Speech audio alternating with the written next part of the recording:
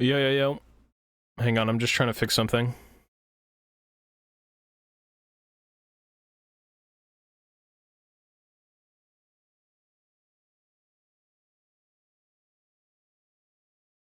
I think that's it.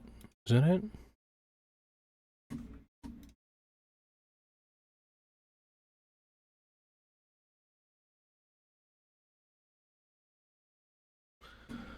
Alright, yo. Yo. We're good. We're chilling. Probably just gonna do the same exact thing I've always done. Just try and clean up some stuff. That's typically what goes on with this stream. I got something to open. I got a book. So I'll probably open the book.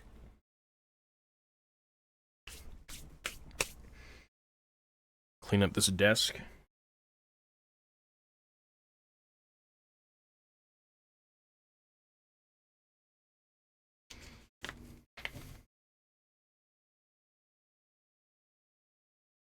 It contains fake knowledge. Made up knowledge. Things that won't propel humanity anywhere, but like, we get to enjoy life a little bit more.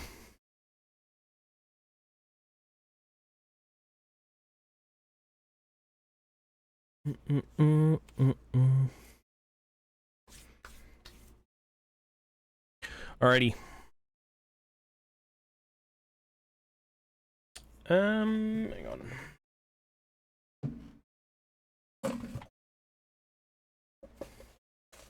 I should probably open up RuneScape while I'm doing this, because I can kind of, like, kill two birds with one stone.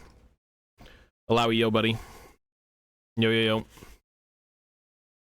Win a Reddit argument kind of knowledge? Basically. It's like, yeah, I read the book, did you? No. That's what a lot of this stuff is anyways. They're kind of like Reddit argument winners. But good ones.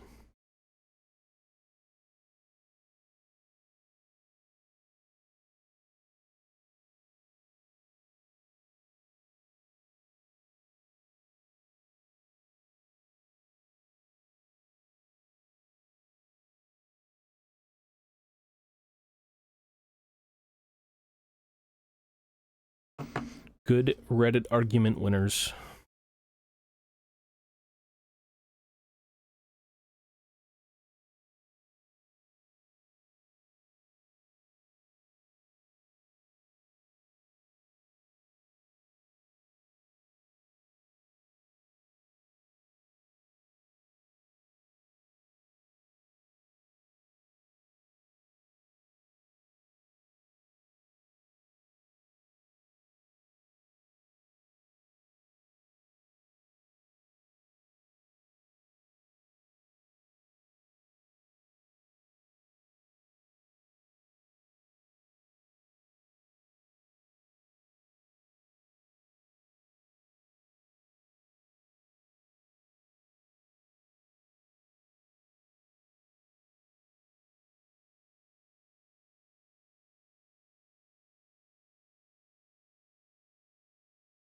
Yo.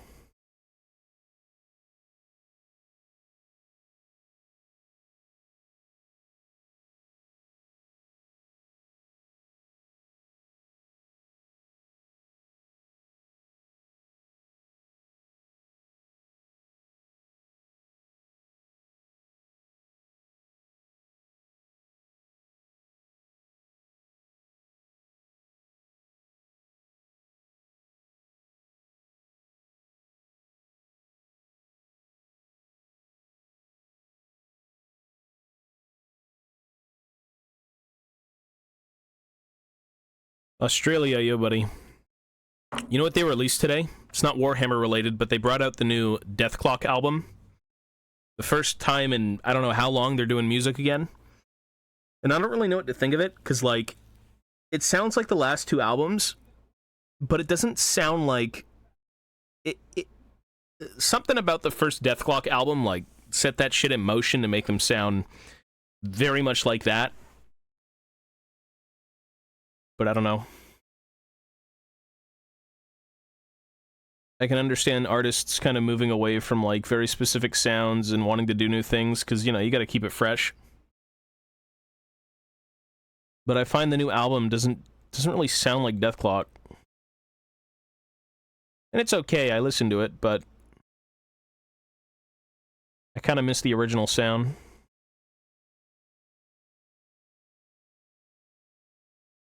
Typically with things, the classics are always better.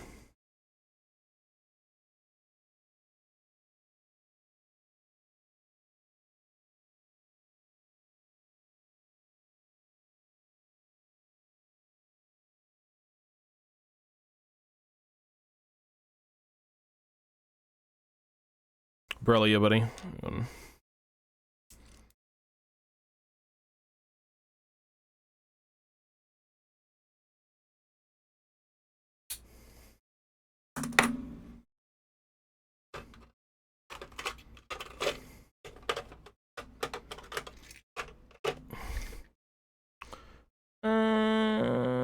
Where'd the blade go?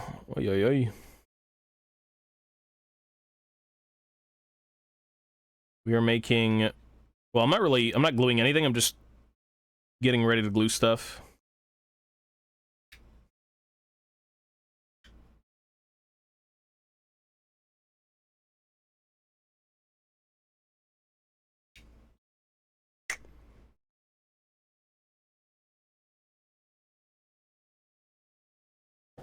Jeez, I'm gonna kill myself doing this. How the fuck?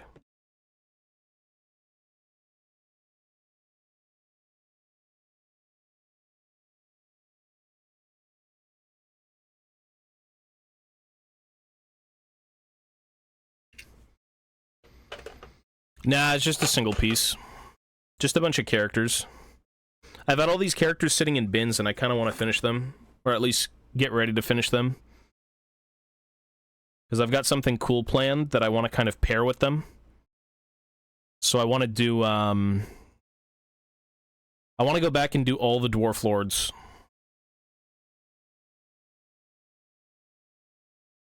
I play the game, I do everything.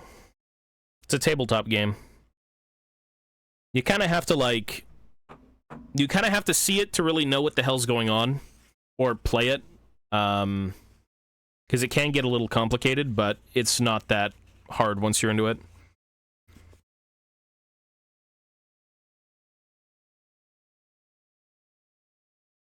It's pretty straightforward.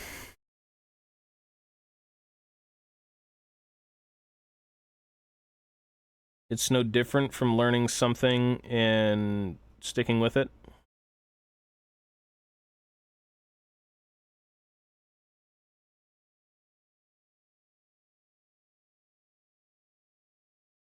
LAN? You go to LAN? No, you go to stores, you go wherever.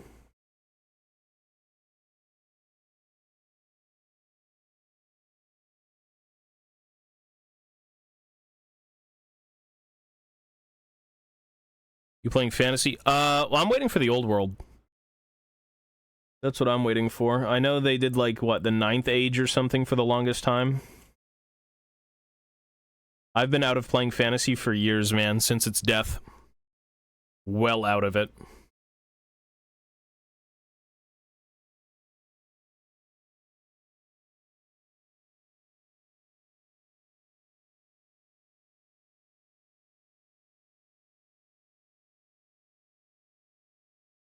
I am so waiting for the old world to just return. So I don't even think I'll play the old world. Like, I want to build an army for it, but... I want the lore, I want the miniatures, I want the artwork. I want the universe back. Like, the game itself was a little convoluted, just a bunch of bullshit at the end of, like, what was it, 8th edition, I think it died on. Just a mess of, like, you know, you need some serious clarification on some stuff. But it was okay. Any armies at the moment? No, I'm getting back into the hobby. I've had a lot of this stuff sitting in storage, but since I've made my Warhammer setup again, I'm kind of getting back into it. Growing up, I had shit tons of armies, shit tons of miniatures, sold everything for, like, video games. You know, you go to the local game store, you sell a game for 20 bucks. I was doing that on local listings with Warhammer. I'm like, give me money, I need to buy games. But even my childhood stuff is gone from when I first did it, which is very sad. Because the older you get, the more you reminisce of being young, and you just want your old shit back. Not for the sake of, like, playing with it or anything, but, you know, you want to see where you were at one point to where you are now.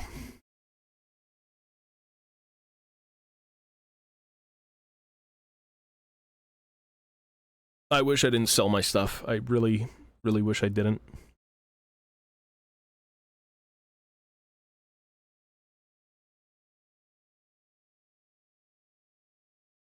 I believe I sold basically every single bit of Warhammer I've done. The only thing I have left is like elementary school, like night goblins. I think that's all I have left, and it's one unit sitting in my closet. I don't want the orcs back, bro. I'm good. I'm not buying any more orcs. I'm selling them all.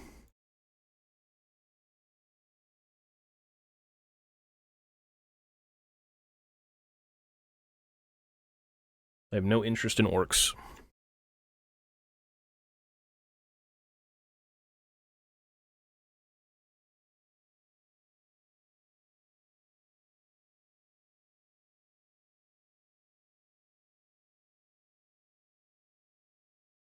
Like, I can... here, let me...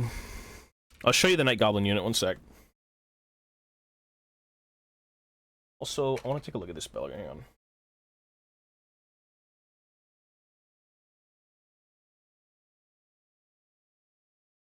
Let's put this one here, and put this one here.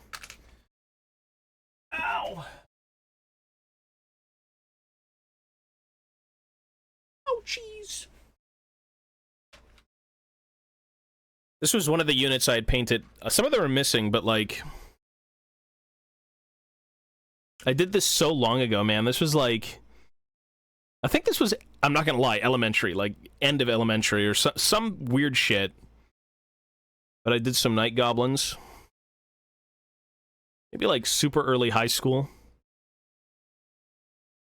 But, yeah, I don't really paint anymore. I mean, they were alright. This is the only thing I have left from my fantasy armies, because I played orcs and goblins, I played dwarves, I played empire. That was it for fantasy, and that's all I got left. That's it. I did, like, little mushrooms on the bases. I sculpted them and then painted them, which isn't hard at all. It's just a little nub. But the old movement trays and everything, you had to build these. I miss it, man. I miss fantasy. But yeah. Nah, I don't fuck with chaos. I'm not a fan.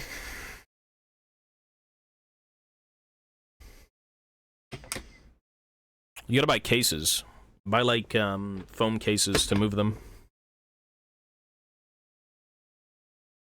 Well, I don't think Cathay is going to be available immediately when the Old World arrives. I think you're going to have to wait for Cathay, because I don't think all their sculpts are done. I could be wrong.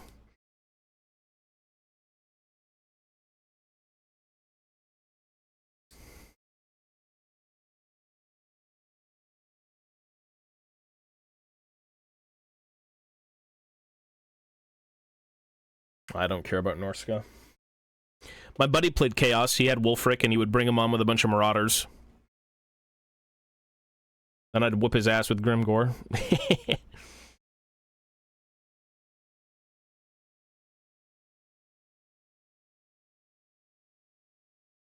The good old days.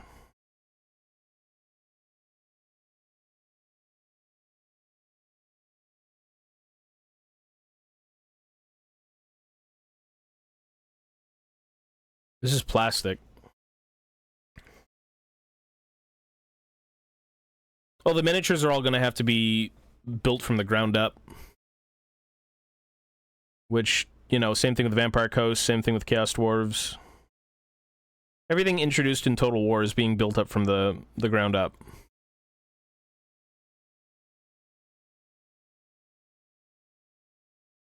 Because they've never had Cathay miniatures. They had Vampire Coast minis, they had Chaos Dwarf minis, they had...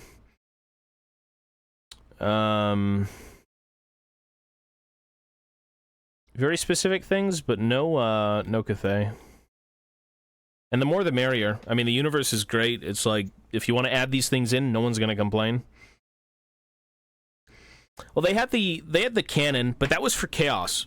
Like, the Chaos Dwarves had the Forge World stuff. Oh, are you talking about the ass cannon? The super old lead, like, Citadel ass cannon? That thing is ancient. I was talking about the Warriors of Chaos, like, Hell Cannon. Yeah, I know what that one is. The, like, the Chaos Dwarves had miniatures. Games Workshop put out plastics. They put out metal. They put out the ass cannon. I was talking about the Forge World stuff. Yeah. Or the Warriors of Chaos Hell Cannon, because that's manned by Chaos Dwarves, but it's not really a Chaos Dwarf thing at the time, I suppose. But the Chaos Dwarves are all, like, super OG weirdo shit, you know? Like, their units are very...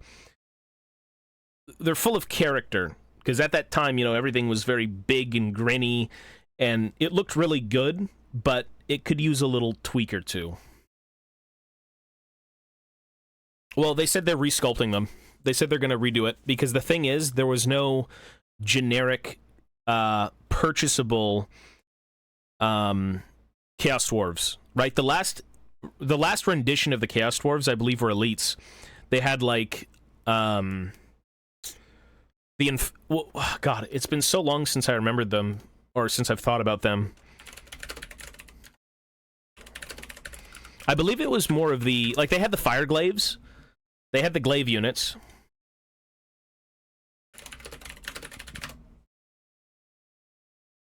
Were they called the Infernal Guard? They had the more elite Chaos Dwarf units.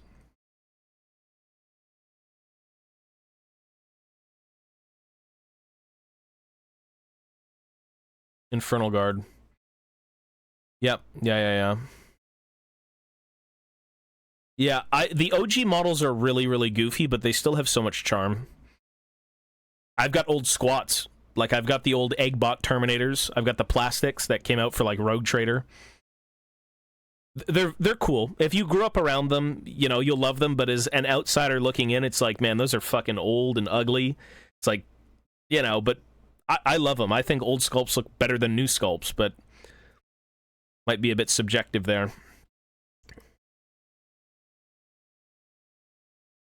Yeah, Zatan looks pretty crazy. Age of Sigmar game when it comes out? Maybe. That's the strategy game, right? I've seen a little bit of it, but, like, Age of Sigmar doesn't do it for me.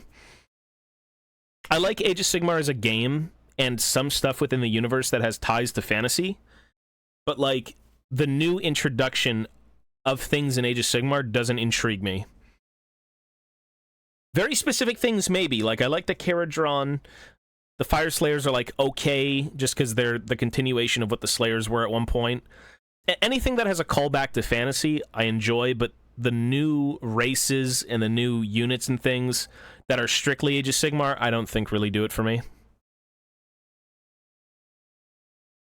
Like, the Nighthaunt are okay. Yeah, they look really good. As a classic...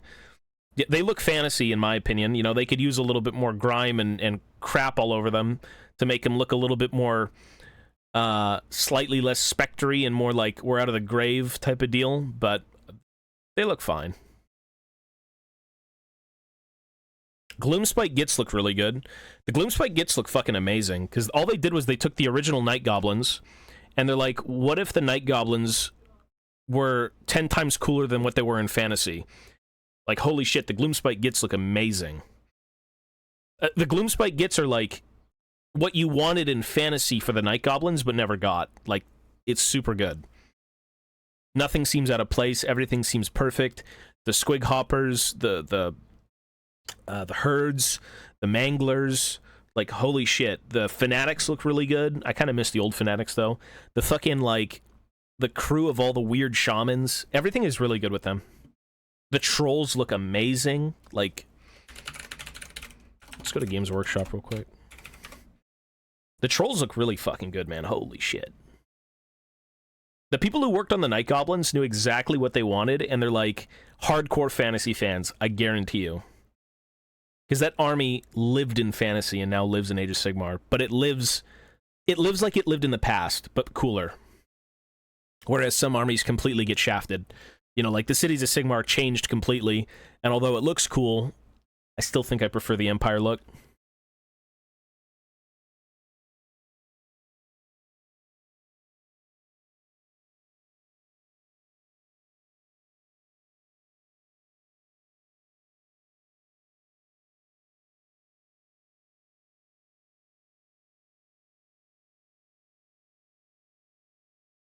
Where the Gloomspite gets destruction.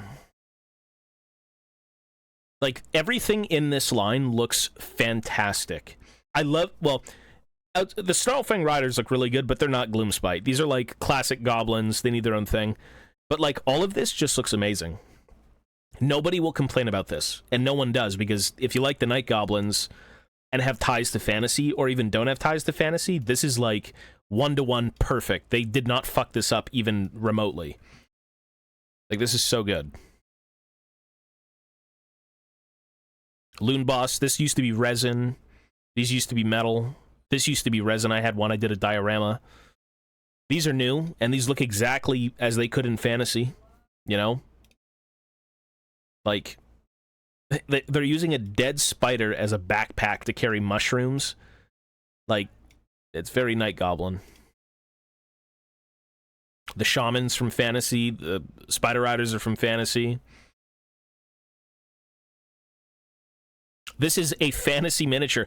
I remember getting this in metal when it came out. What a bitch to put together. If you didn't pin this thing, holy fuck, it was wretched. And I like the sculpt just because I grew up with it, but like, you know, I could see how it's a little dated right now.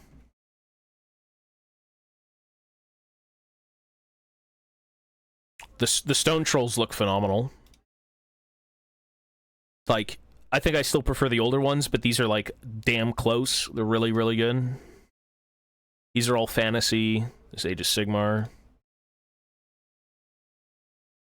I kind of miss that what's-his-name got shafted. Skarsnik. Because I think for a while they made Skarsnik like a boss. You could use the model as like a boss. But Skarsnik got replaced by this guy. Fanatics look really good, and there's a second variation of them now. Everything about this, dude, is just so good. It's so good. Except whatever this is. I don't know what that is. Well, Skarsnik, I mean, yeah, he's a piece of shit character, but like, I like the miniature. I had him. I played Night Goblins and Orcs. Or Orcs and Goblins. I think they fused into one for Age of Sigmar.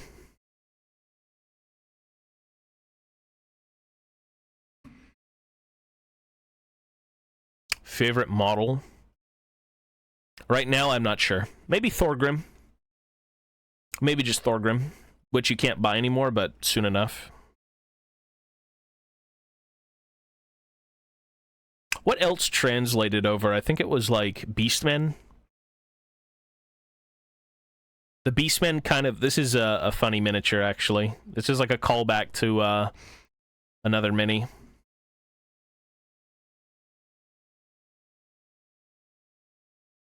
No one likes Beastmen, though. No one plays Beastmen. The Doom Bull. You know what's funny is I was making a conversion. So I used to play Orcs, and back in the day, I had purchased the Doom Bull, and I was turning the Doom Bull into Scion from League of Legends, but he was going to be an Orc. And I carved out his abdomen. I put the furnace in. I was going to make him all orky and have like cybernetic enhancements and shit, but he was going to have the big gob. It looked cool. I tried to explain it to one of the guys at GW. He's like, what's League of Legends?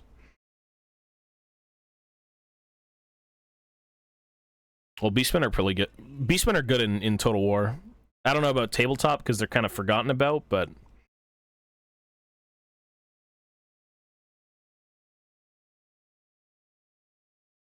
Anything 40k? I don't bother with 40k. I've got some stuff, but like, it's not my thing anymore. The only thing 40k that I care about now are the Leagues of Votann, because they're space dwarves. Super air quote dwarves.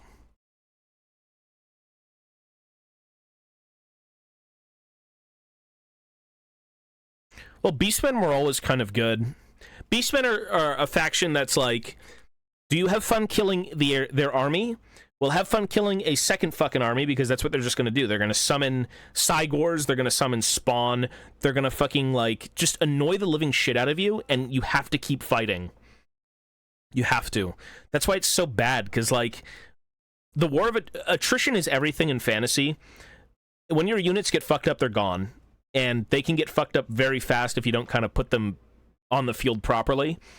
And the Beastmen are just like, summon the monsters, summon the monsters, summon the monsters, summon the monsters, take all the infantry out with infantry, monsters are killing you at the same time. Like, well, they should be... Beastmen were always kind of a weird thing.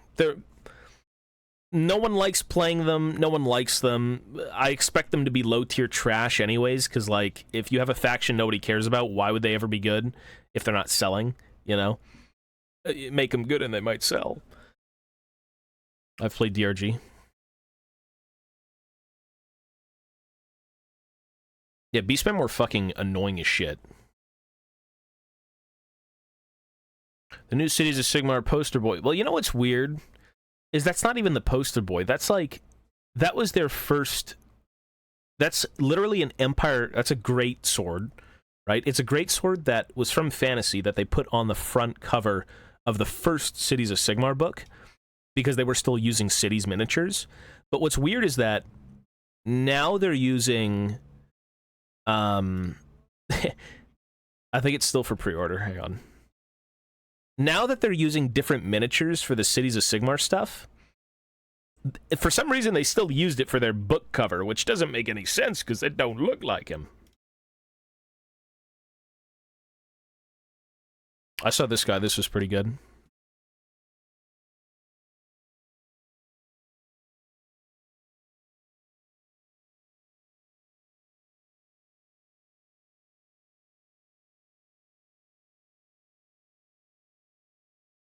Where was it?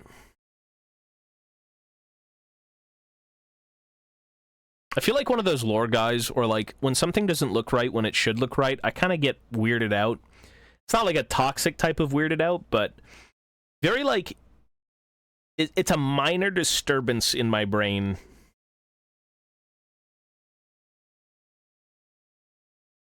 Because they're releasing a novel to go with the new Cities of Sigmar release. But again, they use the artwork of the Empire and not the Cities of Sigmar. Like, miniature. I gotta find it, man. It was weird.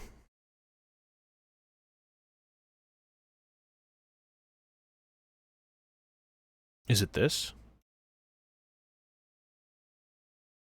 There it is, look. The Warriors of Free Guilds. Cities of Sigmar book, blah, blah. Oh, this is an omnibus. Still kind of weird that they use, like... It's an Empire Greatsword, yeah. But, I mean, it's Sigmarified, you know. Because that's not what they look like anymore.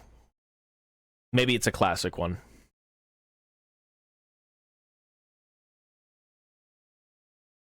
Just a weird disturbance in the brain. This was pretty good, though. This is a Black Orc Big Boss, basically. I think this guy's supposed to be paired with the original Black Orcs that got downgraded to Ardboys for the, like, the Auric War Clans, I think is what they were called. Or, I don't know now, but... It's kind of a throwback to the original Fantasy miniature. Because the original Fantasy Big Boss, who was a Black Orc, had the lower... He had the lower jaw piece with, like, tusks. I kind of like how they do that, you know. They kind of honor the original thing that this inspired... Or that was inspired from. But it looks good. It looks cool. Look at this. 30th. 31st. Warhammer the Old World. Blood Bowl. Everything.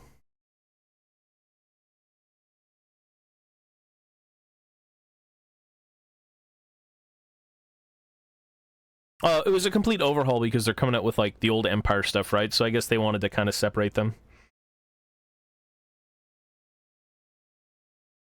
Cities of Sigmar is an amalgamation of Empire, well, humans, dwarves, and elves. It's like a combined force of 3.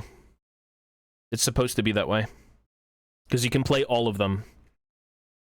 But it's kind of weird because, like, the Cities of Sigmar, the dwarves are forgotten about. I'll tell you right now, if you play Age of Sigmar and you want classic dwarves, they are not even an afterthought.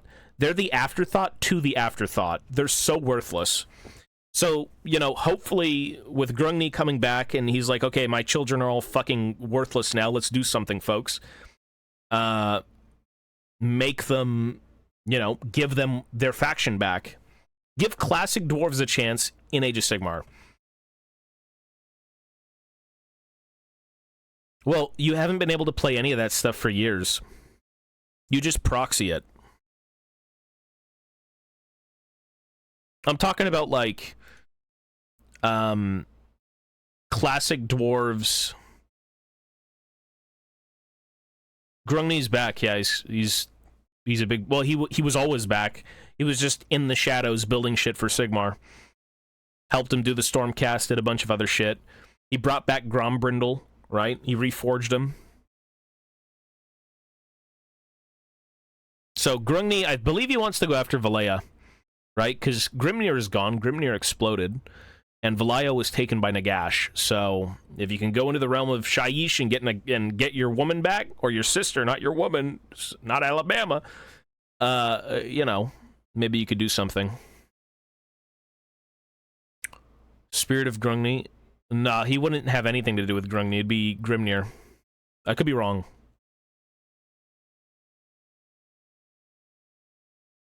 Maybe there was some sort of interaction between Gotrek and Grungni, but, like... Yeah, Cities is pretty dry. You've got all the elite units for the dwarves left in Cities of Sigmar, but there's no, like, baseline infantry. And they don't really work together anymore. You know, Cities of Sigmar is very heavily for the humans, which makes sense. It's the mortals of Sigmar, you know? But, like, with the alliance between the dwarves and the elves and all that shit, they should be an afterthought, but, like, they don't even work together now. They don't. You can't use... Like, I believe there's synergies, very few, between human units and dwarf units, but, like, you can't put them... One of the old things for Cities of Sigmar was you took the Celestial Hurricanum. The Celestial Hurricanum was a big AoE nuke. It did, well, not AoE, but it did mortal wounds, it casted spells, it buffed units that were around it. So what you would do is take the Celestial Hurricanum, you then put a bunch of Iron Drakes next to it with a Rune Lord. So these dudes, and the Celestial Hurricanum would buff them, the Rune Lord would buff them, and they'd just blow up anything you'd shoot. But there are no synergies like that anymore. The humans, because they believe in Sigmar, get the buffs. The dwarves only get buffed from their own people, and the buffs aren't even... I wouldn't think to use them.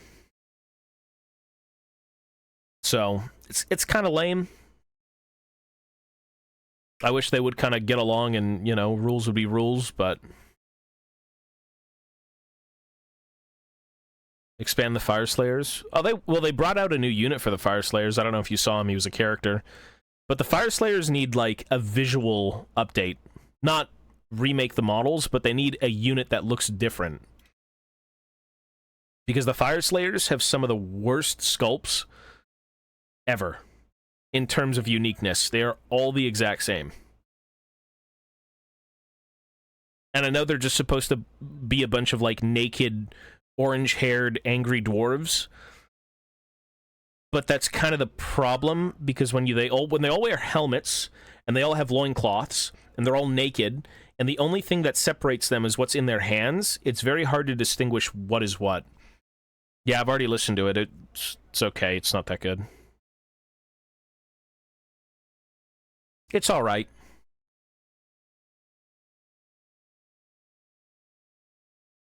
Dogs were a thing in the old world. Well, they were. Dogs of War had their own book, I believe. A bunch of mercenaries. Like, the Fire Slayers just need visual help, period. The only new miniature you got with the Fire Slayers is another naked dwarf. Which, I know that's what it is, but, like... It looks good. It looks okay. At least he's yelling. He's got a bit of personality.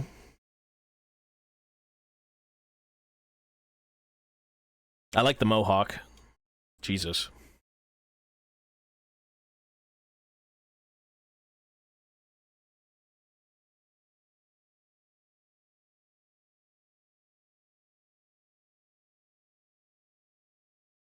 But yeah, we'll see.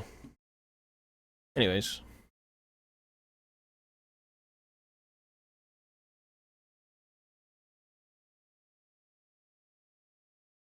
Maybe if he was truly naked.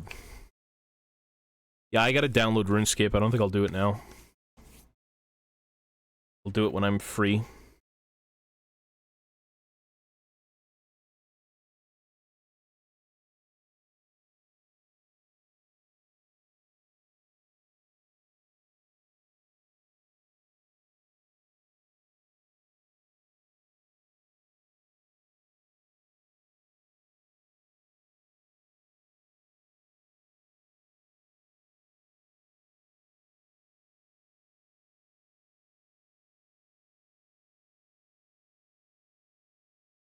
You can play from a browser, but I want to play Rune Lite, which I believe you have to download.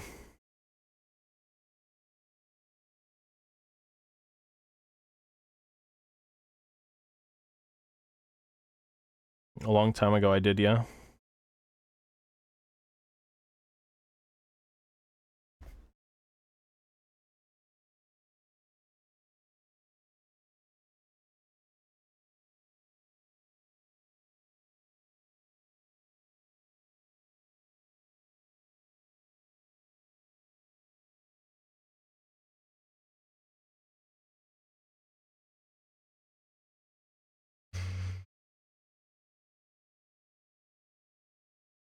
Yeah, it's pretty shitty when you have to get up in a few hours and you can't sleep, but you're tired. It feels like shit.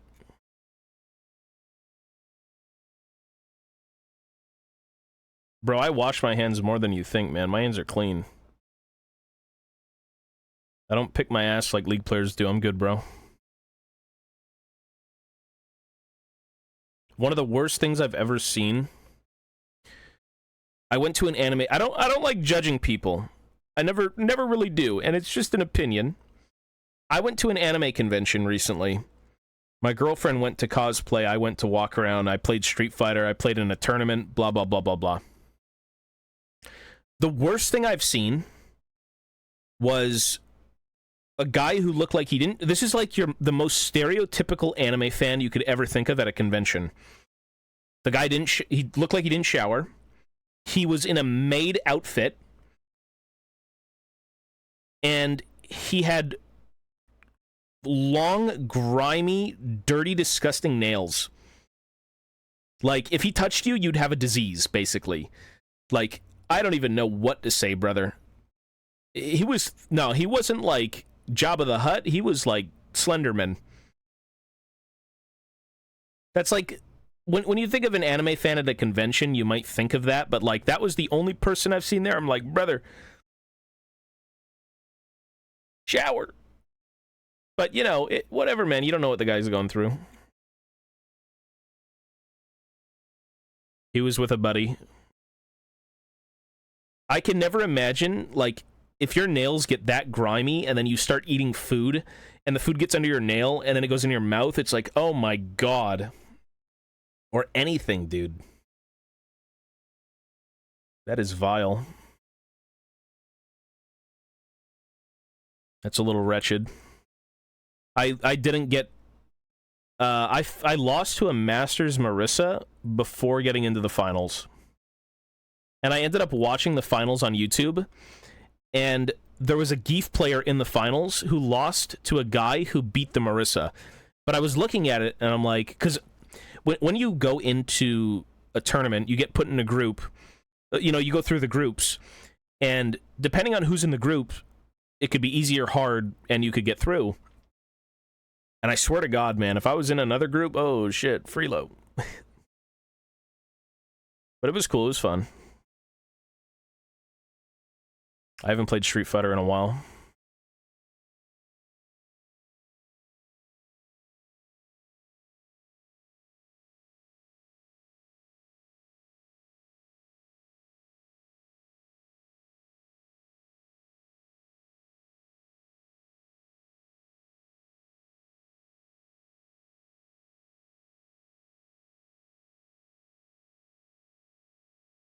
It is RNG based on who you fight. I fought a few good players. I fought Masters, or he was like a Diamond.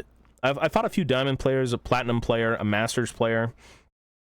But you could basically get into the finals winning through, or you could, you know, get further basically for who you fight. They didn't ask for rank, they asked for nothing, they just said go.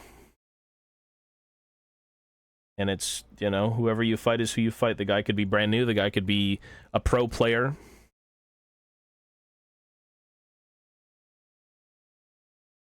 Groups are just, you get in there and you can get fucked by the most random bullshit or get a free pass. Like, I'm sure in groups, if you're a Geef player, you could find like 20 Dulcims in a row. You never know. It just depends. I've listened to them, yeah. I know they're a Warhammer themed band.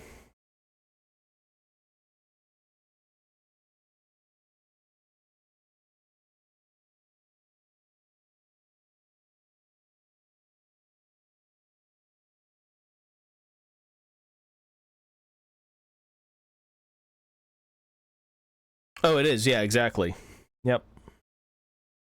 I mean, if you're going to a tournament, you can't expect to get anywhere as a bad player, or as a not better than good players player, you know? You gotta weed out the people who aren't as good, obviously, and that's how you do it in pools.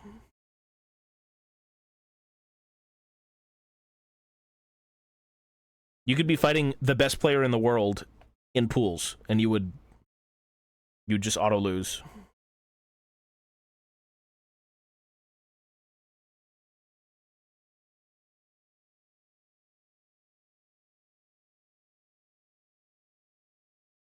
Yeah. Yeah, I've seen the new trailer. Dude, every time they show me something new about Mortal Kombat, I lose interest even more. They just don't, there's no Kano. I'm not getting the game.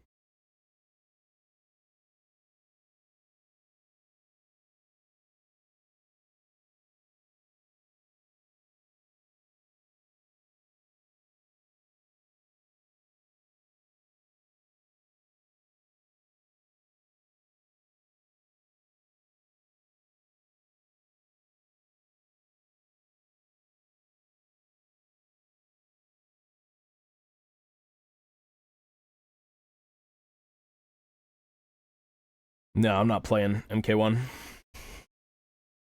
There's no Kano as a main character.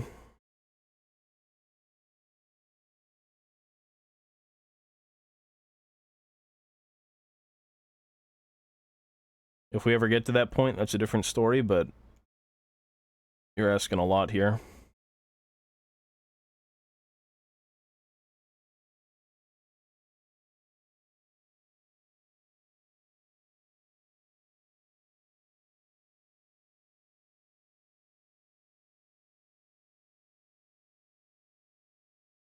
Raiden looks weird. Yeah, I mean, they all kind of look pretty bland.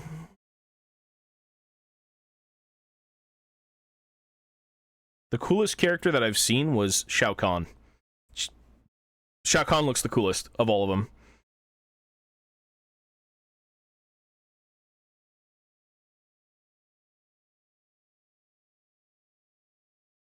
Well, Kano might be Combat Pack 2, but that's weird to sell a base roster character as a main character. What I'm thinking happened to Kano is Kano ended up somewhere else in the universe, and he's making his way back to Liu Kang's to just be an absolute piece of shit. That's how I envision it. I feel like Kano would be that type of guy to kind of go his own way and just be a piece of shit. Like Shang Tsung is always a thorn in your side, but like Kano, he's like the splinter in your foot that you just kind of you deal with always. But I don't know.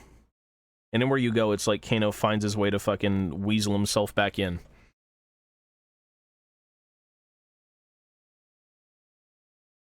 Aaron Black is way gone. I'm surprised. Yeah, they didn't put Aaron in, eh? Isn't Aaron supposed to be, like, a fan favorite?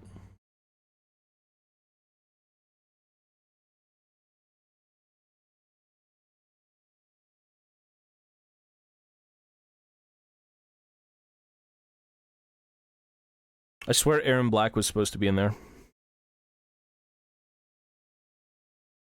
Well, Quan Chi and Ermac deserve a spot. But, like, Kano is an OG character who's been in pretty much every game, and why is he not in the base roster? But then again, you can also say, well, Jax isn't in the base roster, Sony is not in the base roster, and everything surrounding that secondary kind of plot, they're gone.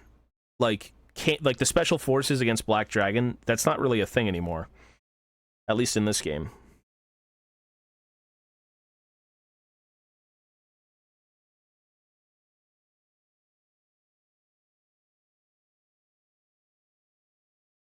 So I guess it does make sense to leave them out, because if there's no Sonya, it's like, why bring Kano in?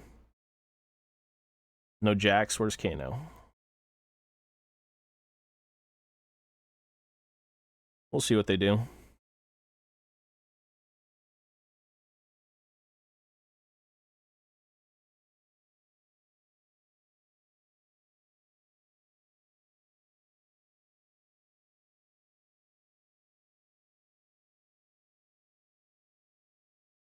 I haven't played Dark and Darker.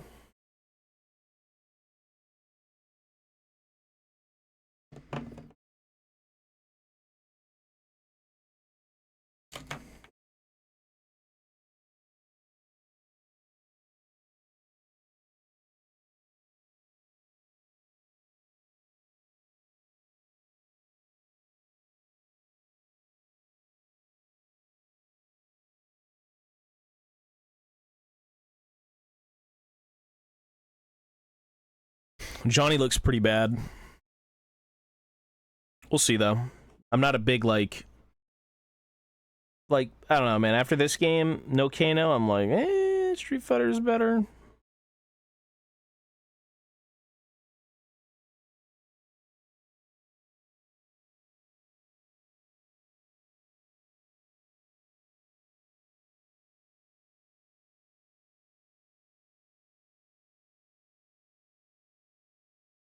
We'll see, though. Different iterations of characters, you know, it's good to continue it. Everyone has to evolve at some point, you know. As much as you might like the look of something, you can't have that same look forever.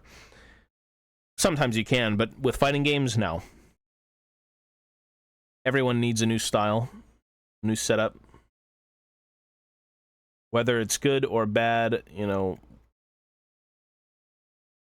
they gotta change it up, make it more interesting the next game.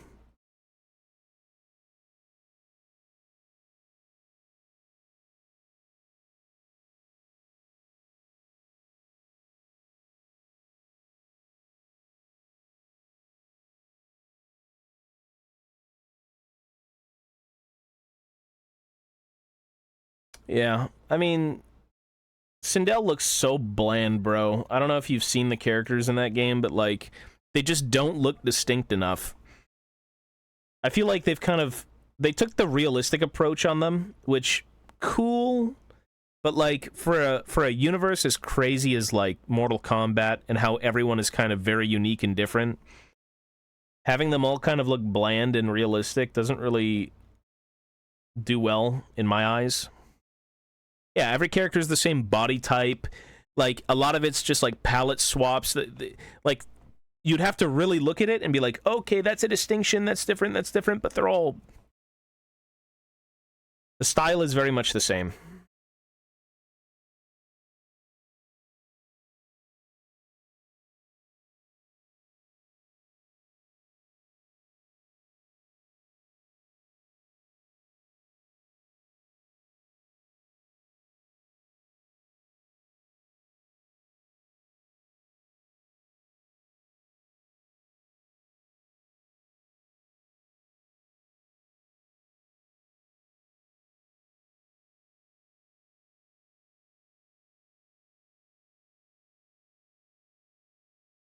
That is true. Any fighting games that compete with Street Fighter and Mortal Kombat? I can't think of any. I'm not really into other ones. Maybe Injustice.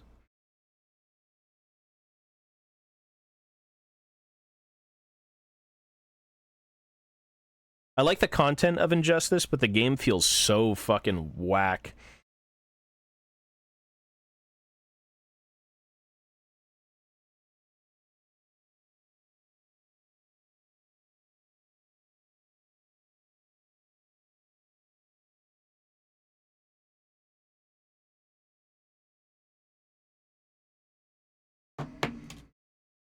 Tekken, I'm not really a fan of Tekken. I think Tekken is, out of all the popular fighting games, Tekken has got to be the most ugly. Like, characters are fucking bland as shit. The game looks like shit. The animations are shit. Everything about, like, Tekken, as a subjective opinion, is just trash. Like, just, like, everyone's saying this new Tekken game is amazing, it's phenomenal. I'm looking at it like, brother, what are those animations? But that's subjective. I know Tekken's been around for a long time and people love it, but I never grew up with it, never cared about it. The new game doesn't look anything, it just doesn't look, it doesn't look like up-to-date, polished. Like, Street Fighter 6, by far, in my opinion, is the best fighting game in forever. Holy shit, Street Fighter 6 is so well done, it's insane. It is super, super, super polished. The voice acting, the animations, the gameplay, the music, the accessibility, PvP, like PvE. Like, dude, there's shit. You could play single player in a fighting game, and it's not just you hitting AI.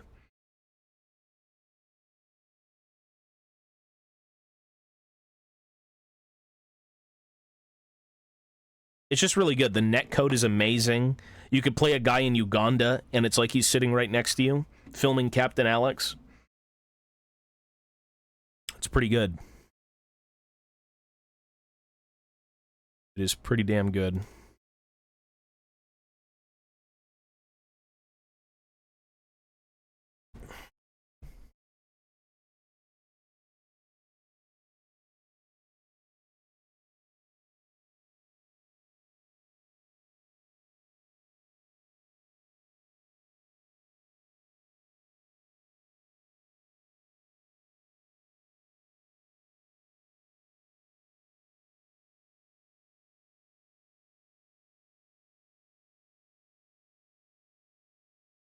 DMC is good fighting game potential. Well, a lot of things could be potential, you know, good candidates for fighting games, but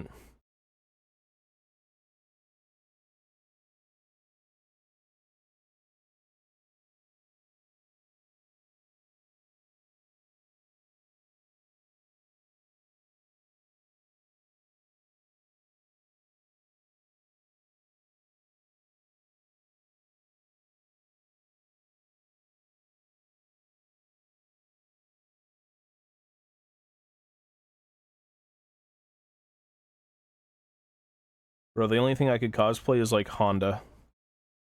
The fat Canadian Honda.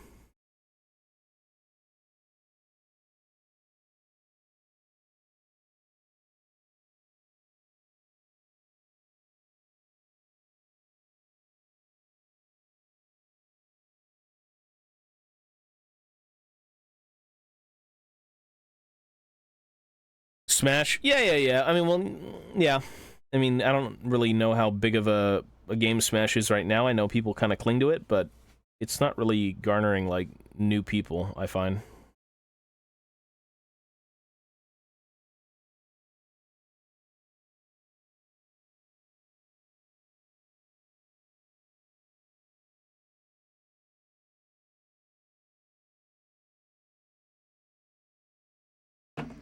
It ain't a fighting game. Yeah, it's more of like a sit down with friends and mash buttons. And the community's a little suspect. So I guess there's that as well.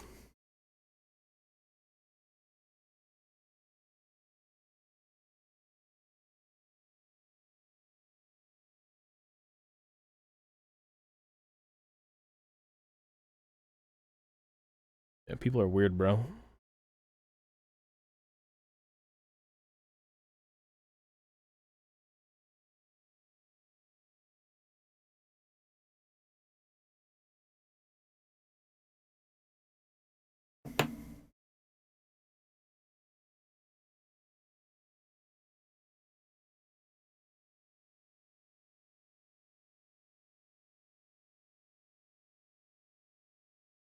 Whenever you've got a big game, well, actually, Smash isn't even a big game. Just the player base is weird. League of Legends, huge player base with a lot of fucking weirdos, but like, that's from a larger sample size.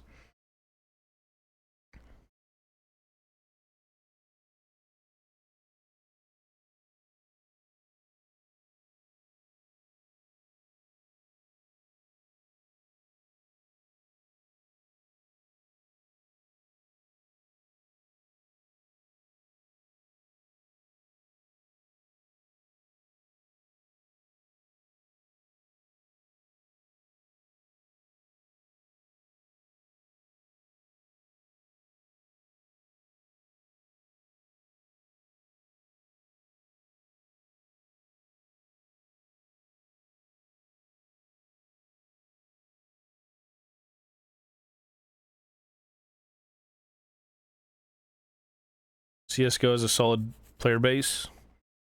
Every time I hear about CSGO, I just think of Russians. It's a lot of, like, European people who play that game as well.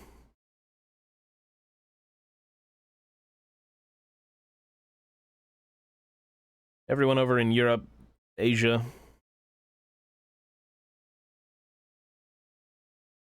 Mostly Europe, though.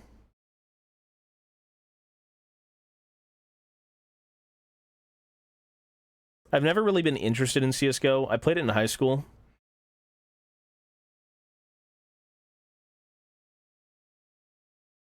But it was never something I was, like, turbo into.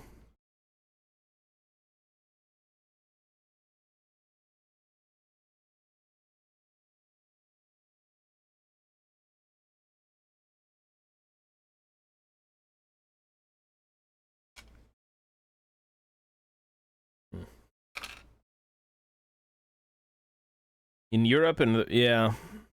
Dude, those, mystery boxes are fucked up.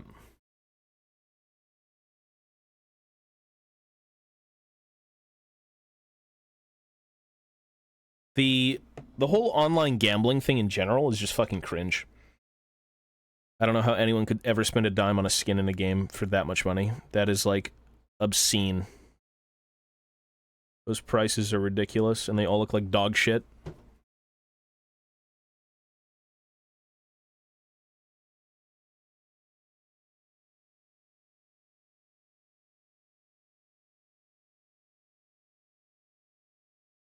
They're well, everyone's proud of something. Hey, if you love CSGO and you want to flaunt your $30,000 green Shrek Jizz chroma,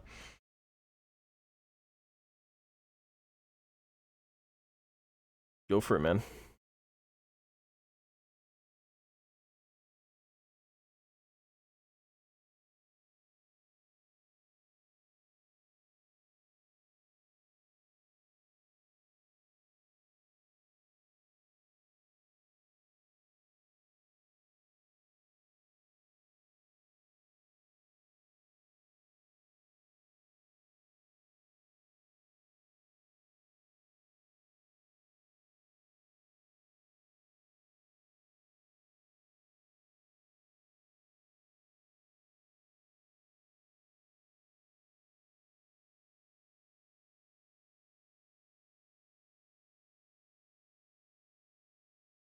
Weapon red color waifu.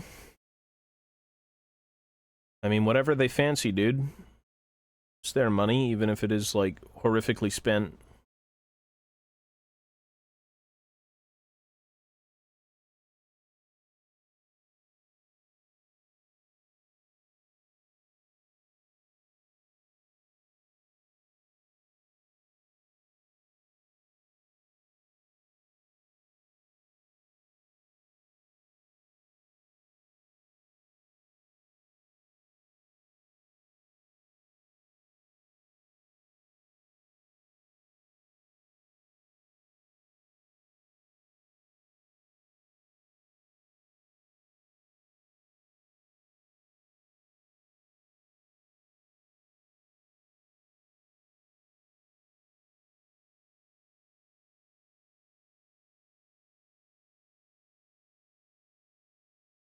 Well, a lot of that shit's expensive. That's why people flaunt it. They're like, yeah, you don't got the fucking cow chroma. I do. Opened up 3 billion loot boxes. Only costed me a mortgage and a half.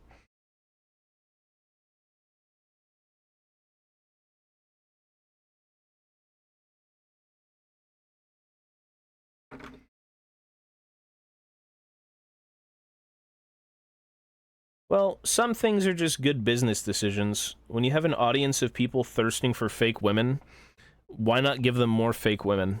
That's a pretty good business decision to me.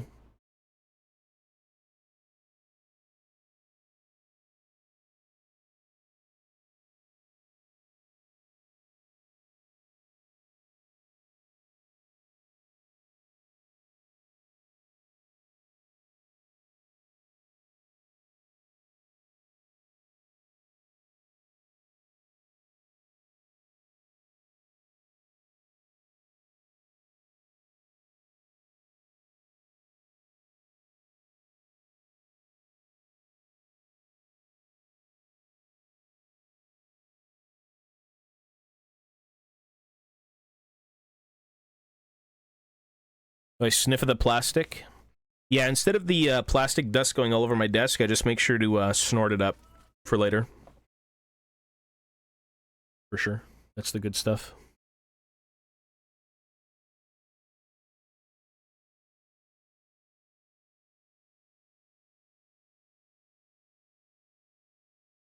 I miss grinding in a new game for a weapon or skin instead of just buying it. Well, that's what companies do now. It's like, why do you want to work for anything when we could just sell you it? Like, oh well.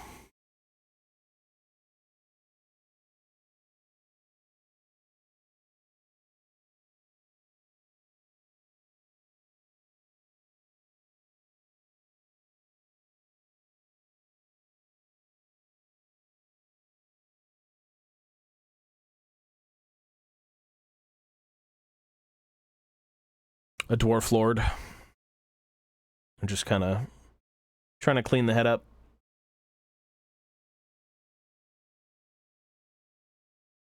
I really need a display case for this room. The only space I have in this room that's available is my League of Legends background that I've contemplated tearing down a lot. Because I need a display case.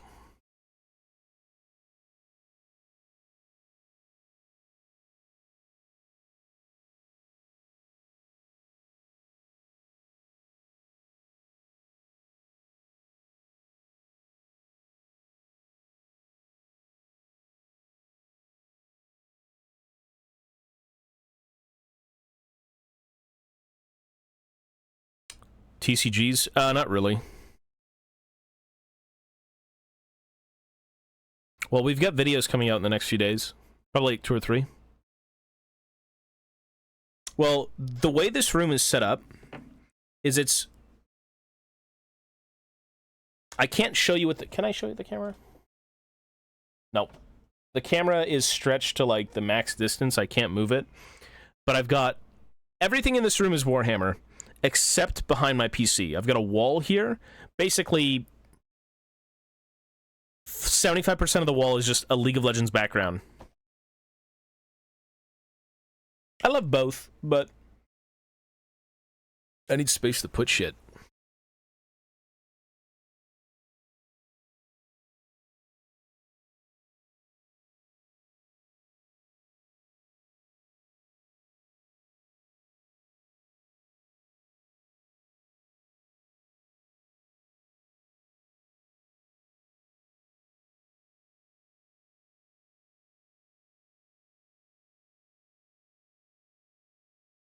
Yeah, those are my old Night Goblins that I finished when I was into fantasy ages ago. I said elementary. How old is elementary school? Elementary ages. Grade 8.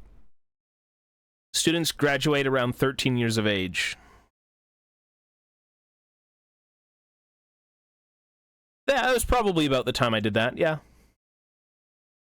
maybe a few years after, a little bit like early after elementary. It's what, high school, elementary, middle school, and high school. Okay, maybe not elementary. Elementary is like brain damage. We're talking. Wait, is middle school really? People say middle school. Between middle school and high school is when that was done.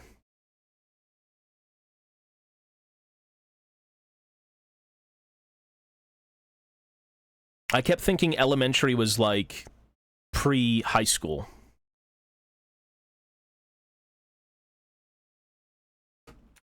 Battle for... I can actually pinpoint when I did this.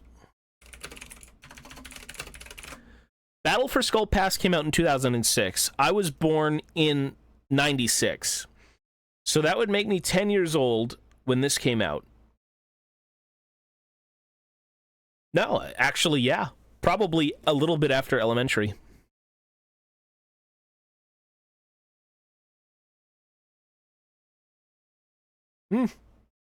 Not bad, honestly, for like the age. That's not bad. I'm shaking, dude. I got like some brain problem.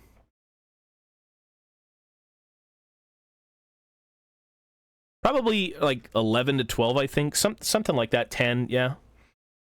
Because I bought Battle for Skull Pass when it first came out.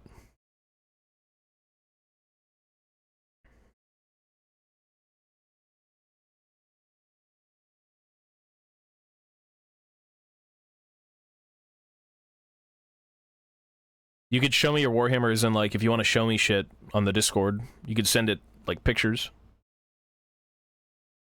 Well, I mean, my mom was an artist person. Like I grew up around art. I've always been into doing artistic things. So, you know, I think I would sit here and just blast music and listen to, or not listen to, sorry, but just paint at that age. A lot of my youth was Warhammer. Figures, action figures, toys, dollar store, Toys R Us, whatever. Games, movies. You know, we weren't rich, single mother. The only reason I had a lot of this stuff was saving, working oddball jobs around the neighborhood, and my father paying child support. That's it. All my money went to Warhammer growing up. And a few games.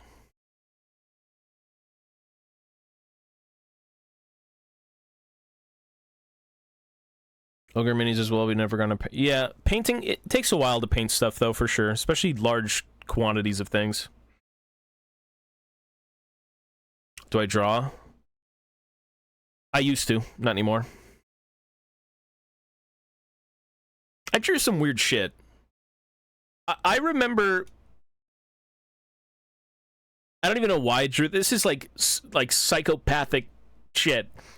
I was in high school, and a girl drew me something, and I'm like, oh, that's very nice, thank you. And I'm like, you know what? She's gonna totally love this. So I draw her a guy getting electrocuted. Like... You could see half of his body, like the skeletal structure, and then the other half was kind of like getting fried. I don't know why I did that. That's crazy. But like, I think at the time I was into a lot of death metal, and a lot of the artworks of the albums that I was into were very graphic, very fucked up. And the artwork wasn't fucked up at all. It wasn't like graphic by any means, but like I was inspired by that art to like draw weird shit. I don't know, bro. That's what it was. It was very, like, fantasy made-up weird shit. That some of the art was, you know? It wasn't grounded. You couldn't really believe it. So...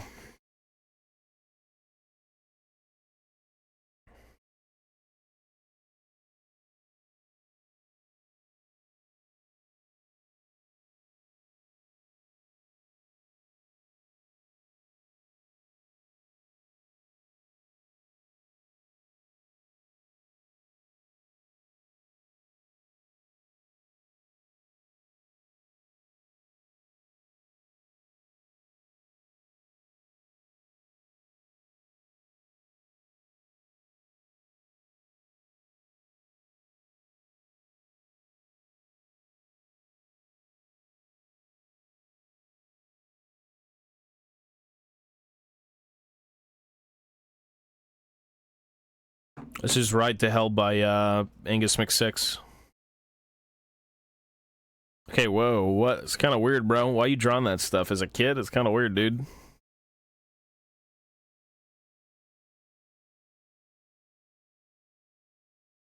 That's weird, bro. What are you on about? The fuck? I don't want to hear about that.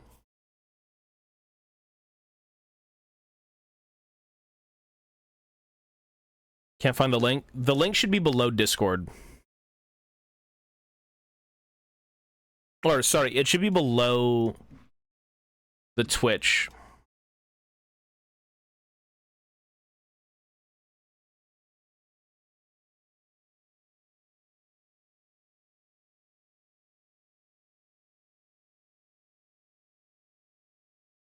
Is it there?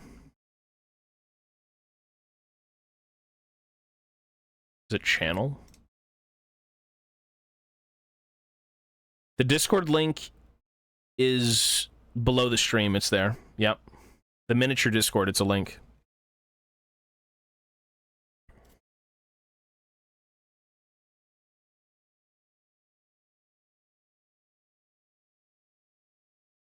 Okay, I gotta,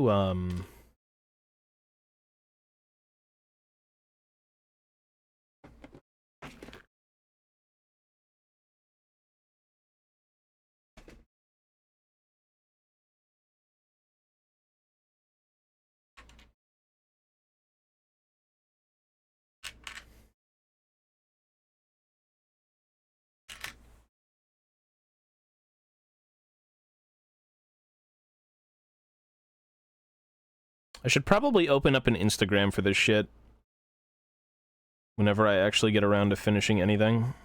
Which I have. I've done one thing recently.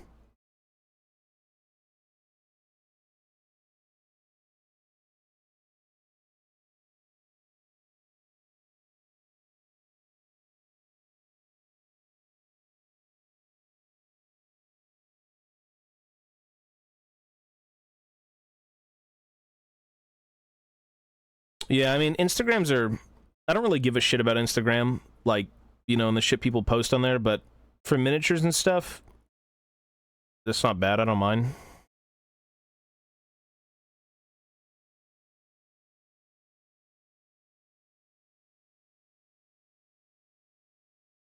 Yeah, there's a lot of cool shit to look at on Instagram, for sure.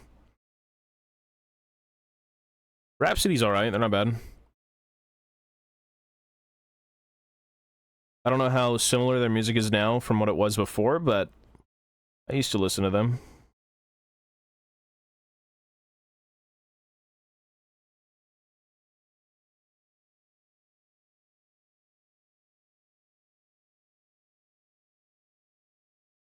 Yeah, I've got Baldur's Gate 3, but I'm not really interested, to be honest.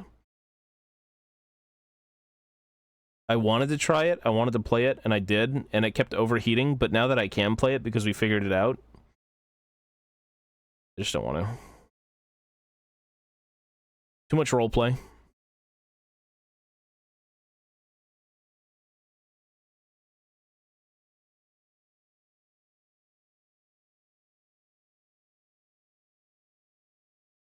As a game you play with your friends, I'm sure it's very fun, but it's way too roleplay heavy and too much of a self-insert into universe type of deal for me to like it.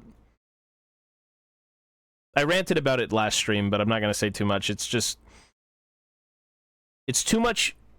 I mean, it's a roleplay game. Like, there's no working around that. It's just what it is.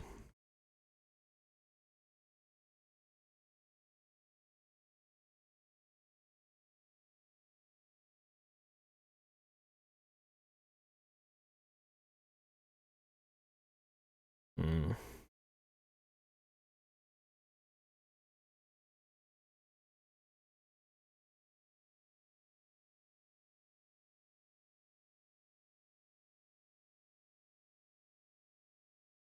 It's a roleplay game that's, where'd that other box go? Oh.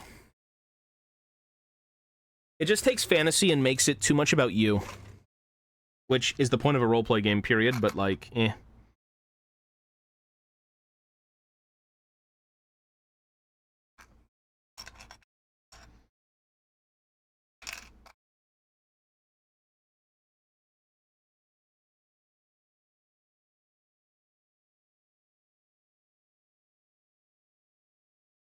This one is better, actually. Pre-made characters, those who have less choice. Even the pre-made characters, I think, they relate too much to people in the real world, and that's like, for a universe like that, it's weird.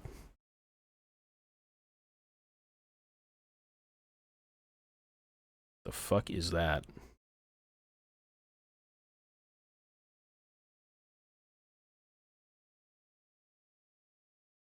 I don't know. D&D is just not my thing. It's not my thing. Too many random, like... Is this a new song by Skald? It's not. Bastards. Well, D&D is super OG. But it's built around role-playing. It's built around putting yourself in the shoes of someone in the universe. Where I look at that as like, little weird. But as a game, you know, as just pure fun, I don't see anything wrong with it. I just think with how some of this stuff is presented, it feels very disingenuous. Even though it is, because it's D&D.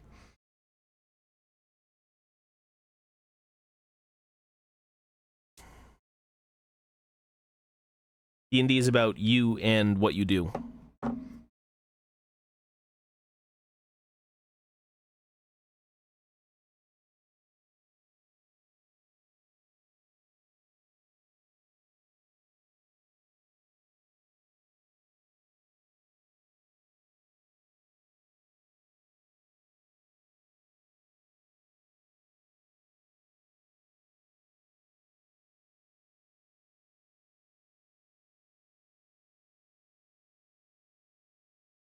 Yeah, well, that's different. I actually do enjoy... If I was to get into D&D, I would not want to roleplay, but I would like to create scenarios and kind of like, yeah, tell a story. That's different, but, you know, as a player, I don't think I'd enjoy it.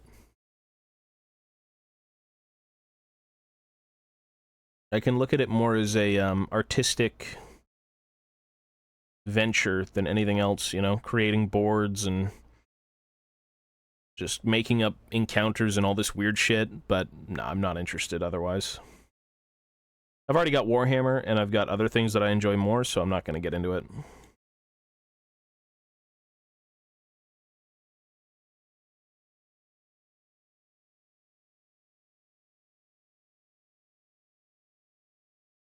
I've played D&D. Or, sorry, I've played Baldur's Gate.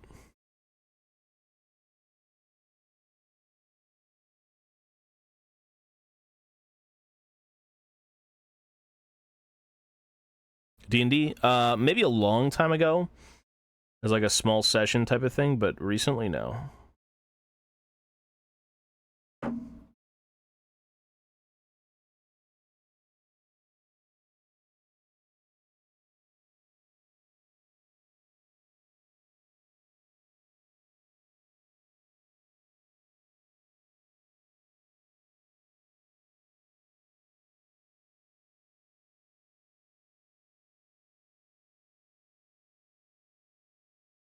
Oh yeah, well D&D can go on for ages, for sure.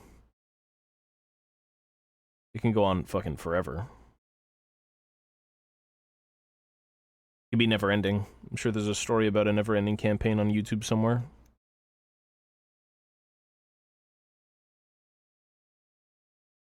But the art and the storytelling surrounding it, absolutely. I understand that.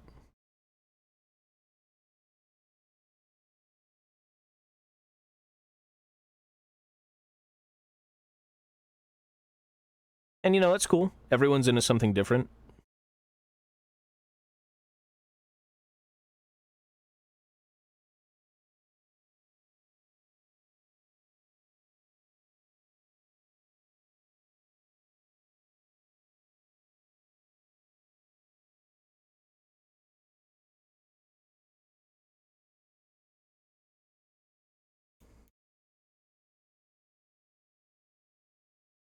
I think D&D is more of like a social thing too as well. It doesn't have to be, I don't think it was really designed to be played alone or with you doing your own thing. It's like a social gathering.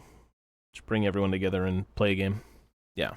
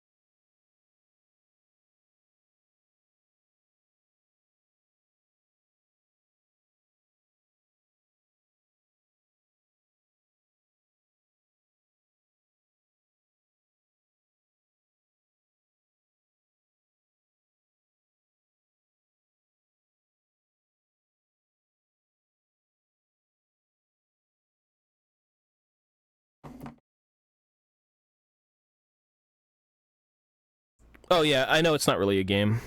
It's well, it's got, you know, checks and dice rolling and stuff like that, but it's not like a war game. It's more like personalized stuff, you know, that relate to your character instead of units of guys or armies.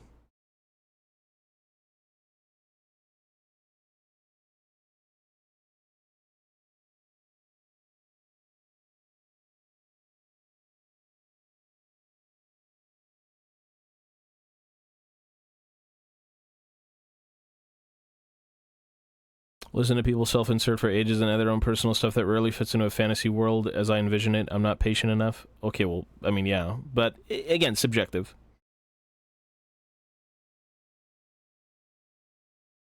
Fuck over my own teammates just to screw around. I mean, people do that, for sure. I'm sure people envision themselves as, like, absolute cunts to the group, and they kind of just do that.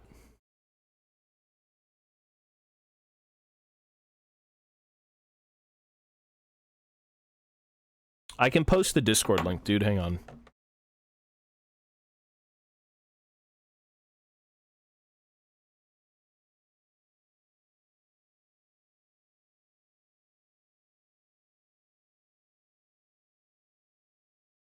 Can I post the Discord link? I'm not sure. I'm not even signed into Discord.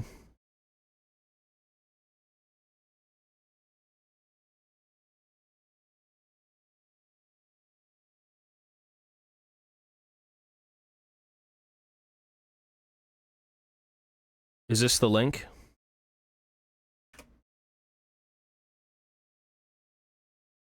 No, I'm not, no.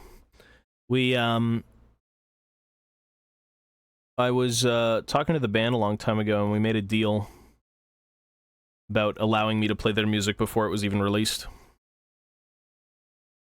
think I'm at like level 20 right now for construction. I'm just building rocking chairs and then deleting them. Kind of boring, but, you know, whatever levels it.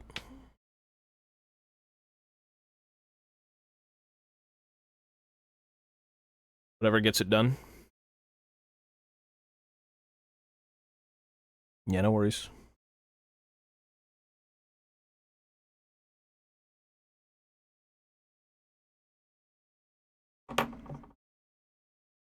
They invited me once to like a backstage thing, but what was fucked up is that they were in the city that I was in a day after I left it. So I'd have to go all the way back a day later to just do, you know, the backstage stuff, so we never did.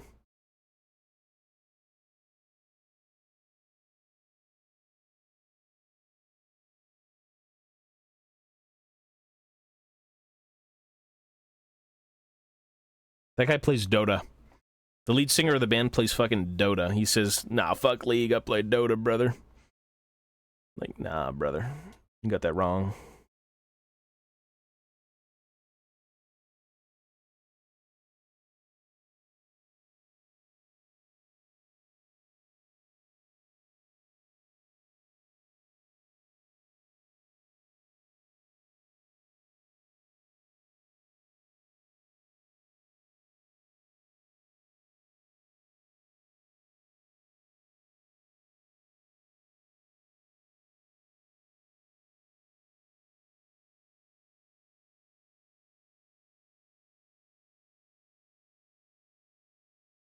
I'm cleaning up a banner.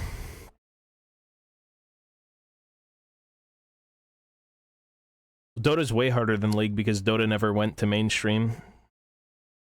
Dota never, like... Dota never devolved. The game just kind of stayed stagnant. It is what it is. It never kind of, like... It never went to appease more people. Maybe it did devolve, but, like, all I'm saying is it didn't try to appease more people. League of Legends streamlined their game hardcore, and I think that's the word I was looking for, is streamlining.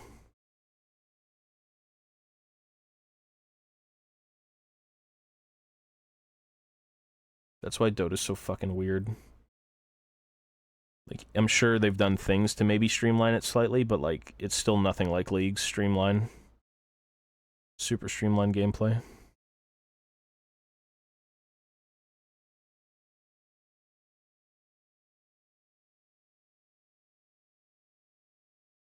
Dota is like, it's just ugly. And the characters are boring. And the game is tedious, my opinion.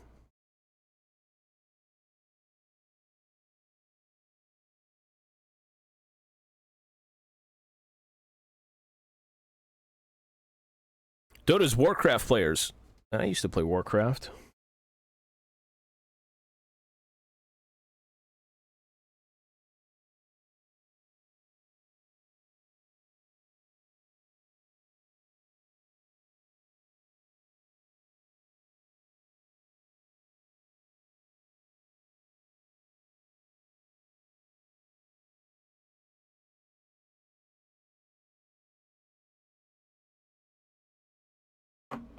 Heroes of the Storm was very, very cool. But with all good things like video games, all it was at that point was esports. That's what everyone talked about. That's what everyone was into. I never cared about esports, man. I'm like, great. Competitive gaming. Okay.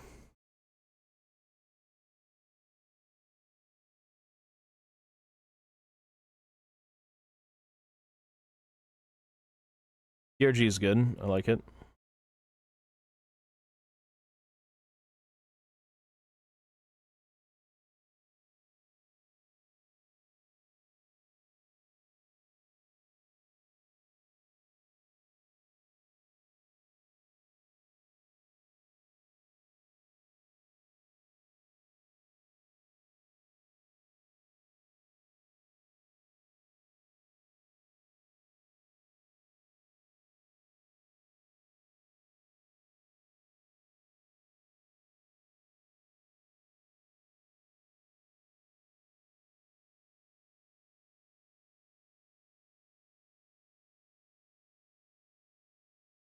Dota does let you customize everything. I do like that about Dota, actually. They let you do a lot more than League does. And it looks good. It looks cool. It's just, the gameplay of Dota is so...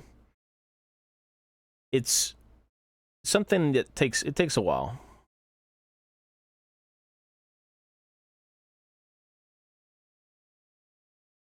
Whether that's a good thing or a bad thing for someone, for me, I didn't really care for it, but...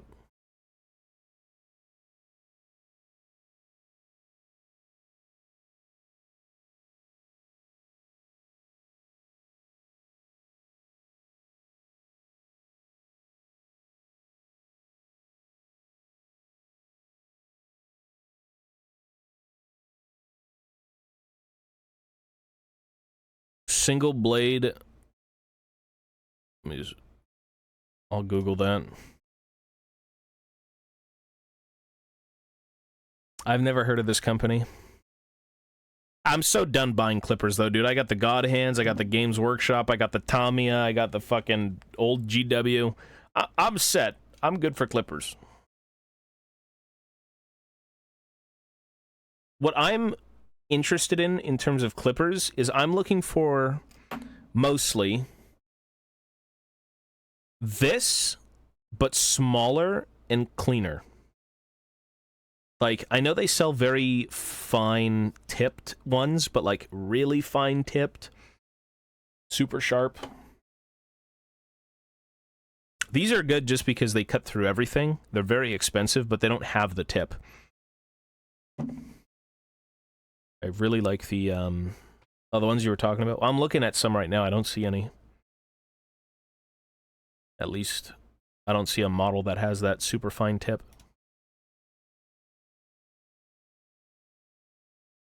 .3.0 single-bladed nippers. Probably $80. I wouldn't be surprised.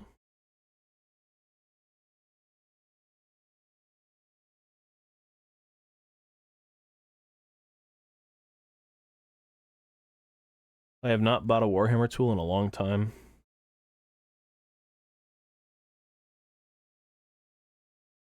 I think it's just because I've got all the tools I need.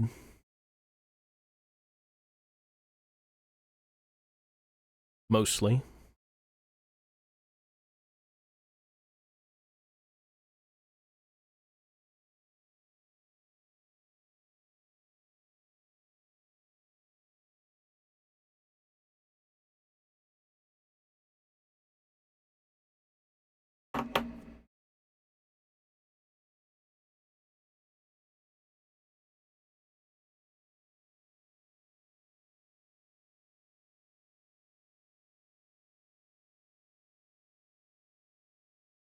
Horus Rising? Is that a band?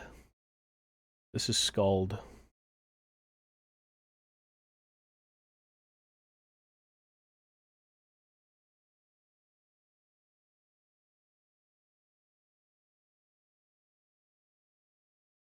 Oh, audio. Oh, you're listening to it. I thought you were saying, what am I listening to? My bad.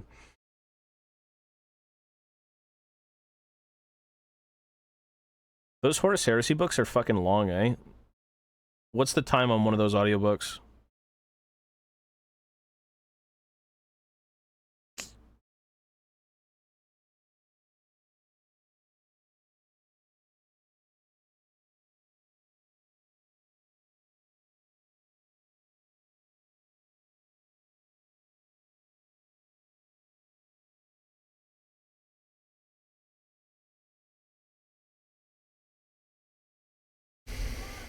Chinese brand, most likely get them AliExpress. Oh, you got it real cheap.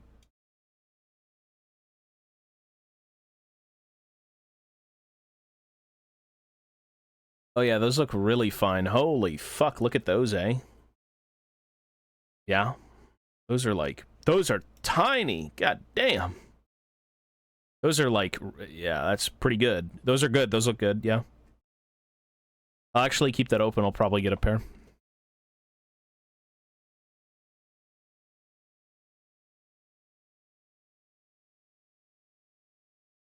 Like, that is absurdly tiny. I need the tiny ones, though.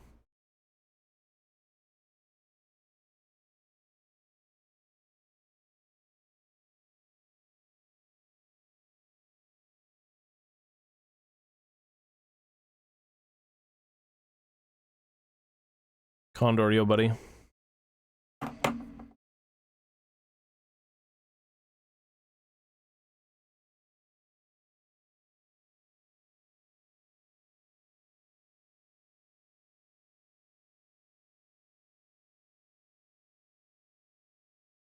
Belagar's flagpole back banner thing.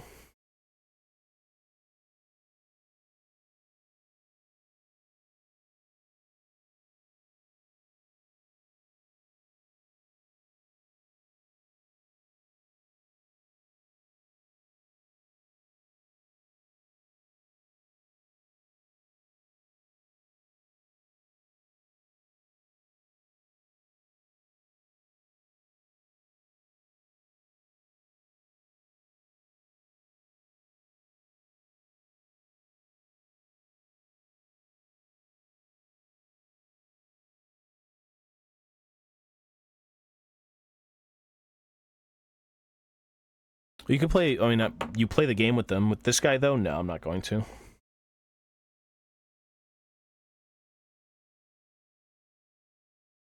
I want to try and make all the Dwarf Lords and just have them painted, and all the commemorative models and just have them painted. Because that would be very cool.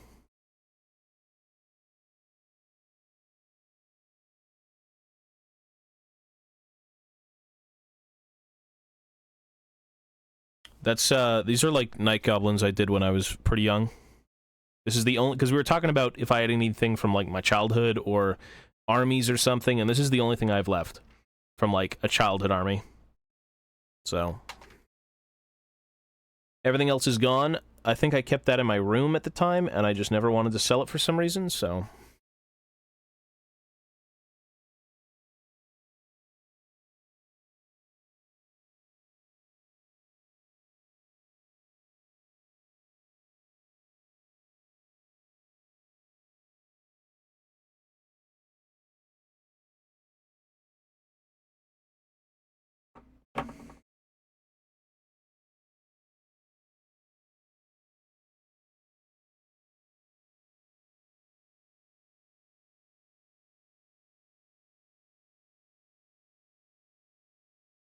The foamy bush pieces. Yeah, they were cool. They still stick. Everything, these are all like real stones that I had put at the time I painted them. I think for a lot of the bases I picked out like I don't know, give me this one. For the base, these are kind of dusty actually. They're pretty gross. A little foam, little shroom. The good old days of being a kid, you know? Oh, a rock just came off.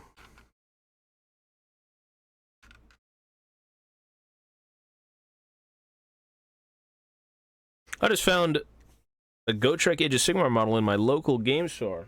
Nice. They only made one for GoTrek in plastic. I think I've got him.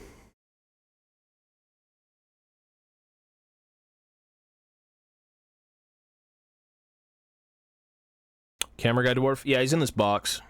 Never finished him, but like clean him up to the point where we could probably put him together.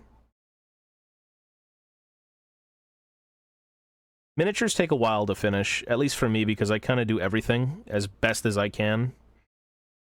And that means every single fucking mold line and defect, which takes a while.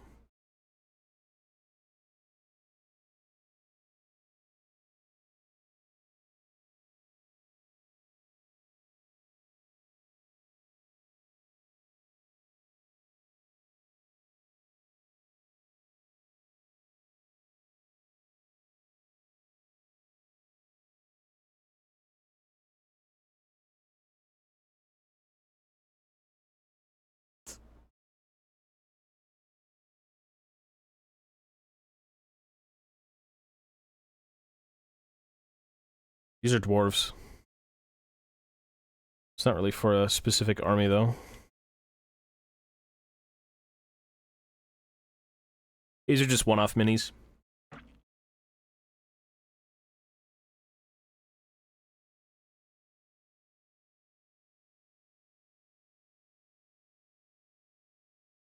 Speaking of GoTrek, actually, I ordered, I probably should open it.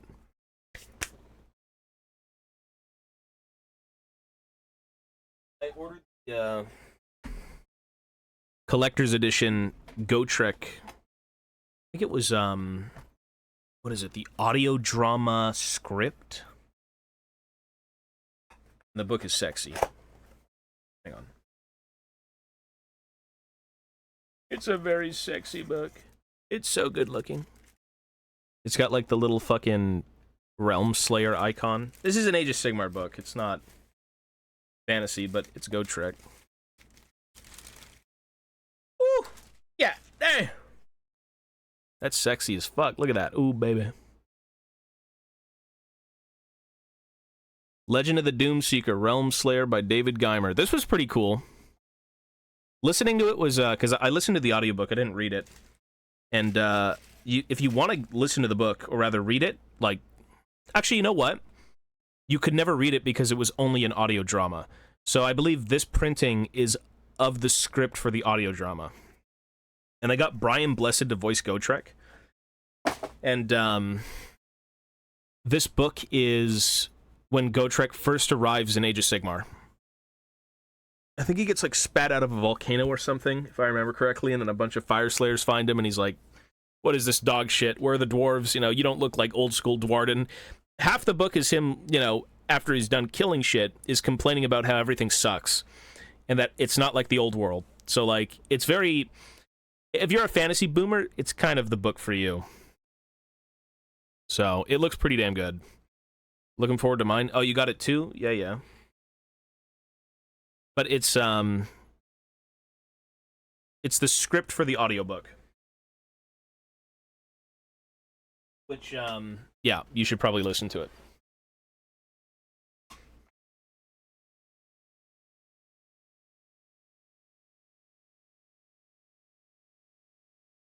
Voice acting is good in those audiobooks, actually. They're really, really nice.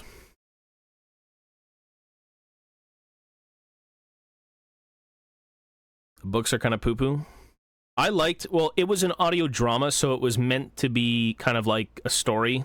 Like, books are stories, okay? But I think the idea with the audio drama is that it's written a little differently. I could be wrong. I liked it. I thought it was good. It's called Realm Slayer. It's GoTrek's first appearance in Age of Sigmar.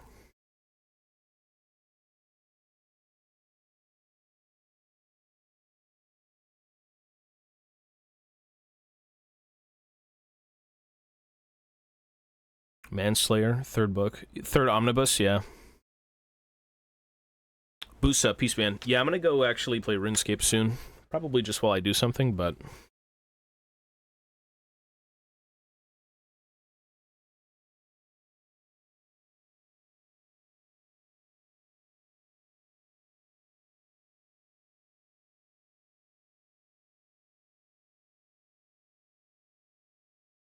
I need more dwarf merchandise. You know, they did talk about Felix recently, is like, where is he? But I guess they always do that. And Felix needs to come back as like a Stormcast, like, holy shit. Bring him back.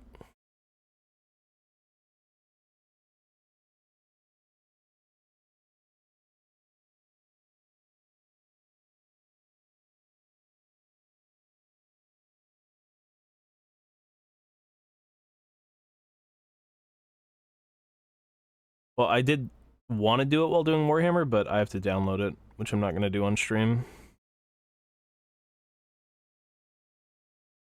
A demigod? Felix a demigod?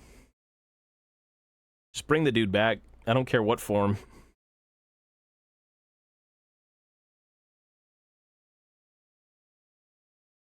They need to reminisce. Stormcast are kind of godly. Yeah, I mean... We'll see what Sigmar wants to do.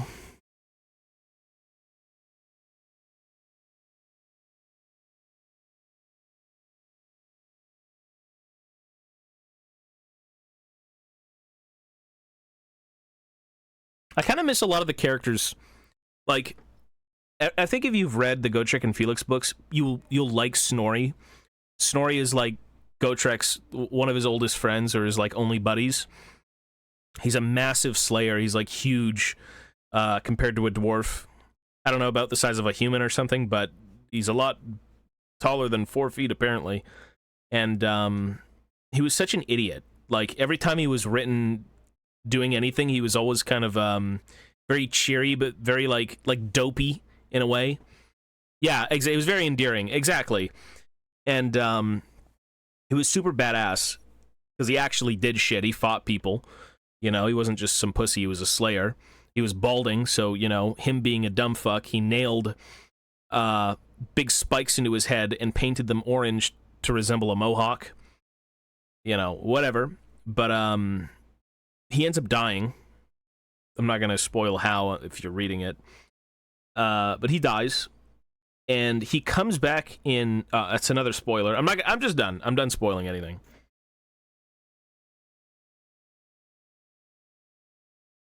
It's just sad. I miss the characters who have died and passed on. Him dying isn't a spoiler. I mean, okay, I suppose so, but I mean... You should read, or at least listen to, the early Age of Sigmar Gotrek stuff.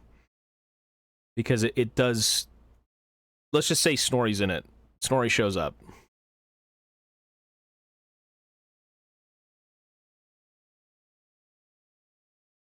That's all I'll say.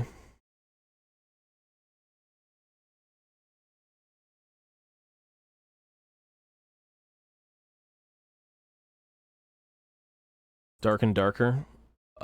Is the game out completely?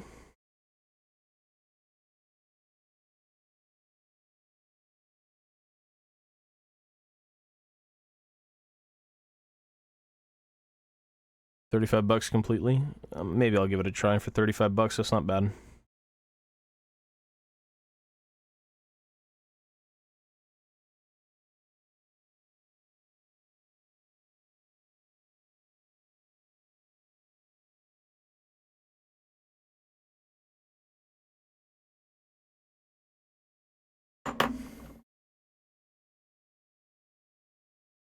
This banner's going to take a while if I do it properly, so I'm just going to call it fine for now. Well, he was a mass... They called him like a hulking dwarf. Dwarves are big, stocky fucking, you know, creatures. Not vertical, but horizontal. Like, you cannot move these things. They're big bricks. And he was supposed to be even bigger. You know, 4 foot tall. I don't know how wide pretty chunky, but he was like vertical.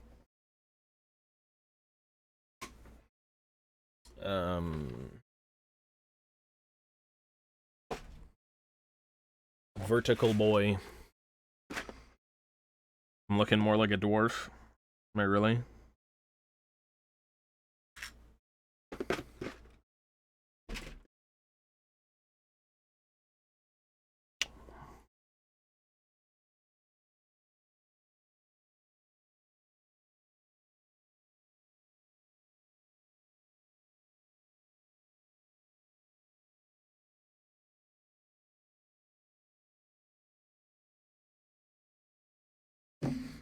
I've had so many of the start collecting boxes for the dwarves that I've got like a couple Beligars, and I'm trying to find the bits that aren't damaged because God knows those kits are shipped properly.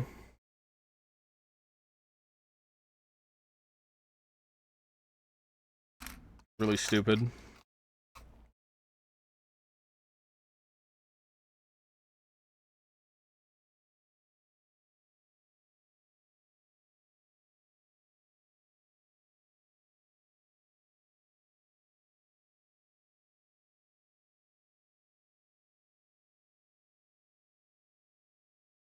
This one's good.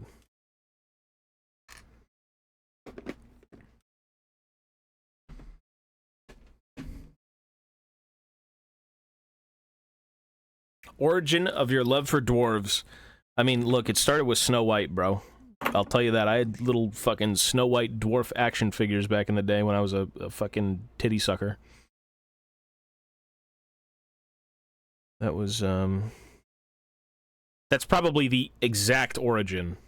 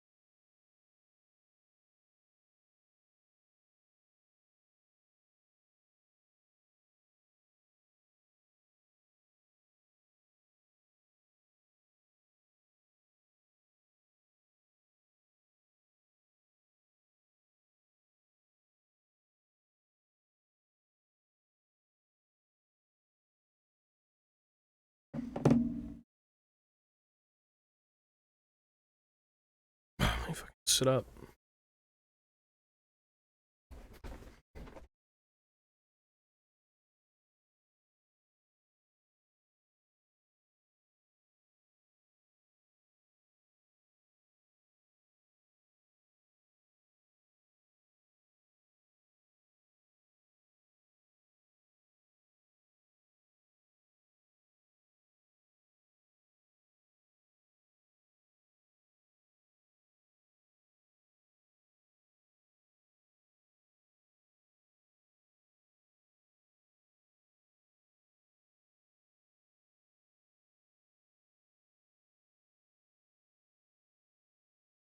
Snow White was Korean. Snow White is an old-ass movie. I think it's like, what, in the 30s?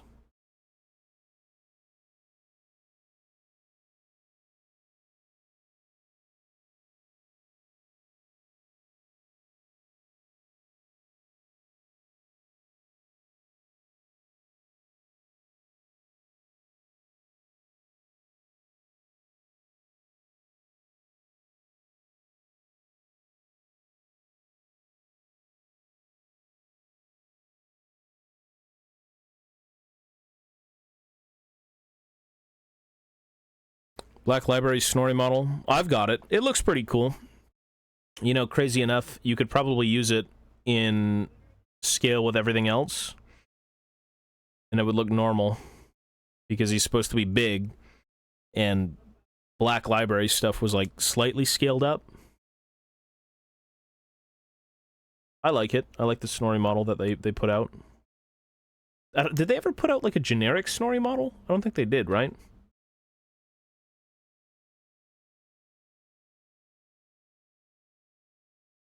No, I don't think they ever did. So that'd be the only way to field Snorri officially. Which again, I think the scale works perfectly. If he's a big dude, it's a big dwarf.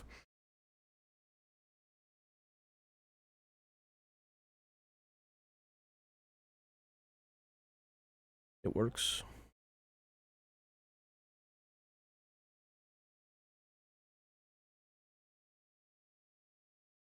Well, it's kind of hard.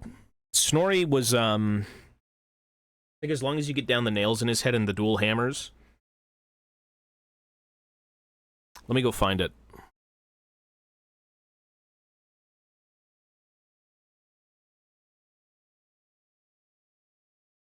Runs for about $100. Find him.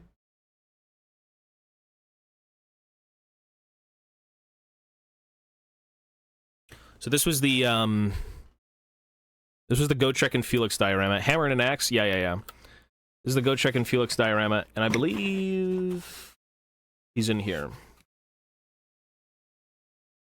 So, yeah, there he is. That's him. If you take a normal Slayer, we'll take a normal dwarf. Yeah, I take a normal dwarf. I mean, Gotrek is fucking massive. Like, to be fair, these sculpts are just big in general. Like, even this Dragon Slayer, this is like a typical, you know, GW sculpt, whatever. Gotrek's a little bit bigger. I'd say it looks pretty damn close, though, honestly. Like, slightly bigger, Gotrek is, compared to this guy, but proportions are weird, though, because look how big this guy's hand is, and look at Gotrek's hand. Right? But Snorri was supposed to be bigger than Gotrek.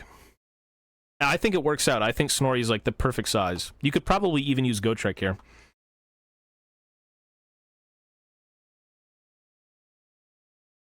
The weapons are like properly sized, I'd say. Yeah, it works.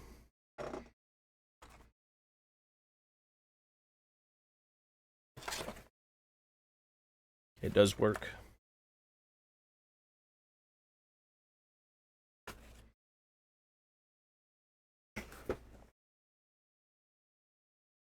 I mean, they had another oddball dude. It was Ungrim's son. They did Garagrim for the Storm of Chaos. Garagrim is cool. I think I have a Garagrim lying around. That dude was naked. He kind of reminded me of...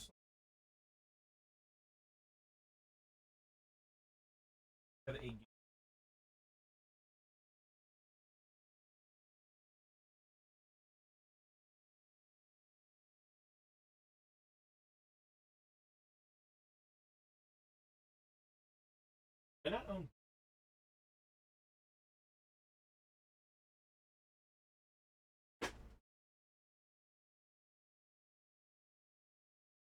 Swear to God, I own Garagrim. I just don't... Oh, I know where you are.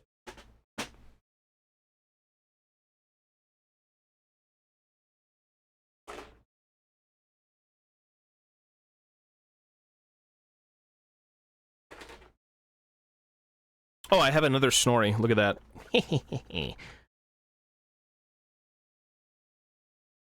So these are Doom Seekers. Wait, where's Garagrim? I don't own him? Oh, he's right here.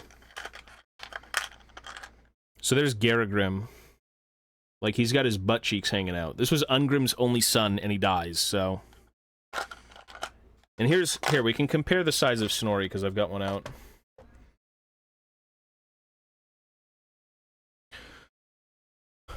So...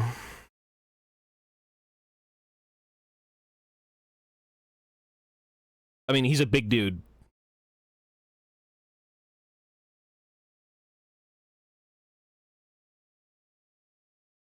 I honestly think this looks exactly in scale to this. Like, whoever sculpted them, the proportions, I know they're supposed to be slightly bigger, but it's just perfect. It works really well. I don't think it looks any different, to be honest.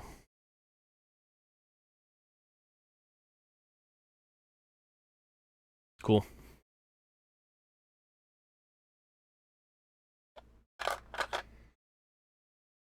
I mean, even, you can look at... Here. Go Trek to Snorri.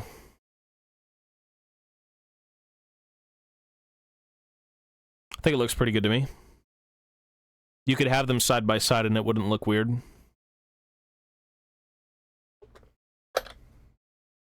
I think it would be good.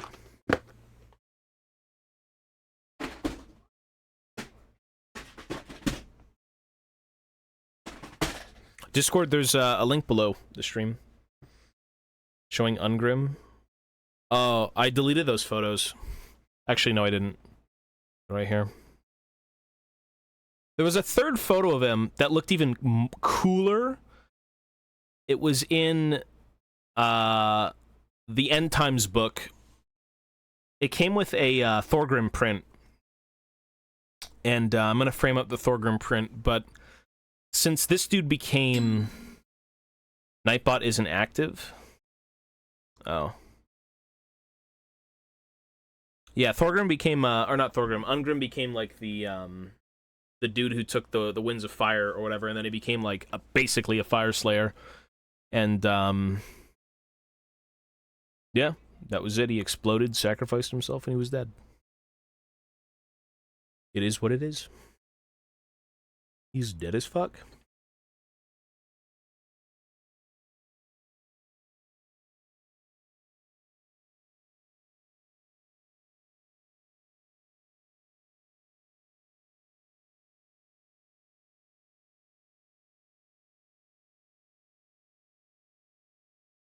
Just got into 40k and I want to show off my models. Yeah, go for it, man.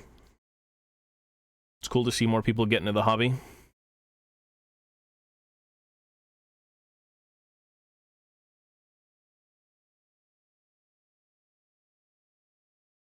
Avatars of War... I have a bin. Avatars of War. These actually don't look that bad, but I could never use them. Like, they're literally the best plastic slayers I've ever seen. They look damn perfect. But I played a GW, so I can't use them. But I do think Avatars is okay.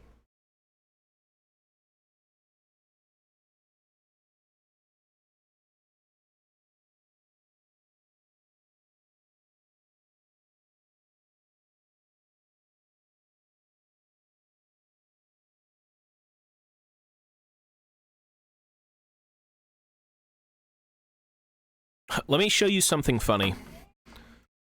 One sec. Let me show you something funny.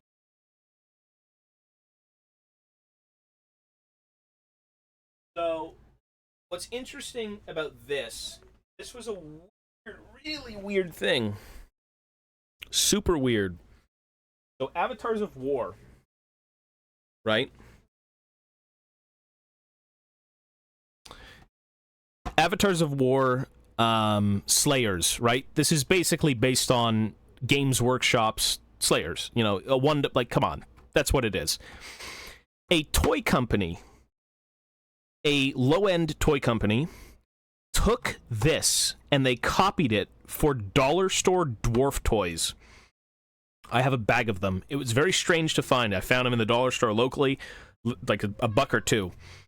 And I turned one into a dwarf slayer. So I repainted him. I gave him some shitty axes. You know, I made him look like a little dwarf slayer. And you can clearly see it's literally a rip of the sculpt. It just straight up is. They have more of them too. Is it this one?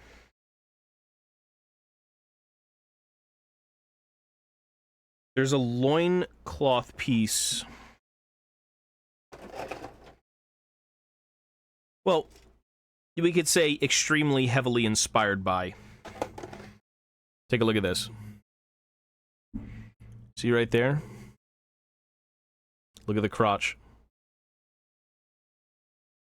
Strange, eh? Believe there's the head as well. This one to this one. Like, weird to see that in a dollar store. A Canadian dollar store is selling, like, miniature-inspired knockoff action figures. It's very weird.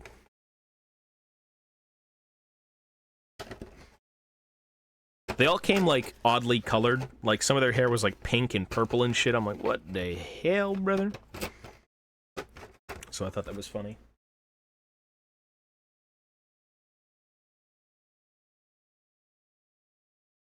Nah, they don't care, dude. I mean, Avatars of War literally did that to GW. Everyone's inspired from something.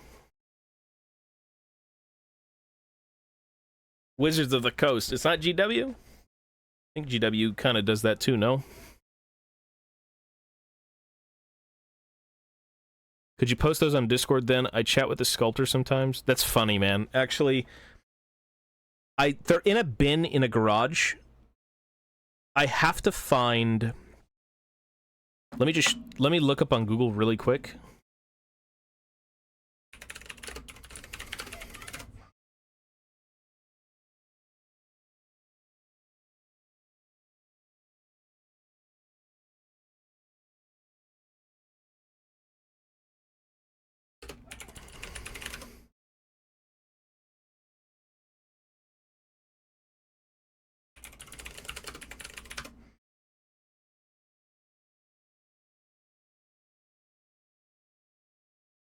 They're called Summon Dwarves.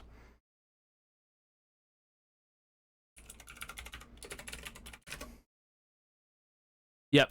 Go on Google, type in Summon Dwarves, and you will see them immediately. You'll see them. Dwarf Berserkers Regiment. What do they call this? Dwarf Seekers. Okay, they never use the Berserker title. Yep, there you go. Funny. They are the same sculpt. No, yeah, I looked at them too. I'm like, what the fuck? I mean, those are well out of production, man. That was a weird... I don't even know how to explain what that was.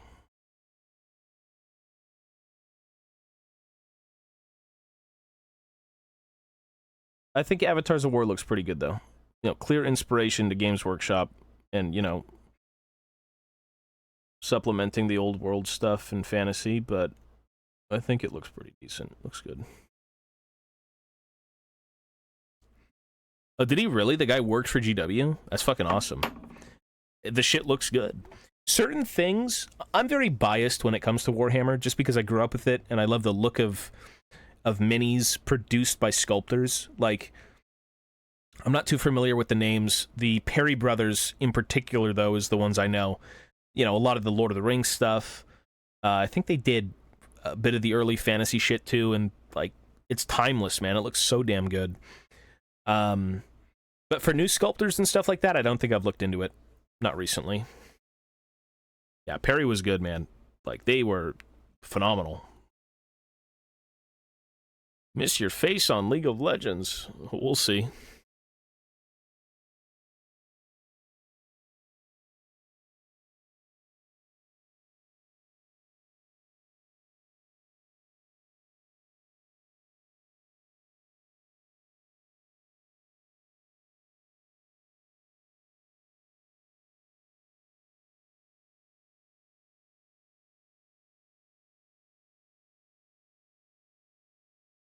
I used to do stuff. I'm not a gamer anymore like I used to be. I think a lot of the games I'd play these days would be on, like, Tabletop Sim, just because I don't have my armies anymore, and finishing an army for the sake of gaming isn't what I want to do.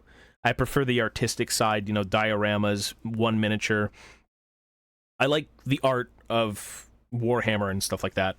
But I used to play a lot, and I still want to play, but at my own pace. I don't want to rush things. But yeah, the early Warhammer stuff was, it just looks so good. It looks better than some of the stuff they do today. And I think, you know, the Lord of the Rings line is like a testament of how good those sculptors were, because they look fresh as ever. Like, the Lord of the Rings stuff is just amazing.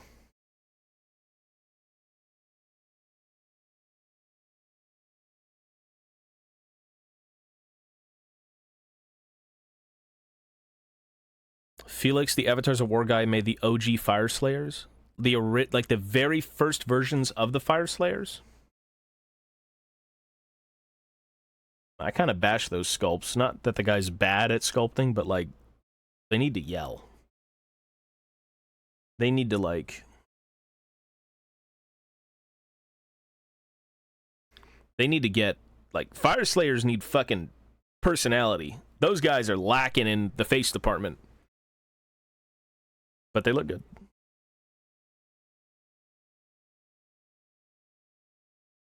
I couldn't do better. It's just subjective.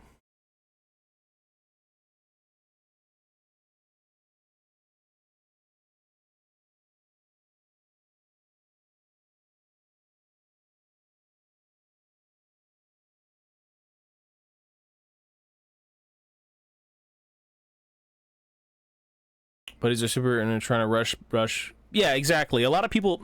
See, that's... When I was into Warhammer a long time ago, played with buddies and whatnot, we would buy miniatures and finish them the same day to play the game. You know, I need a new unit of goblins, I need dwarf warriors. You'd buy them and make them, and they were sloppily done. They looked like shit, but, like, we were playing, we were having fun. Now I'm like, nah, man, if I have the money and I have the time, I'm gonna chill and do it properly. The Dwarf Lord resting on an axe. Sure, I have one of them. The plastic warriors look really good, though. These guys? You know what? I have the box.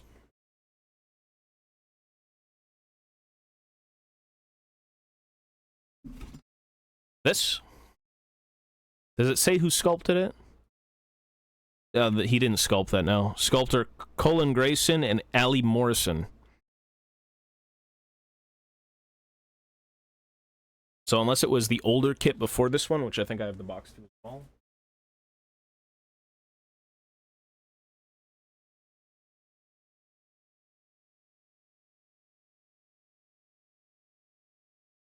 No, same people. This one? Was it not this one? Or the other one?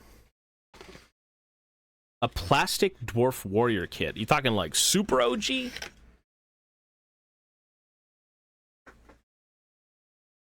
Are you talking Games Workshop?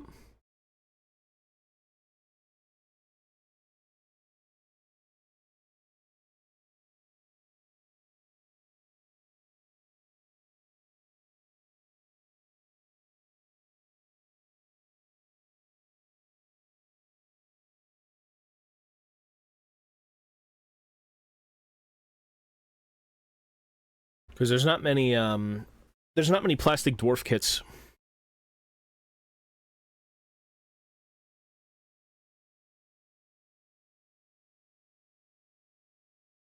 And the best dwarf kit that they've done was the, at least for the warriors, was the latest one.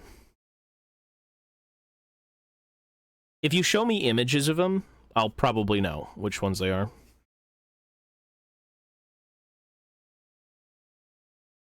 Which I should sign in the Discord, to be honest.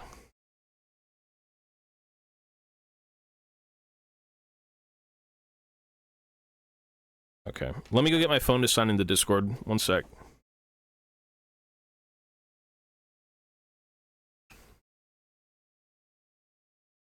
Let me get my phone for Discord.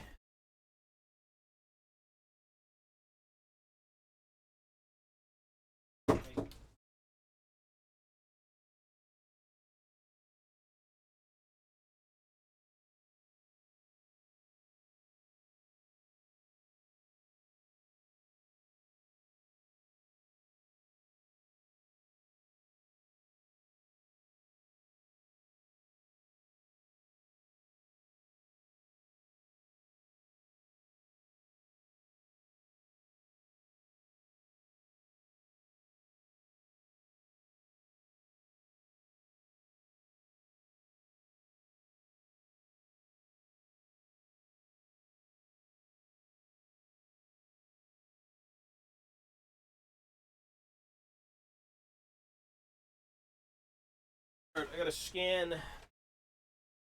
I gotta get on Discord. Like, what, 1 second?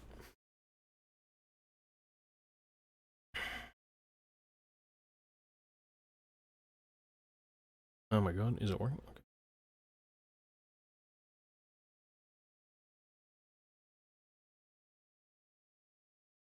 Log in with QR code.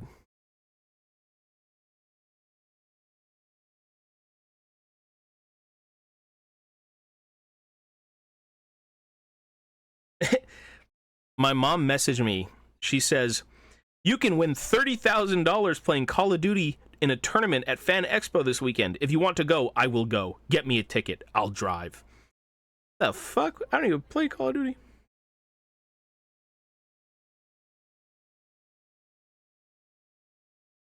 Holy shit, that woman wants it. No, I don't. I don't fuck with Call of Duty, I'll tell you that, brother. Hang on, I gotta scan this code.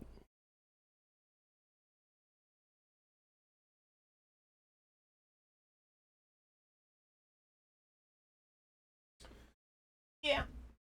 Interesting. $30,000 playing Call of Duty? Maybe in my youth. Oh, I see the size of the blade that you posted. That's pretty good. I see a guy posted Night Hunt. It looks cool.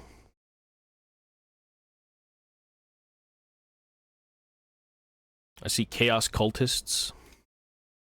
The Chaos Cultists, dude, there's something about Chaos that just looks infinitely better than Space Marines. That's your Night Hunt? Yeah, they look pretty good, man. My girlfriend does Night Hunt, too. At least she did. The problem with Age of Sigmar and its streamlined miniatures, or just the problem with GW with a lot of this stuff is that it's all monopose. So, like, I'll look at your Night Haunts, and you can see it, too. You see 4 of the same banner bearers for the basic unit, right? You're like, man, GW, give me a different model. Like, I wish they were varied. No, they look good, though.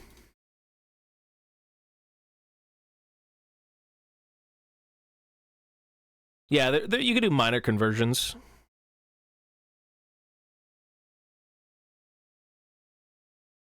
15 to 16-year-old kids in a tournament who haven't had a single day off Adderall in years. Hey, man, whatever pays for their parents' booze.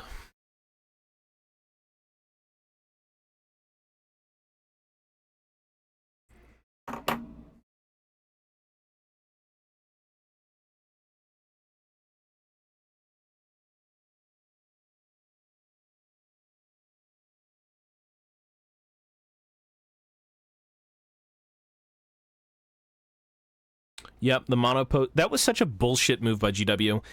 But you know what's weird? It's GW releases the new boys kit. It looks good. I like the sculpts.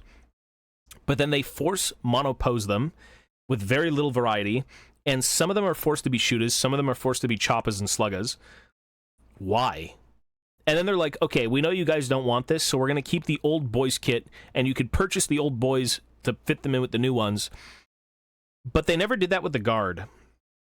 The Guard just got a straight update, and they fucking shafted the old kit completely. Weird. Weird.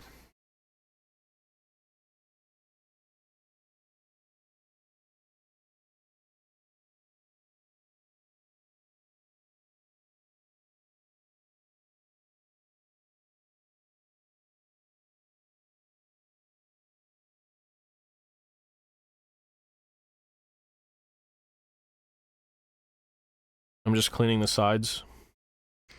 It came on the sprue and there's like nub parts on the sides of it that weren't smooth, so I'm trying to smooth it out.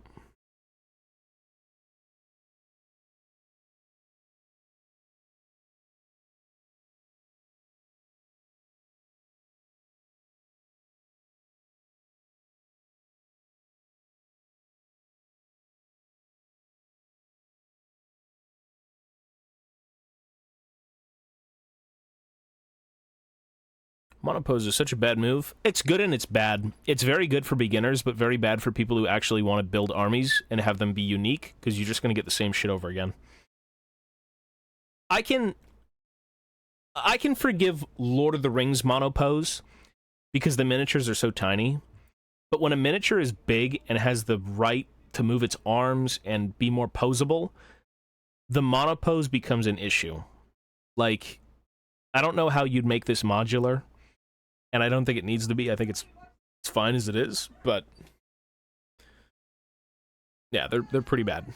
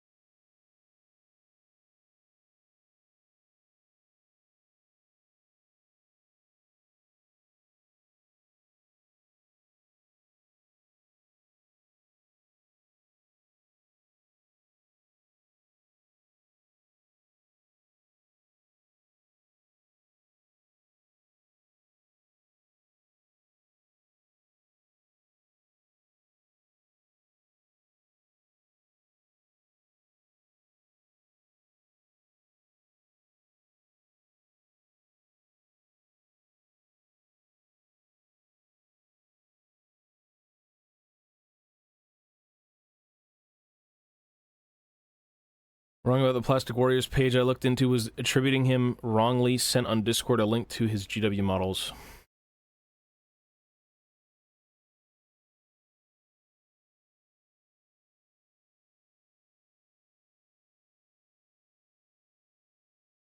Oh, he did those? Those are sick. I've got those. Those are cool. I'm actually missing one of them. I was gonna go buy him on eBay. It's the dude with the winged helmet. I was looking through my characters and I didn't own him. But these are all badass. Like, these are sick as fuck. These look really good.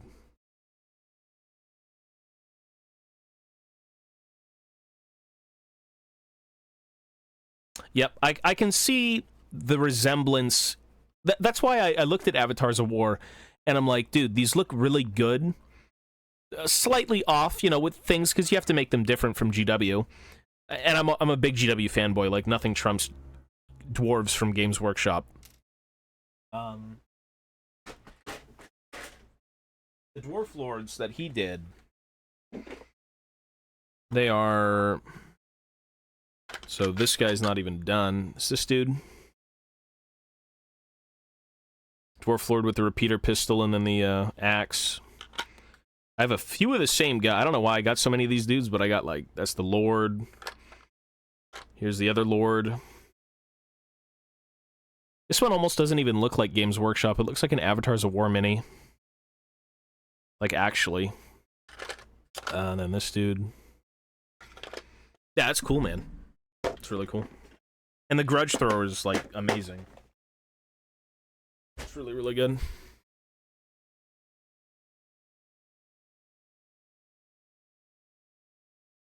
They made him pose too stiff. Well, for dwarves they weren't incredibly dynamic, and I think the thing with dwarves are they're not dynamic creatures, you know? But, oh well. They look good. You know, you're not gonna have dwarves do, like, gymnastic elf things.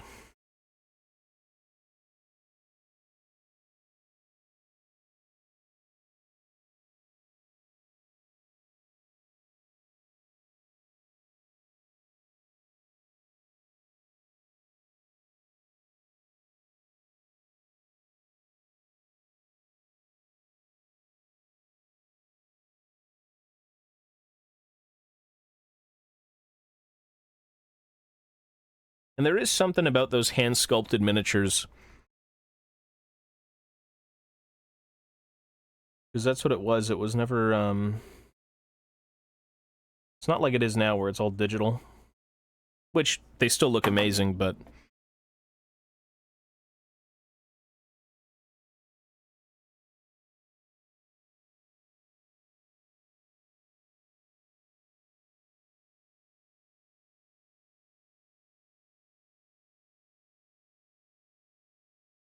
If you have to individually pose 60 Necron Warriors, I've lost my goddamn mind downside the big boy.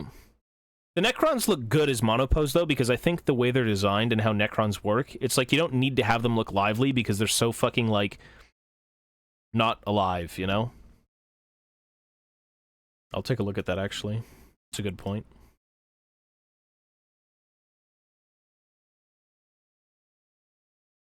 So... And they are more dynamic, unironically. The monopose ones are more dynamic than the ones that aren't monopose. But, you know, some of them were like that anyways. That's funny.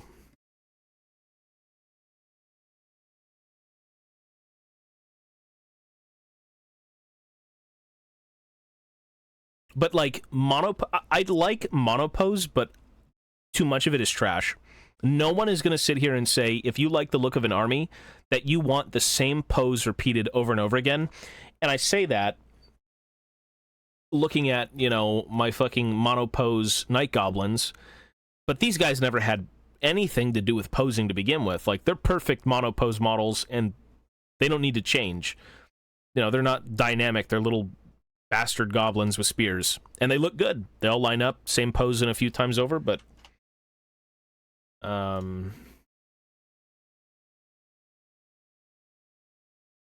There's Xenos, right?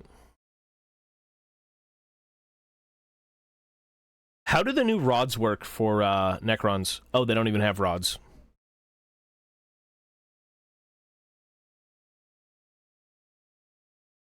Like, if you look at this, you won't think twice about monopose. Right? Like, this looks really good. Even if they are monopose, that's just the Necrons. You know, orcs are very lively and they're moving 24/7. They're always running around. Necrons are slow, shambling robots. You know, that's just what they look like naturally moving. So you don't need monopose for this shit. This looks perfect as it is. You know? Even in big hordes, it looks amazing. It looks totally believable. Take a look at the older ones in comparison. I've seen the old ones. I used to have a box. My buddy had a monolith and all that shit too. What was the what was the pivot point on the old ones? Was it the torso from, like, the spinal cord? Like, was it right there? It was? Yeah, it was like a little ball joint or something. Oh, these look really good. The orcs, though, that's rough. Monopose commandos are beautiful. These are so good looking, but these also look good, but, like, the sprue is, like, I can't look at that, man. That's so bad. Has nothing to do with the sculpt, has nothing to do with any of this shit. This stuff looks orky as fuck. But that is brutal.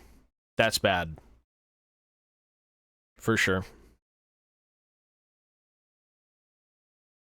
And, you know, the older orcs, they didn't have, like, so much customization. It was, like, the torso swivel, the head, the neck, and the arms. You know, usually better for the sluggas, because the sluggas could all be very wild in how they looked. But, like, the burner boys and everything, they're only going to look like this. You can't move their arms up and down because their heads get in the way. Storm boys, I guess you could do it. They had a lot of cool bits. The knobs are the same thing. Tank busters were all just one piece. Gretchen are all one piece. They don't even advertise the old boys.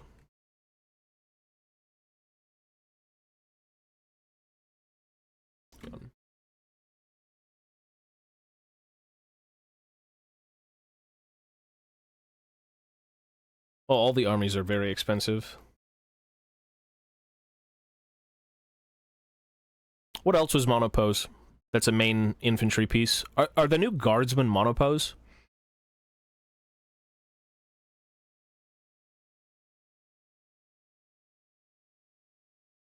You can still buy the old ones, yeah. Oh, they're not. No, not really. They've got, like, a torso swivel. The legs are one piece, and then you're allowed to swivel the torso, I believe.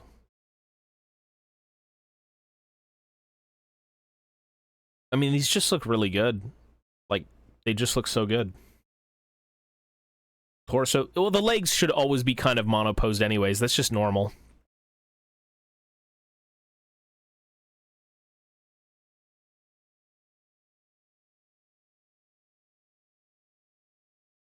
The old orc boys should be here, but I think they're on page 6. Yeah, they're probably on page 6. Probably sold out. Oh, they're not. These are just so classic, man. When you played Dawn of War back in the day, these were your boys. I love this kit so much. Even if it, like, this is clearly glued back in place. It's not even glued, it's like blue tacked. You got someone's hair on his finger.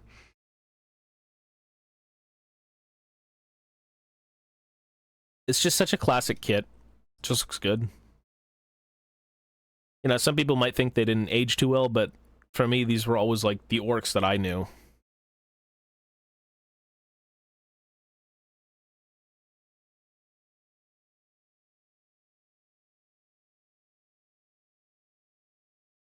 They aged fine. Dude. Lord of the Rings aged so perfectly. I'm a big dwarf fan, so I always have to go to dwarves first, but like, holy shit. If you've seen Khazad-dûm, like, I have so many fond memories of just the Khazad Guard. I believe these were the Perry brothers. I think they sculpted all this shit anyways, but like, dear God, this is so nice. Especially at the scale, because it's much smaller than typical GW stuff. Like, Lord of the Rings was a little bit further down. But, like, it's just so good. It's so badass and so good. Like, what the fuck? And these were all hand-sculpted at the time, you know? So that's cool.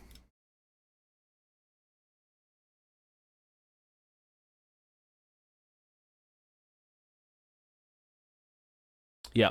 Proportions, it's just, they look believable. Like, I believe they did Ballin and whatever, but I liked it.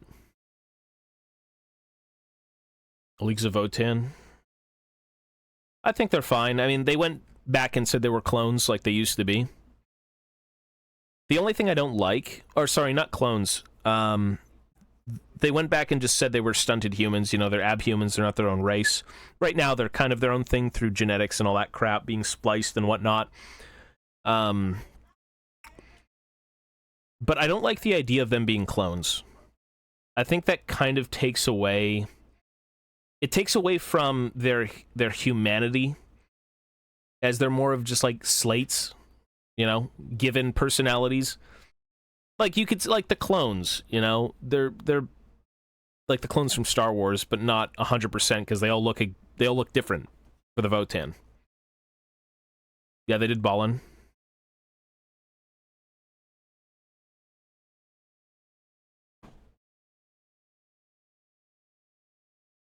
There was a box that I have. This is the OG box. This is what they put out a long time ago. I remember seeing... I owned this way back when. This was on the very far wall at my Games Workshop. Right side was 40K, left side was Fantasy, back wall was Lord of the Rings. And this is what they put out. And this was like...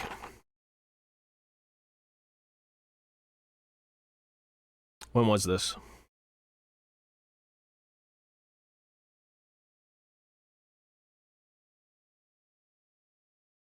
...2003. These minis, I believe, were 2003. Does this look like something that had come out in 2003? Because to me, this shit looks fucking crazy good. God damn.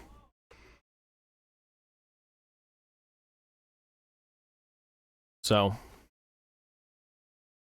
a back corner for Lord of the Rings. Yeah, Lord of the Rings was always tiny in stores just because it wasn't... It was popular when the movies were out, and then it kind of died down.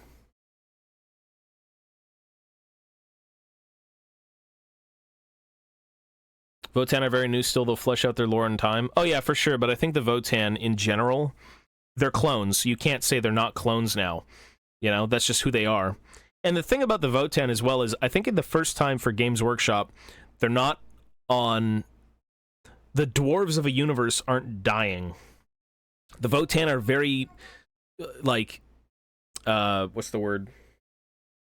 They're well off. You know, there's a shit ton of them, and it's not like a dead and dying race like the Eldar, and when one dies, it's like, oh, we're fucked. Or the dwarves of fantasy, where one dies, it's like, holy shit, we just lost custode level type of dude. Ballin TM, King of Moria TM is so funny. Yeah. Trademark everything. But, yeah, Votan, I like them, but they're not my favorite. They're my favorite in 40k, but fantasy will always be my favorite thing in general.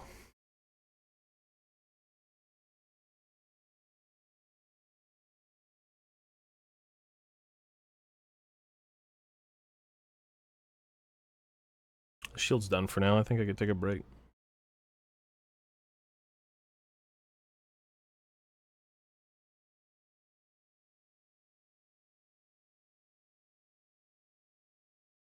Okay.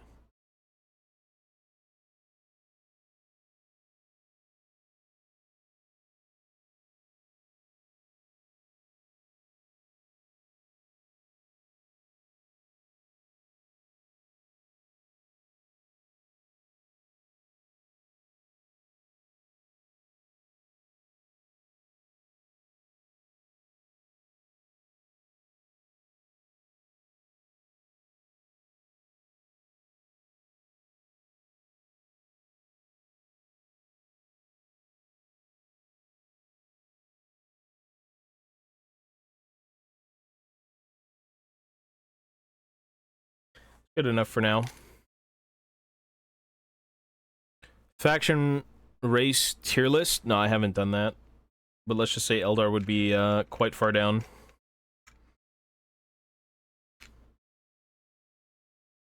I think the most vile race in 40k that I think is just there's two of them. There's Dark Eldar. Absolute worthless, wretched, vile, disgusting. They have no purpose. Less than a summer ant. They're like tier 0. And like Slanesh is probably down there of some kind. Like Slanesh is holy shit, man. I don't. They're both fucked up, like weird like races. They just vile, kill them all, get them out of here. You know, like even the Tower better than them, which is saying something. But yeah, those two I don't like. 100%. Okay, I need to clip this.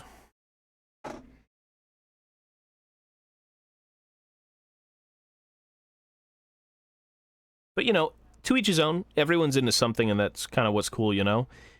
It would be very boring to find the same armies over and over again, so I'm glad people who like Dark Eldar exist. Nothing wrong with that. I just don't like them.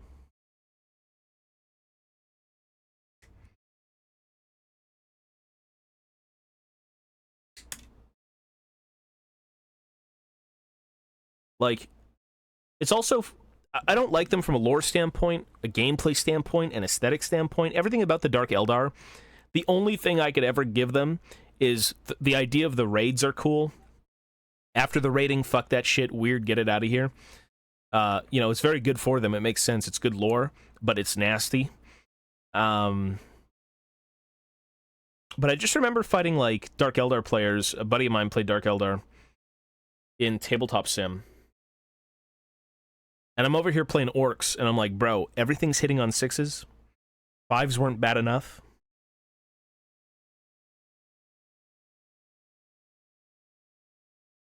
Everyday Superman kind of faction I find boring. And that's not really Dark Eldar. Superman, like, Space Marines type of deal.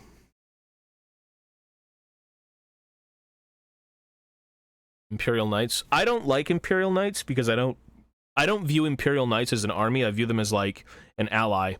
The fact that they made them an army is fine. You know, if people want to only play big knights because they like Gundams or whatever the reason is, that's cool. You know, more accessibility for people. But I would always view knights as a complementary to, like, Imperial armies. You know, you're playing Guard, bring a knight as an ally. You're playing Space Marines, bring a knight. Whatever it may be. I did see the TF buffs. Yeah, that looks pretty good.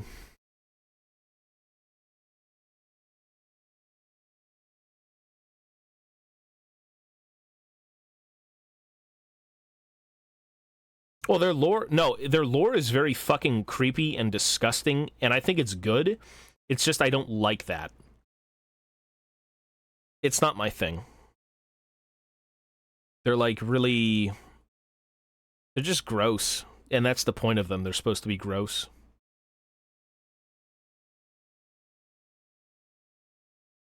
Just fucked up.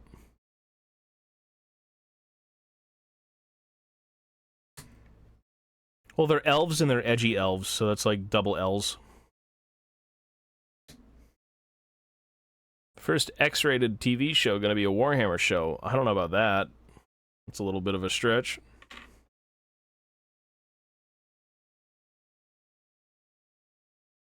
Maybe, though.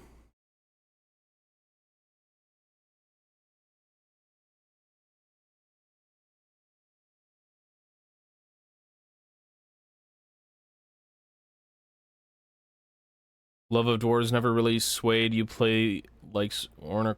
Why would I play? I like dwarves, so I don't play Corky. I need to play Corky because I like dwarves. Bro, Corky is like a rat abomination. Orn is different. Orn is very much like a dwarf, but like I cannot look at Corky. That's what a gross character.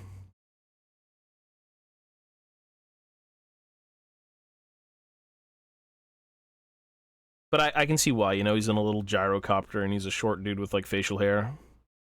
But he's not a dwarf. Like, Orn is a dwarf. Orn is a... Bro lives in a mountain, forges, is always pissed off, wants to be left alone. You know, grumbles half the time, like, loves eating, loves drinking, loves fighting. He's basically a dwarf. You can't really say much about that. No, I've got nothing to do tonight. I'm just going to be building, or at least cleaning up stuff.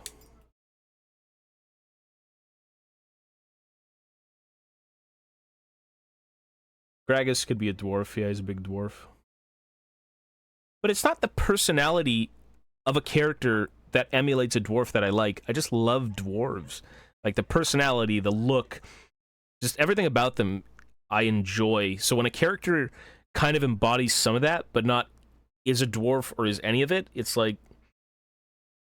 It's not... It's like half-assed. You know?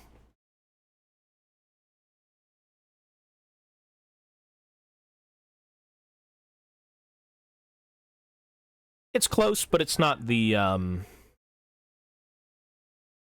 it's not there. Because the same could be said for pirates, right? Like, oh, pirates are cool, I like pirates. You know, the Dark Eldar are basically pirates. Yeah, but they also, like, turn you into a fucking table and, like, you'd rather be dead than be taken alive type of deal. It's just, eh.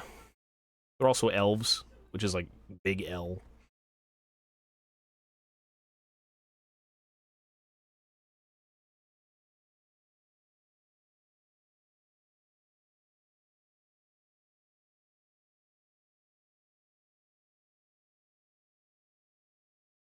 Why do you dislike elves? You know, it's crazy, because, like, it's not dwarf roleplay or anything. I just don't like them. The aesthetic, the culture, like, always kind of above everyone else type of deal. They're always, just too full of themselves.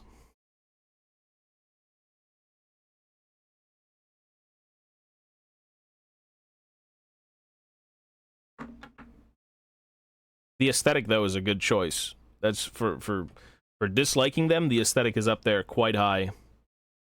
Yeah, they're too fancy schmancy. Like, I don't know.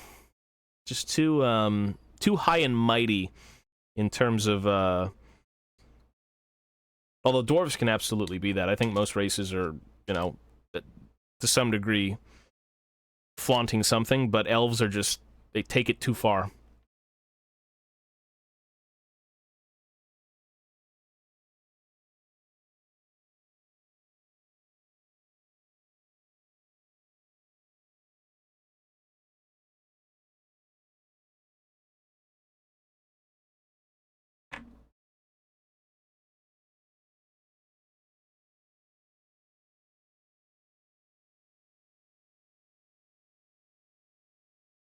Slanesh has an AOS model where dude's back muscles are strung out into a harp. Yeah, well, that's disgusting, and I have no interest in that, but that's Slanesh. That's what they are, yeah. Some people like it. I'm just like, bro, that shit is disgusting. Get it out of here. But that's what Slanesh is. They're disgusting.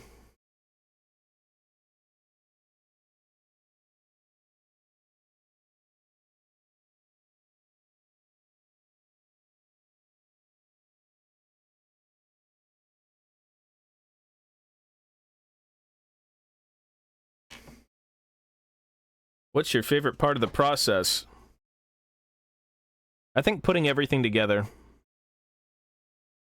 After you've cleaned up everything and made everything look damn good and you start gluing it all together and, you know, you're staring down like a finished piece that you kind of worked on for a while, that's always good. Because this part is... This is kind of like the long haul, where you'll work on something for a while and feel like you get nowhere, but you do. It's just you have to see it through.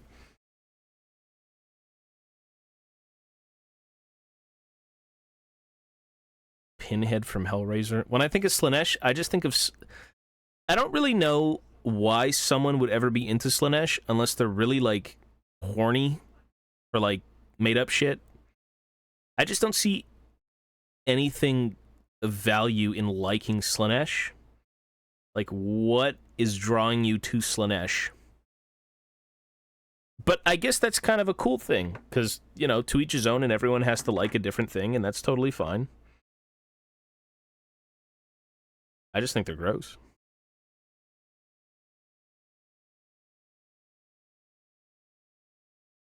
The Slanesh aesthetic is kind of cool, and I like... You know, some of the Slanesh stuff does look interesting, like the Seekers, or the Fiends, where they have, like, those big, fucked up, weird, like, heads with the tongues. But, like, all the grotesque, you know, booby demons flying around and shit, like, I'm good, brother. But, you know, to each his own. I'm glad it exists because it has a good spot within the universe. It's just not my spot. It's not my corner.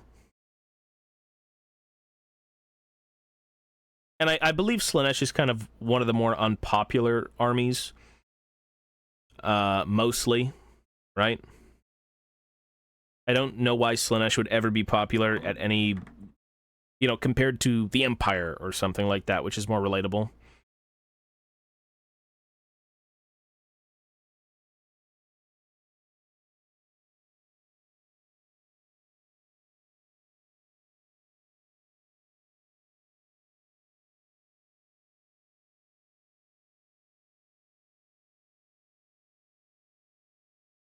And the mold slip on this thing is, like, incredibly bad. And it's not even a... Like, these are all original casts, but the mold slip was just so bad. I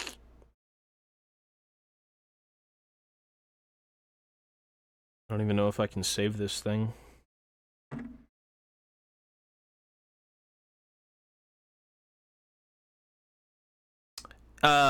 I don't think I can file that. That's impossible.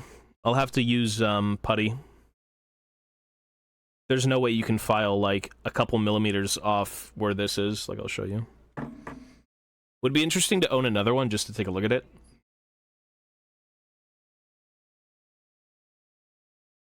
Because some of them come out good, some of them don't. Like, they're all cast by hand, so yeah, they're all going to be varied. Can I show? Look at the mold slip right here. Right there. On the side of the helmet. Holy fuck, that's bad. Like, running down the side of the helmet. The light kind of, like, right there. Right there. The horn. I mean, wait, the whole thing is, like, slipped. You could see the chainmail. See that line going through it right there? It's pretty bad. This side looks fine. It's kind of shit, but whatever. I'm not going to work on that now. That's way too much brain activity.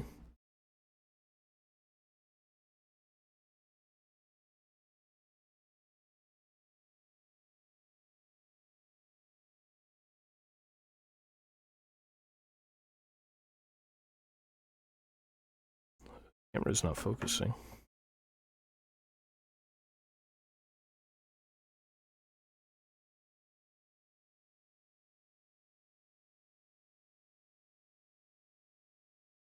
Probably gonna get out of here in a sec anyways.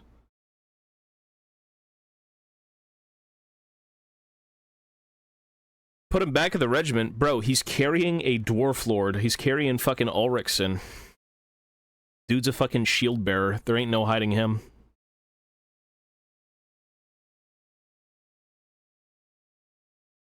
Where does he go? He's like right here. What the fuck? Wait, what?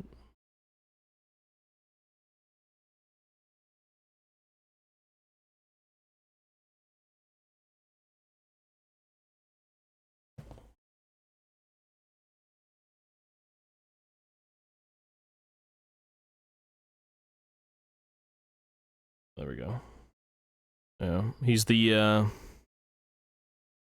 he's like that.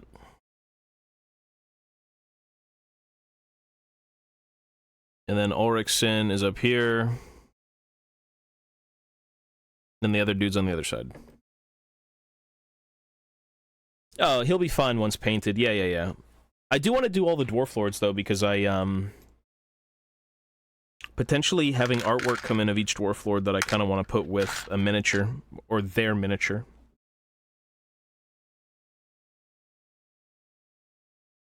Count, yo, buddy. Putting my second big night together right now, there's 100 pieces. That's what they are. Got a lot of fucking parts.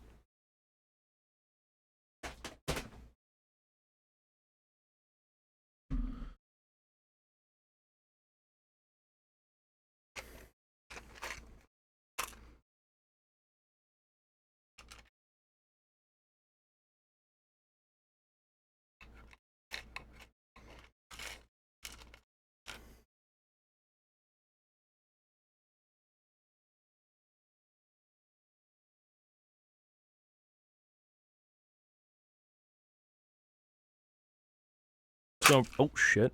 Well, that worked out. It's going pretty good, dude. Yep, that's all we do here.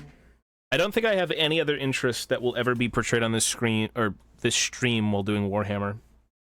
I think it's just dwarves.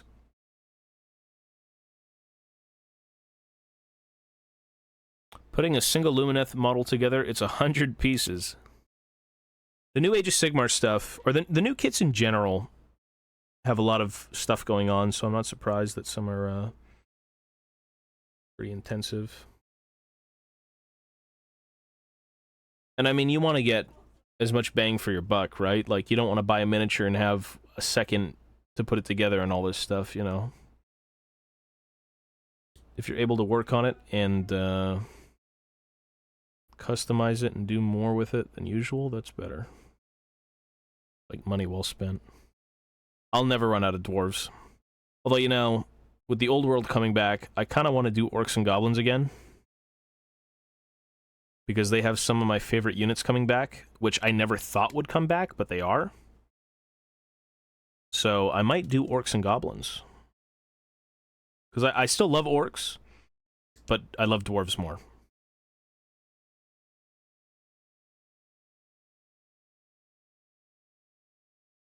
It is. It's massive. It's massive, and there's so much character to that range.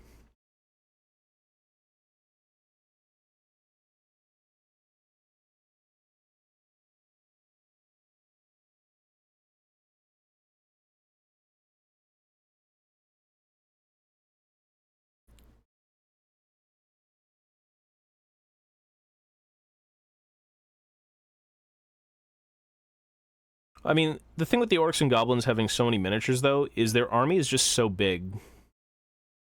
You've got goblins, orcs, trolls, wyverns, war machines, snotlings, squigs, different types of goblins, different types of trolls. Like, there's just so much shit going on with the army.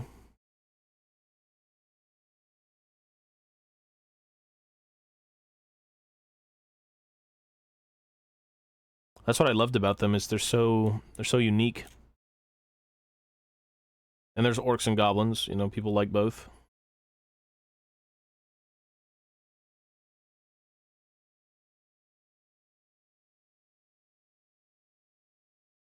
We're good, man. Why you cut? Nah, you don't cut the arms and legs. They come separate. See? You have to build it. It's like a model kit. Head's separate. Head even has like a piece that's missing.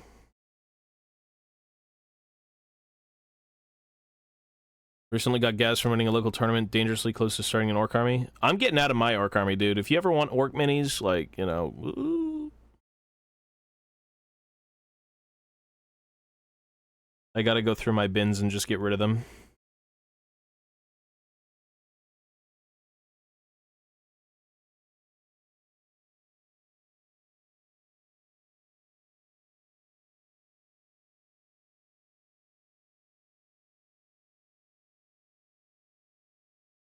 But the freedom you get with playing orcs is pretty damn fun. Especially if you're into the hobby aspect, because you can make anything you want. I made buggies, I made tanks, I made, Shinorks, which were like the old, basically it was a flying truck, it was like a helicopter. I loved making orc things because nothing about it felt like you were being precise. Everything was just, yeah, that looks good. Yeah, that's good. Oh, that's great. Yeah, I've got a scalpel here, and I'm just gonna, like, hack into this piece of plastic, and it's gonna look good. Like, there is no stress when making orcs. But when you make something like Space Marines or Dwarves, or anything that's precise and, you know, finely crafted or manufactured, there's always a bit of stress because it has to be perfect, or it has to be close to being perfect. But with the orcs, it's like the exact opposite. You want it to look anything but perfect. It's a pile of shit that they hammer onto their tanks and their vehicles and whatnot, so I miss that freedom. I miss slapping together something and it looks so good because it's so imperfect.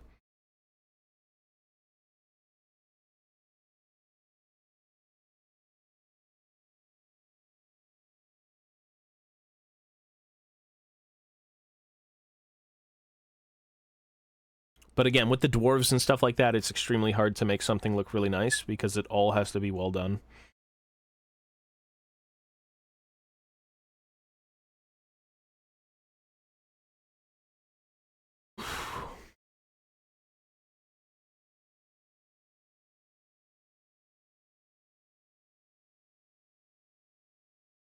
It's rough. You actually have to measure what you're cutting.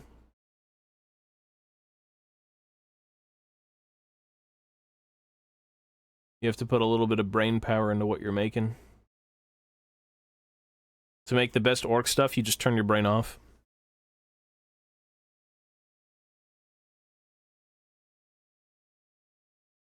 Checking out your plus stuff. Hello, sir. Well, this is not really a stream for anything crazy. It's just the chill zone. That's all we're doing.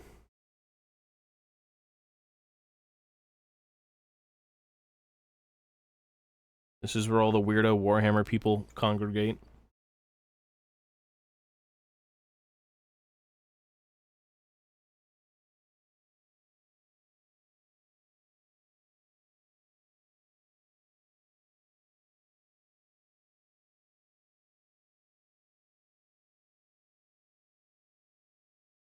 This is probably 30 bucks, one guy. Characters are expensive for no reason. Units are probably twice that, $60 for 10. And that's not including paint, glue, anything else. You're just buying the miniature. So you can spend 60 bucks on a box of guys and be like, okay, well, what the fuck do I do with it? I got no knife, I got no clippers, I got nothing.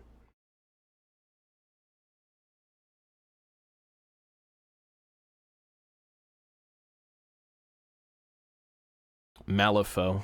I haven't heard of anything with Malifaux in a long time. At, like, local game stores, you'll hear something of Malifaux, but, like, it's been so long. Yeah, I play tabletop. Currently, I don't, but man, this body. I used to play tabletop a lot more than, what I currently do. Tabletop is, it's extremely fun if you can get it going, but to get it going properly, it takes a while because you need to finish a lot of stuff. Not always, because there are games that are much smaller that you can get into in like a weekend, but if you want to play the actual game, it takes a while.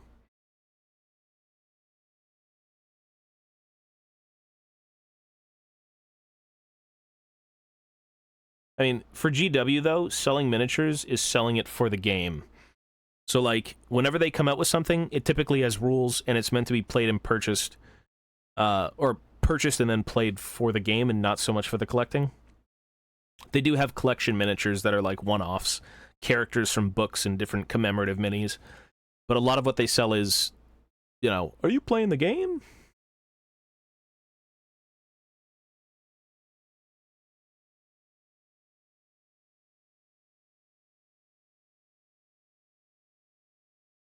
Sec.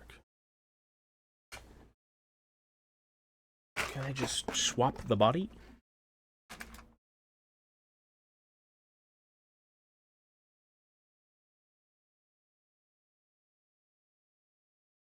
I'm just gonna swap the body with this one, fuck it. God bless those start collecting boxes where they give you named characters that are now not named characters, and you get one in each box.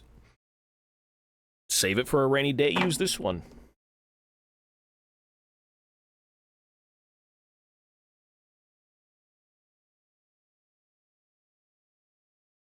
Why doesn't StarCraft and Warcraft have this? StarCraft was supposed to be a Warhammer game. Like, I believe it was literally just supposed to be Warhammer initially, so I guess they lucked out.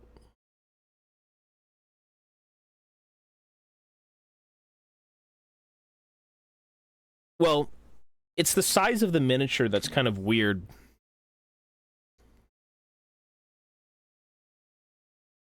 Hang on. We could look at this for a sec.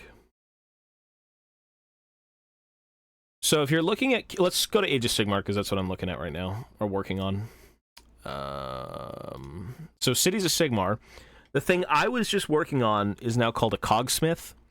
Although before he was a named character called Grim Burlickson. He was like a very young master engineer.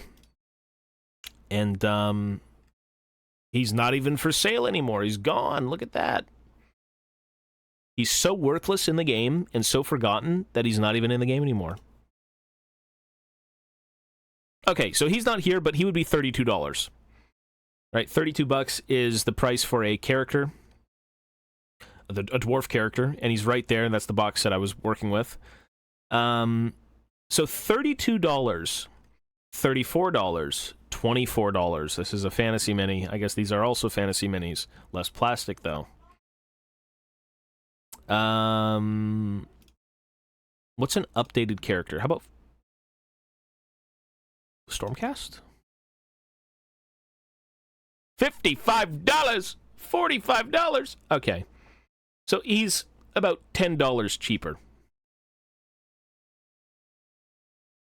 I mean, I guess it makes sense because Stormcast are, like, very chunky. How about a Leagues of Votann character?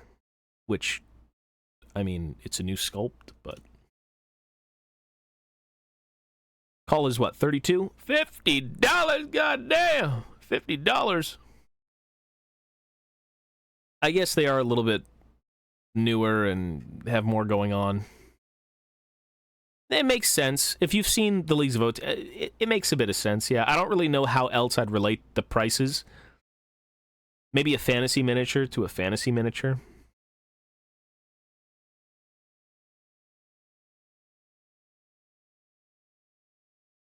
Who has an old mini? Sylvaneth? Nope. Oh, they do. They have... I forgot what this bitch's name was. Drycha at one point? That's not Drycha. $24. Fine cast.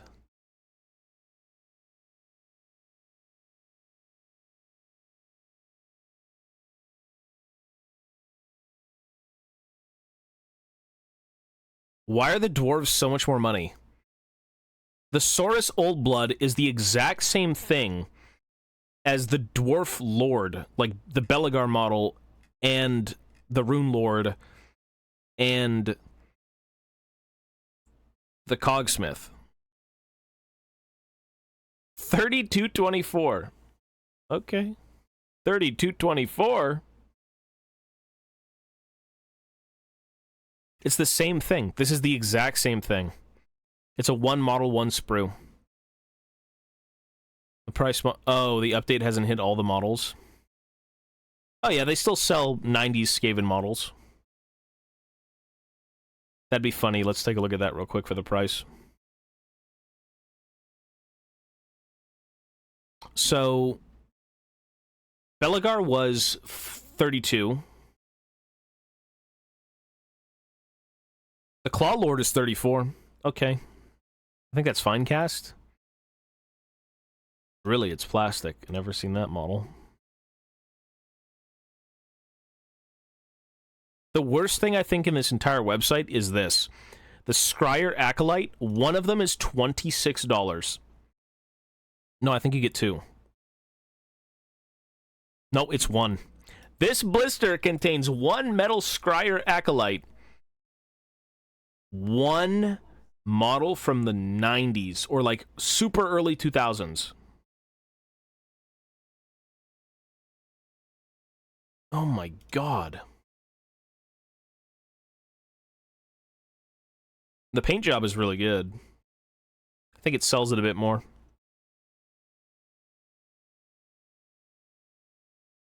$93. Yeah, it's a little old. They still sell metal models. They're returning with metal models. That model is hideous? Oh, not really. I don't think that model looked bad. I think what looks... And it's a subjective thing. You know, the Skaven do have ugly miniatures. Like, I'm not going to sit here and protect the Rat Ogres. Like, these are just... They're not good looking. At the time, people are like, oh my god, this is next-gen, cutting-edge sculpting. But for the time, it was good. Now it's like, you need a bit of an update, you know? Everything kind of had the big hands, big head, big feet deal. Yeah, that's just kind of what they had.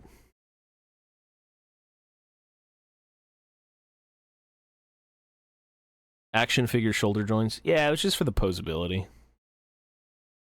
This was also an old one, the Warpfire Thrower. They updated this in Island of Blood, I think, as a plastic kit, but they never brought it out. That's rough. Like, that's just that's a different era of Warhammer where everything kind of looked like that. After this, the sculpts got amazing. It was right after this point that they updated a lot of stuff, but then a lot of stuff also didn't change. So right after that, as an example, yeah, they're like the early, where is it? The one thing that paired with those miniatures were these guys. And a bunch of other ones, but they discontinued them because they updated the sculpt. So these dudes were kind of part of that era. You can see the big hands, big head, big feet. They kind of look like cartoon villains, right? But that's what Warhammer was at the time. The dwarves were like that. The Empire was like that. A lot of stuff just had that aesthetic. So the dwarves looked like this, if you can see on the side. They looked really goofy. I wasn't really a fan. I came in right after this. So from that, they got a pretty good update. Those ones didn't. That's why they're still being sold in that form. But the basic troops, you know, you went from that to this, basically. And this is really good. This is super proportionate. Everything looks clean. It's up to date. They look like clan rats that, you know, you'd see today probably. But that was just a weird time. Those sculpts weren't that good. I don't think they aged well.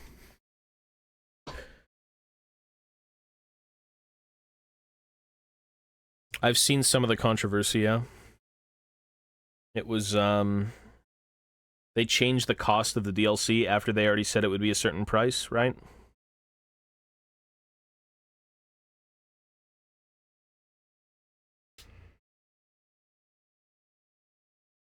Which is very strange. Like, why would you change the price of something after you've agreed to it? You know?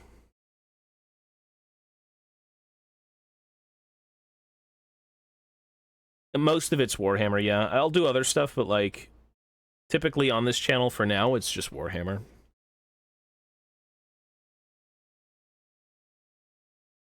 It's $25 for less content compared to other DLCs.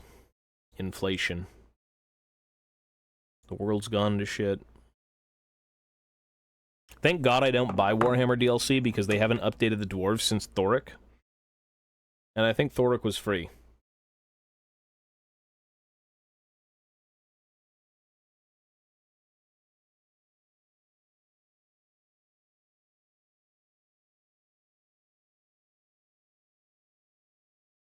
You could talk about League, I just don't... I'm not gonna play it here. I'm gonna be getting off here in a sec, actually, though. I gotta go make dinner.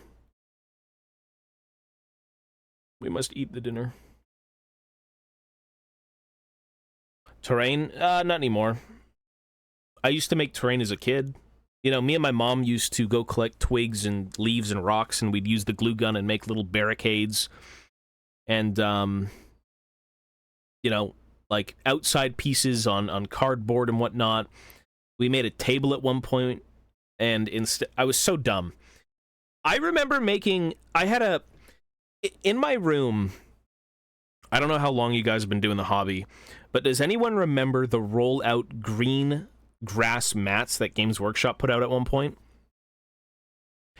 It was a large roll of green, like, it was like a wasn't even an adhesive. It was like a paper, and then on top of the paper there's grass, and you roll it out, and it becomes a mat. Like a felt material with grass on top, like miniature gaming grass. And I made 2 tables in my youth. The first table, I probably made more, come to think of it. I think I did, out of foam.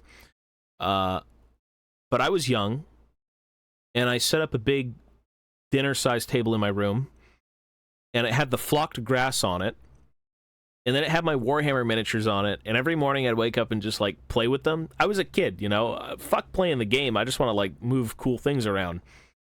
And that was one of them. Another one was, we wanted to do a city, and at the time, I didn't know what they used to make rubble and terrain and dirt. So, we bought a bag of rice, and we glued the rice to the board and then spray painted the rice, but the paint wouldn't stick to the rice, and the board was ruined. I don't know what the fuck was going through my head at the time. Like, I guess we couldn't figure out that going to get, you know, actual dirt was better. But that was one of them. I remember vividly having, like... Lil Wang, thank you, man.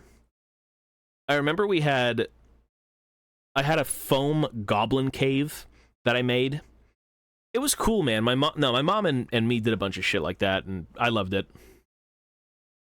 Because back in the day, it was like, create your own miniatures. Now it's buy your own miniatures, right? In terms of terrain.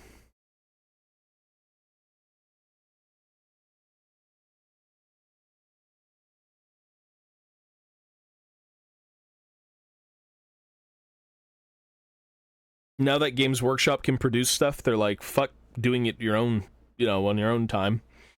Just buy it and be done. Yep. The White Dwarf, like, magazines had a bunch of, like, tutorials on how to do different things, and... Oh, it was really, really cool.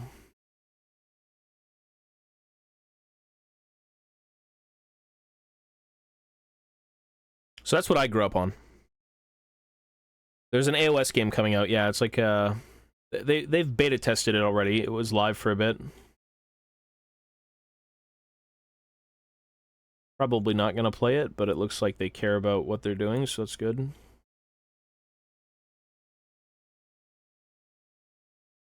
How to make Wargames terrain book GW did was fire. I might have it somewhere in a bin, but the older books were crazy. They were really cool. Also seeing images of old terrain being built, everything was hand done. I went to a games day, and they had a big Catachan board where the Catachan jungle fighters were fighting a bunch of, like, Tyranids or something, and they had the bunkers and all the moss and the jungle plants and everything, and they used, like, fish store decorations to add, you know, flair and color. All of it was hand done. You could still do it these days that way, but, like, you know, with 3D printing and model kits, it's easier to do terrain.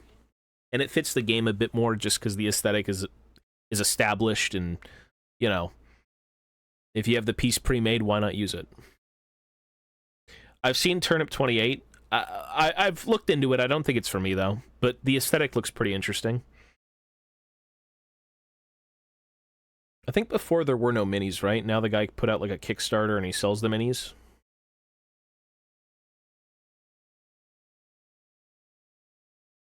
I believe something like that.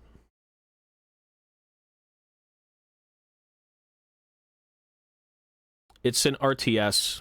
It's like a strategy game. You go around capturing points and killing each other. It's focused on squad combat, but you have multiple squads. Russian Badger? No.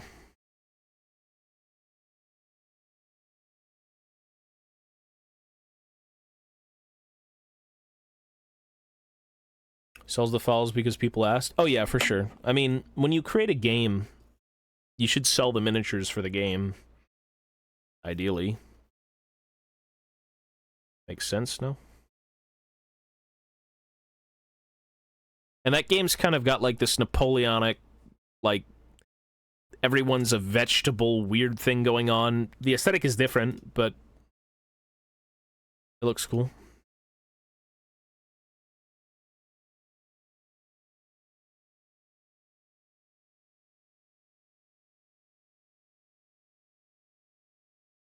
Everyone's got their own vision for how games and things should be. You know, it's all from their own mind.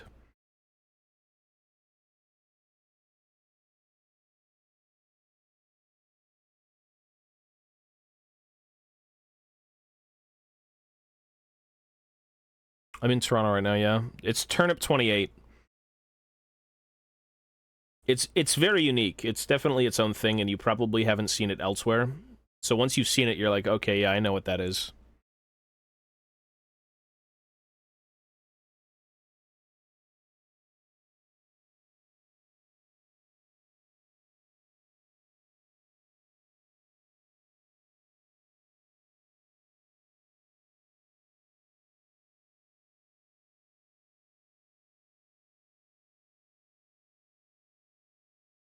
Is it after the Napoleonic Wars? Yeah, it's something like that. I've beat the Ruin King. The game was really good. RPGs now. Yeah.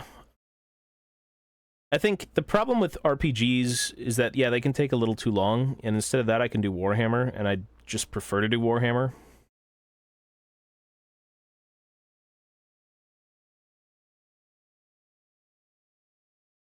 Because a lot of my hobbies... Well, Warhammer's a big hobby of mine, and it takes up all your time. But it's not bad, by any means. It's just a hobby that requires a lot of attention.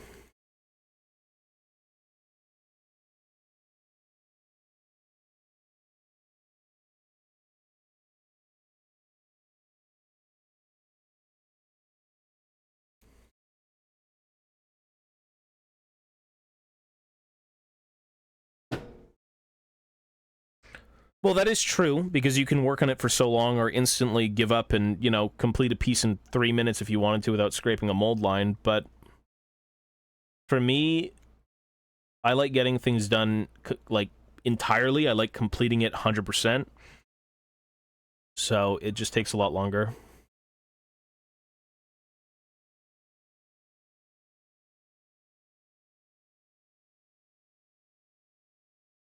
And I have so many different projects floating around in my mind, it's like I can always do something. The issue is completing the something that I set out to do.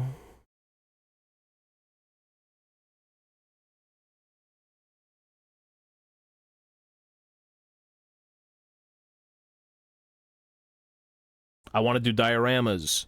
I want to do the Dwarf Lords. I want to do a Dwarf Army. I want to do, like, shadow boxes. I want to do fucking a million different things. It's a matter of completing it, though. You got to sit down and think, like, okay, put my resources into one thing, finish that, and then move on.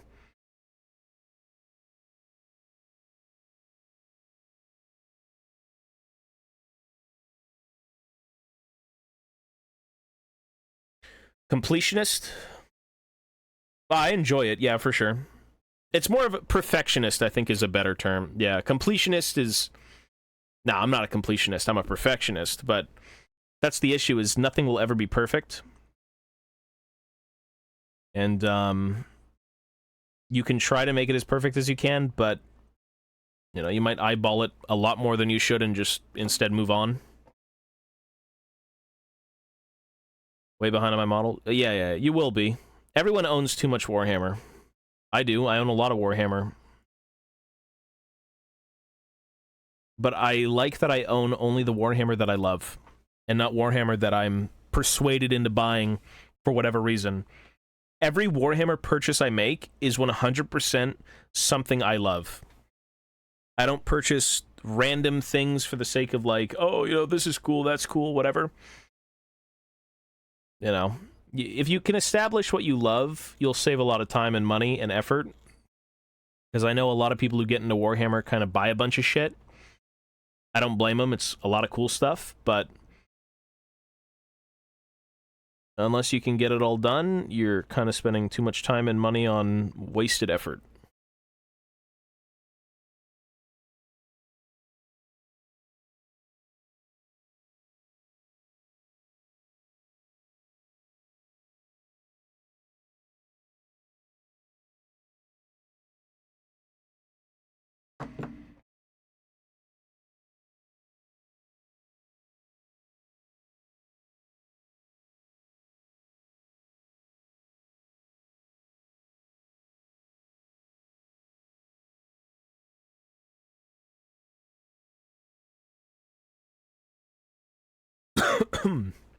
I go to GW. I go to an actual Games Workshop store to play, yeah. There's another store that's close by that's not Games Workshop that I could go to, but I thought about it. And the thing about not playing at a Games Workshop is you can use non-GW minis. So, like, if you really like the look of miniatures and you can't use them in a Games Workshop because Games Workshop says no, sir, that's a good thing.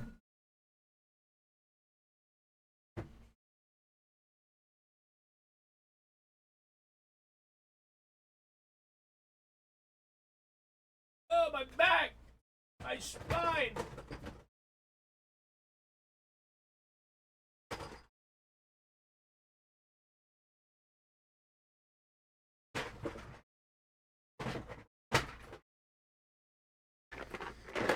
I have, a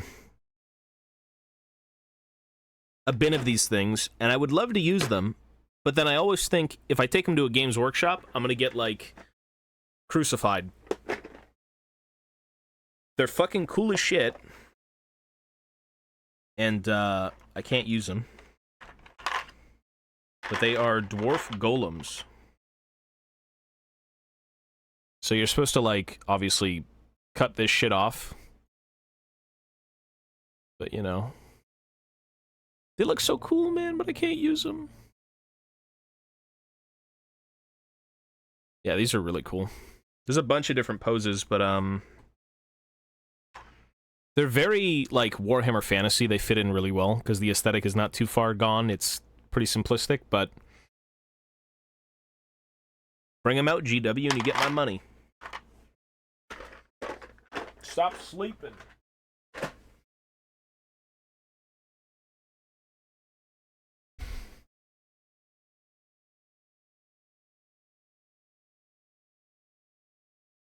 Well, I don't know people individually, but I know the people at the GW better than I know the people at the other store.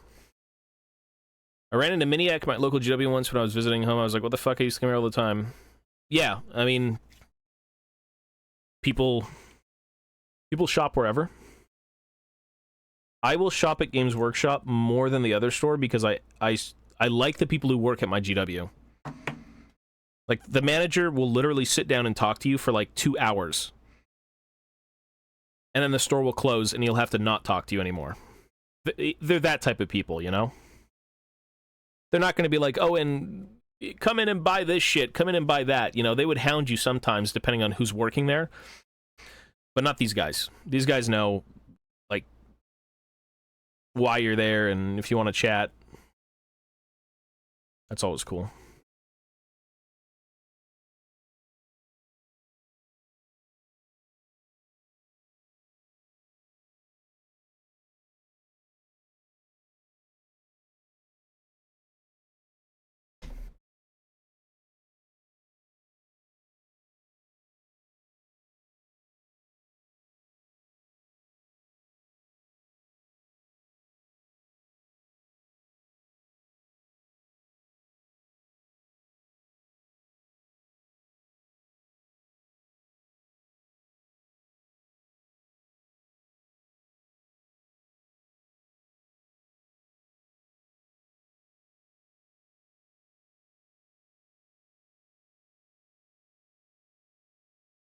Yeah, some people remember.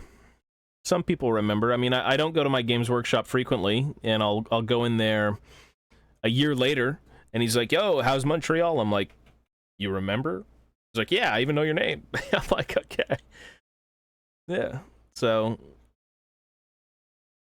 it's one thing to sell shit to people because you're, you know, that's your job, but when you take interest to your customers and, like, actually care and, you know, can converse, even not about Warhammer, which is why you're there to begin with, was just Warhammer. Like, you know, that's cool.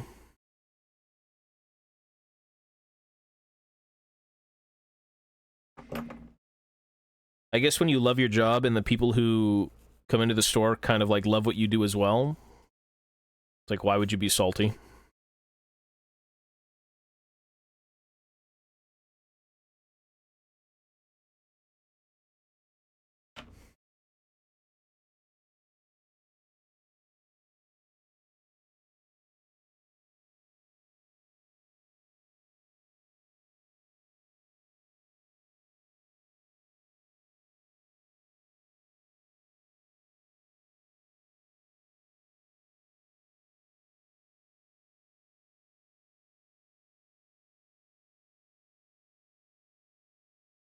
Well, people who get into game stores to begin with, I don't think they get into it to make the big dosh. They love what they do. They want to open up a store that reflects them and what they like, you know, and they want to be surrounded by people who also like what they like.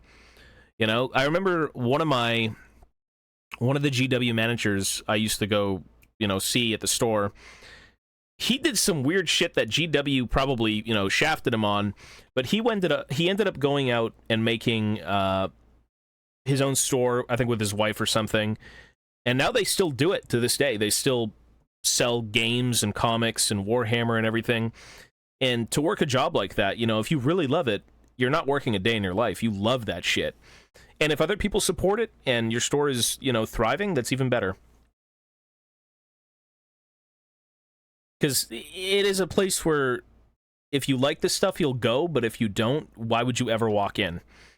You know, everyone has to go to a grocery store to get food, but not everyone has to go to a game store to buy Warhammer, right?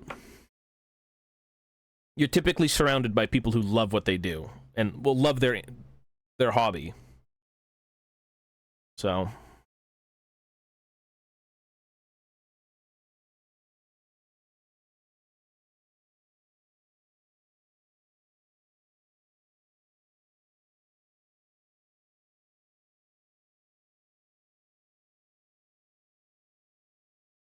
well, we've got videos coming out in less than a week. It's the editing. Takes a while.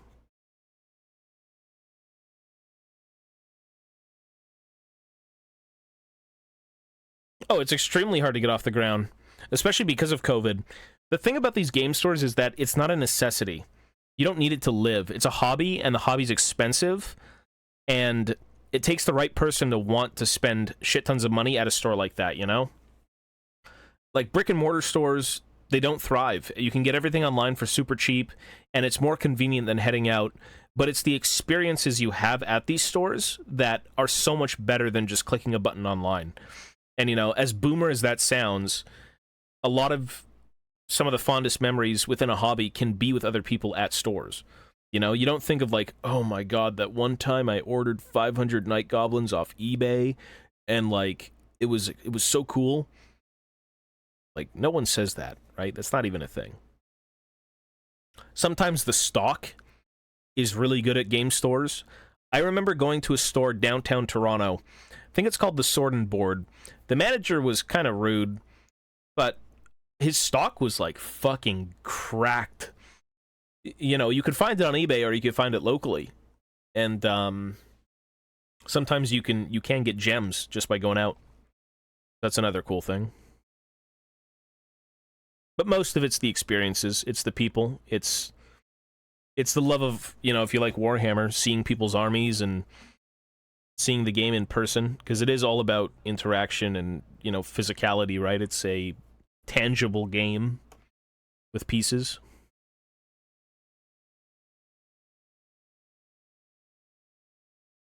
So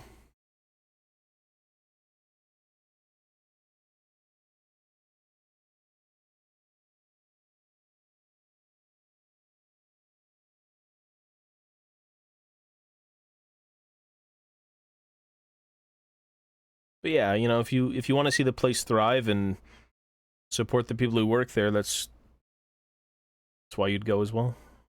Why you'd mainly go.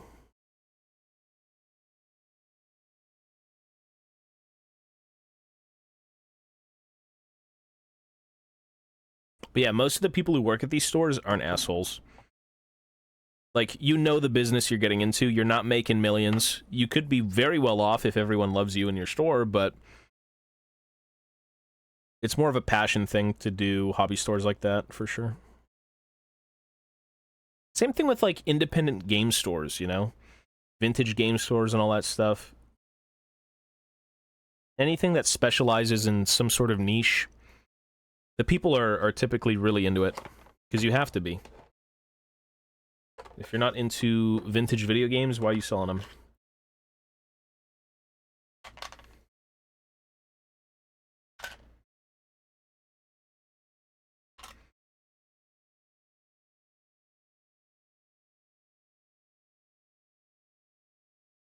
My old GW was a one-man power... Yeah, you know what's interesting, though, is sometimes they can't make enough money to hire new people. Like, I've went to a GW, I don't know, 30 minutes away from me, and I was talking to the manager, and the manager was a guy who used to work at the other Games Workshop that closed down. I fought the guy a few times playing Fantasy, and I'm like, are you just in here alone? He's like, yeah. You know, if the store made $15,000 this month, we'd maybe have another employee. And I'm like, okay, all right, okay. So, I don't know. Maybe he was having a bad day, but... yeah. So you never know. Because they only make money if shit sells. That's just how that works, right? It is what it is.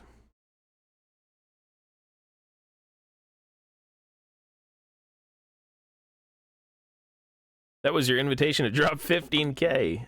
I haven't spent money on Warhammer since the Leagues of Votann, put it that way. Outside of that book. Outside of the Votann kill team I just ordered 2 days ago. Outside of that, nope, nothing.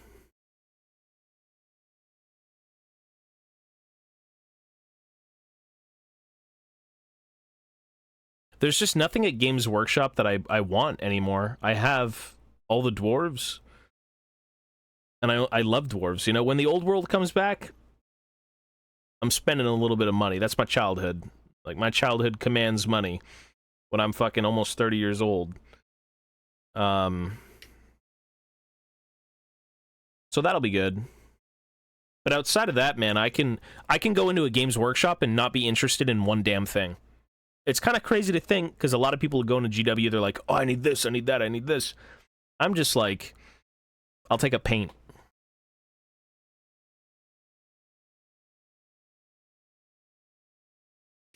So, I'd say that's a pretty good trade.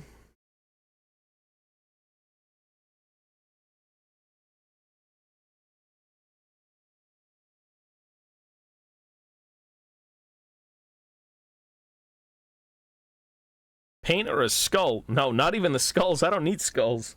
Like, a generic, like, Abaddon Black or something.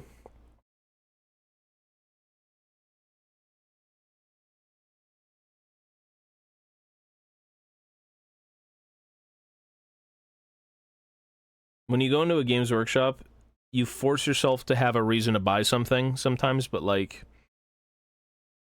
No, man.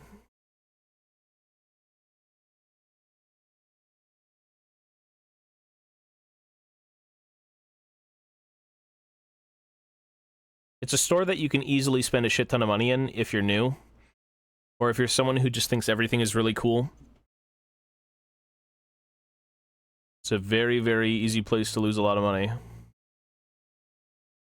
But if you want it, and it makes you happy, and you got the money, you're gonna die one day, so fucking be happy, man.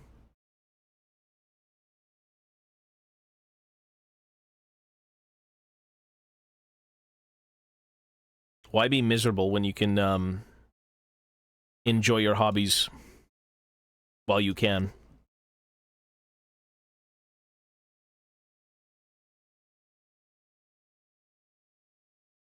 No, I'm into Lord of the Rings. 40k... Well, this isn't even Lord of the Rings right now. This is, Warhammer Fantasy. I do 40k, I do everything.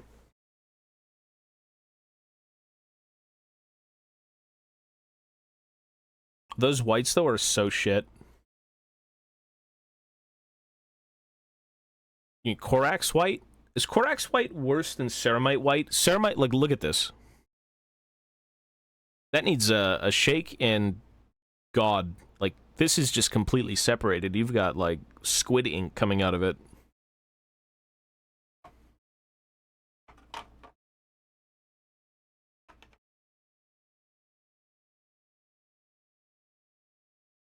Why be miserable and play League? I like League. I'm not miserable. I've learned how to enjoy things that are typically unenjoyable solely based on how much I value them. And just, at the end of the day, it's a game. I could play League all day. I'm 100% serious. I've hit a new zen with gaming.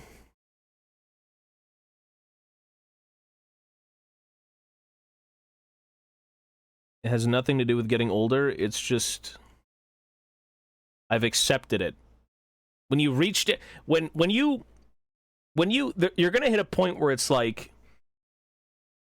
Your brain just flicks on, and it's like, why the fuck was I like that for the last 5 years? That's what happened to me.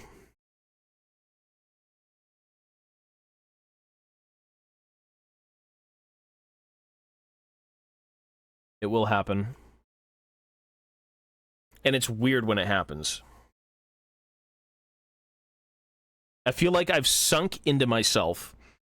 Like, I don't know how to explain it, but when I'm playing League, if my brain is this... Okay, if my brain is, like, full-blown in the skull, taking up this, it's like my brain deflated and is sitting further into my body. And because of that, I don't know. It changed. Something changed. It's weird, dude. It's so weird.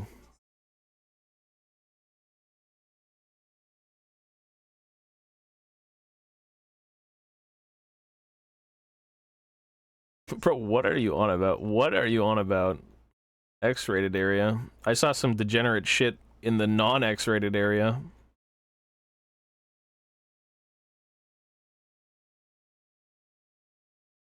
Hey man, to each his own, but the anime crowd's a little weird. It's called a T1 den.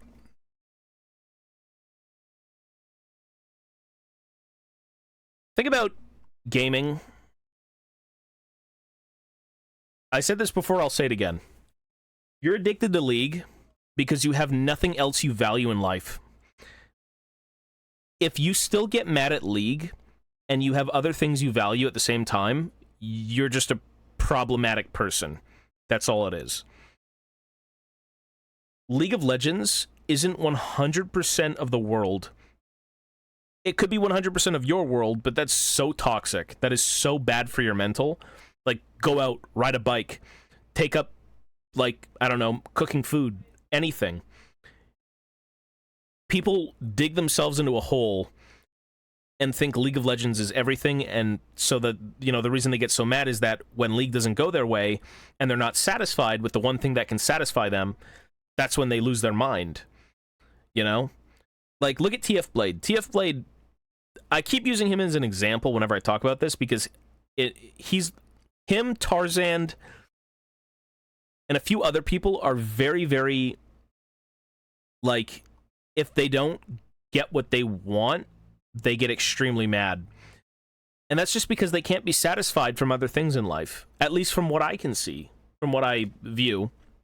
I don't know their life, maybe I'm wrong, but for me, being in those shoes a few years ago, I neglected a lot of stuff because I only played League. No other video games, no hobbies, nothing. I just only played League of Legends. So whenever I wanted to do something I enjoyed, well, when you only do one thing you enjoy, or that you think you enjoy because you enjoy other stuff, but you're just addicted, when it wasn't going my way, it's like, well, fuck, what am I doing here? Nothing else brings me happiness, right? So just branch out, man. Read a book, find a passion, find a hobby you like, do something else, like, even if it's for an hour. So that's how I view that situation.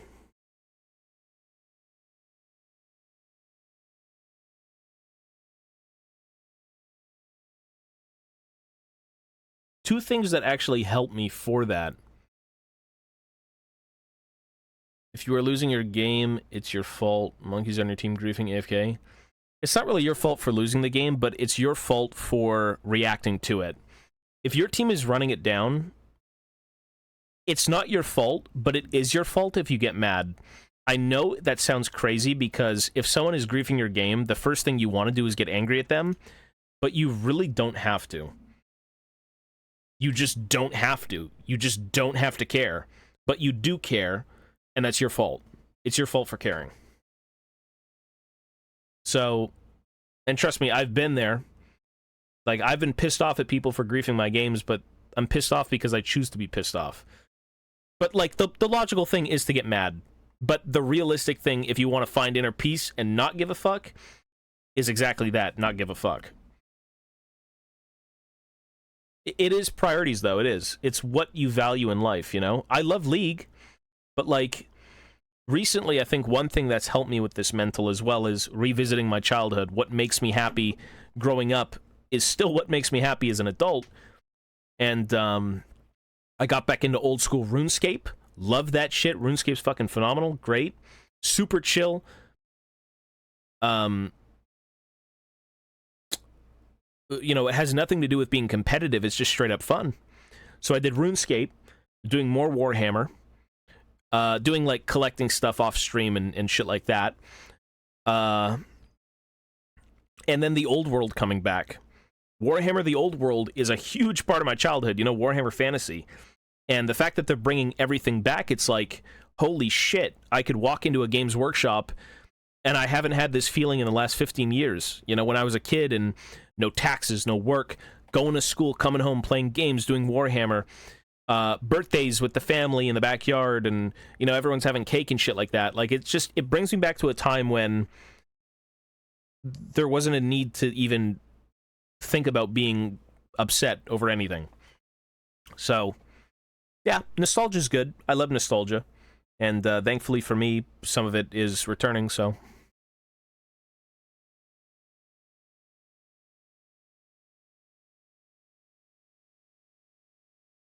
Contradict each other by not giving a fuck, but... Well, you can be competitive but humble, and understand that games won't go your way. You know, I can play to win, but I don't have to be a douche about it and get pissed off when something doesn't go my way because I'm not winning, right? Which I think is obviously the healthier thing to do. Because in a game where a lot of what you deal with isn't your own problems, and other people's problems get projected onto you, you need to understand that if there's nothing you can do, why get angry? Why sit here and be a miserable piece of shit when you did nothing wrong and it's other people's issues, not yours? Like, I know they become your issue because you're dealing with shit someone else did, but, like, it'll happen more often than not.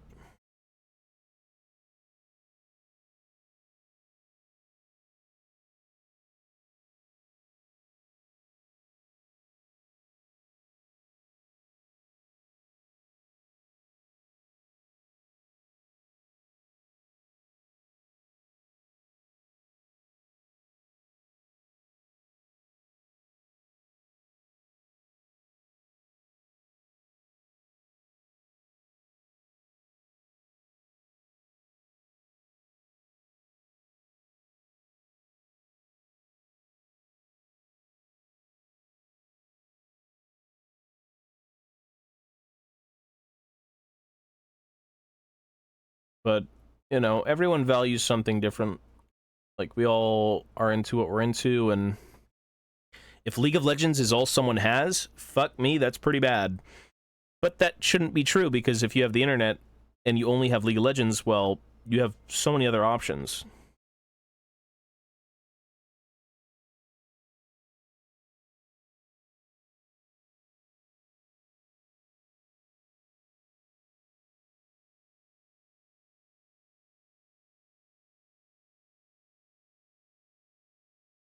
Well, even if they neglect the game, that doesn't mean you have to get mad. I mean, it is frustrating to see that the game isn't, like, balanced, but when they don't care about it, why do you? Just a thought.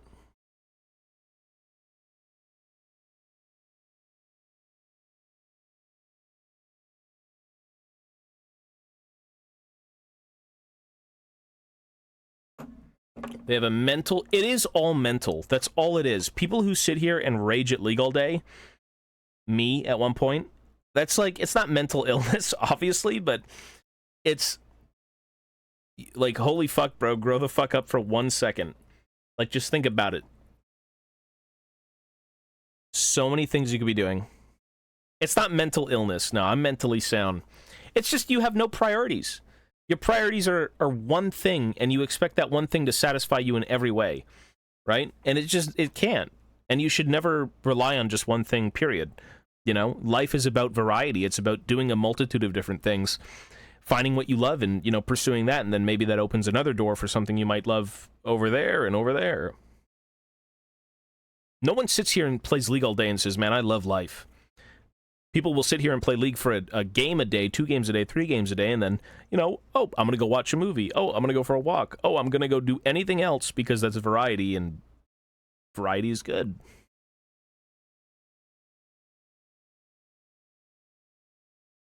League players are miserable because that's all they do.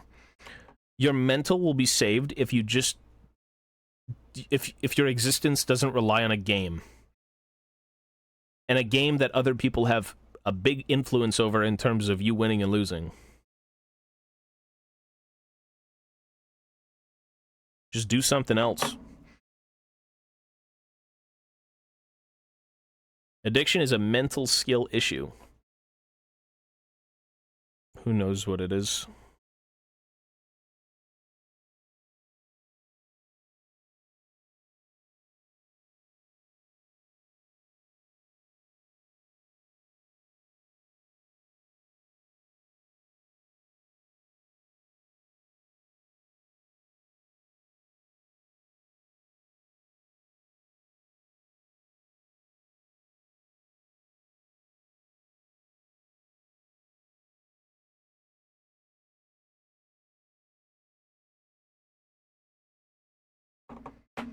You got into 40K about 2 months ago, and I love it.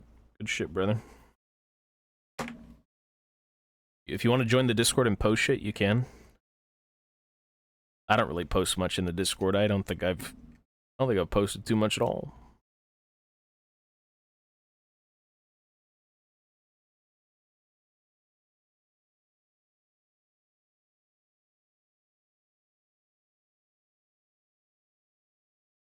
Eat your opponents. I don't know about that.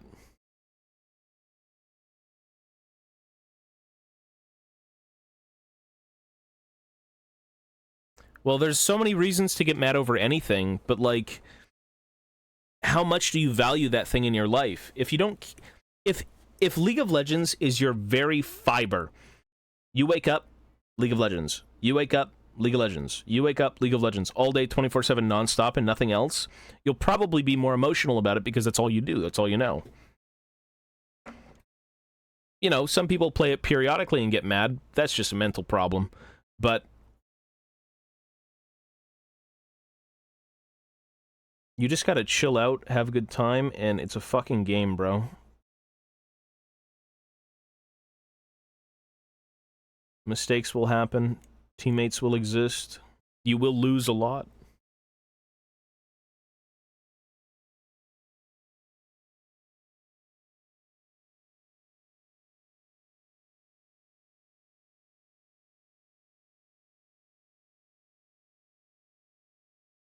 Posted a few photos of my guard.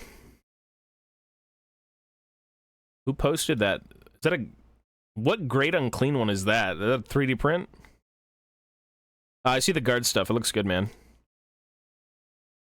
It's your first army and you bought a Bane Blade and you made a Bane Blade. Also, you drenched everyone in blood. 3D printed? Yeah, it looks 3D printed. I remember making a Bane Blade. Oh, are you doing Chaos Guard? You're doing Renegade Guard? Because it looks like a Renegade Guard, right?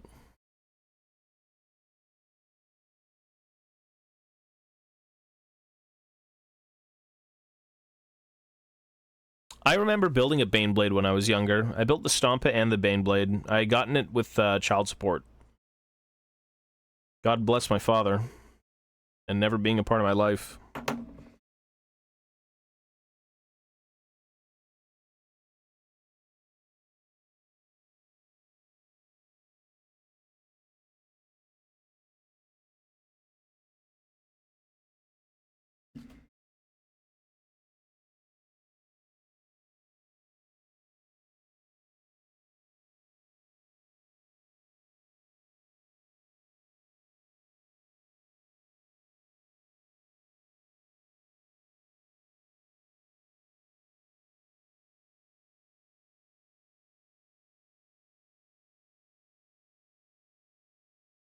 War-painted guard.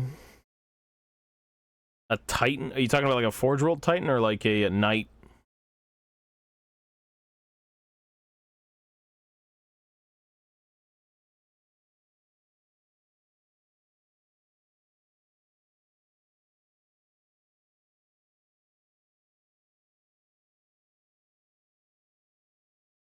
What's for dinner? I have no idea. We're gonna have to go look in the freezer. Probably cook some potatoes with like a meat of some kind and, I don't know, corn maybe.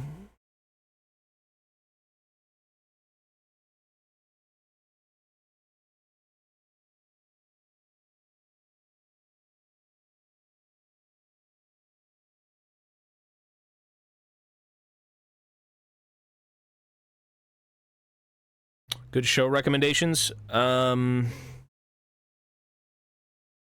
The last show we watched was From. F-R-O-M. It was pretty good. We're rewatching Breaking Bad right now, which is just amazing. It's one of the best shows, period. But outside of that, meh.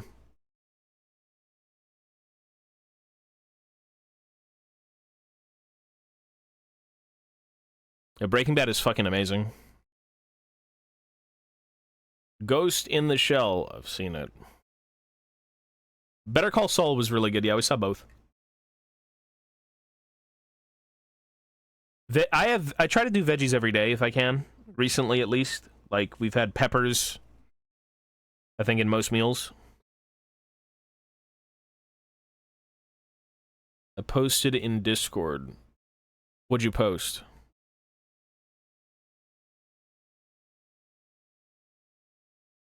Oh, you posted knights you were making or something? What are the small ones called? The armigers? The armigers? Something like that?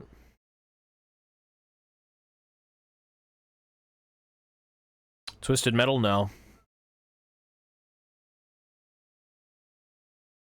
We need some squat titans, or squat walkers. Some Leagues of Votan, mechs.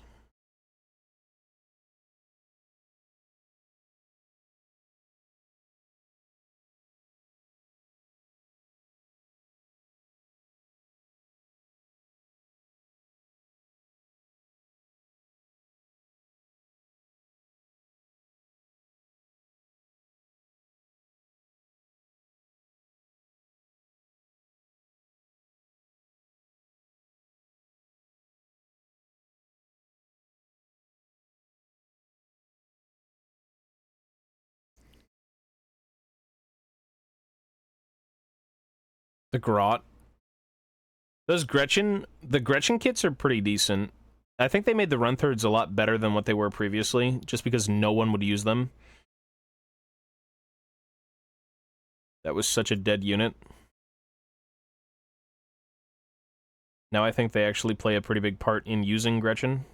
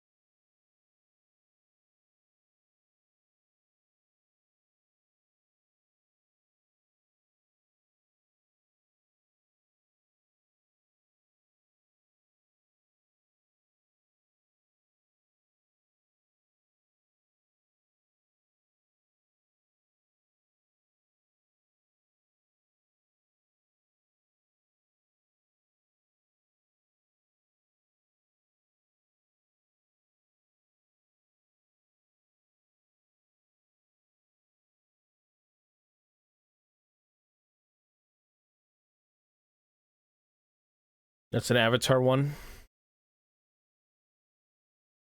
Yeah, I can see the resemblance. That's plastic. That's a plastic ogre from Avatar's War. Music is great. It's from Scalmold. I think it's like their first album in 10 years. No, a little bit less than 10 years.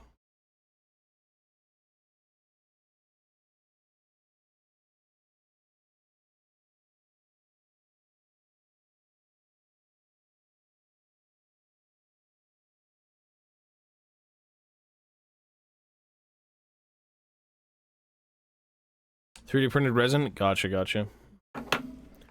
Yeah, I mean, it totally resembles GW. I guess everything kind of does when you've seen GW too much, and, you know, the gut piece, the head. Yeah, looks good.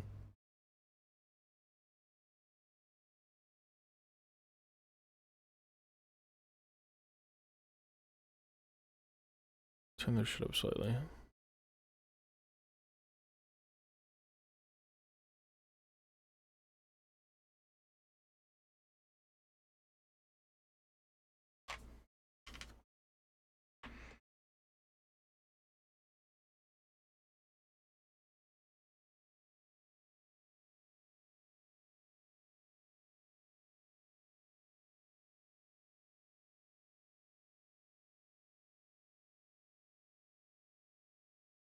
Able to have some chili after drawing all day. Dude, chili is good as fuck. I used to get chili from Tim Hortons, which is like, I guess, your Dunkin' Donuts here in the States. Their chili was fine.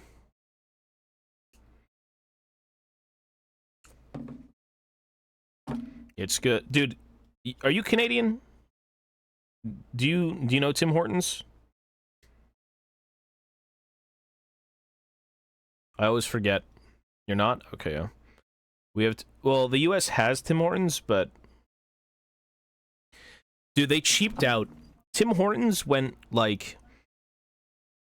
they were... their food felt a little bit more... unique.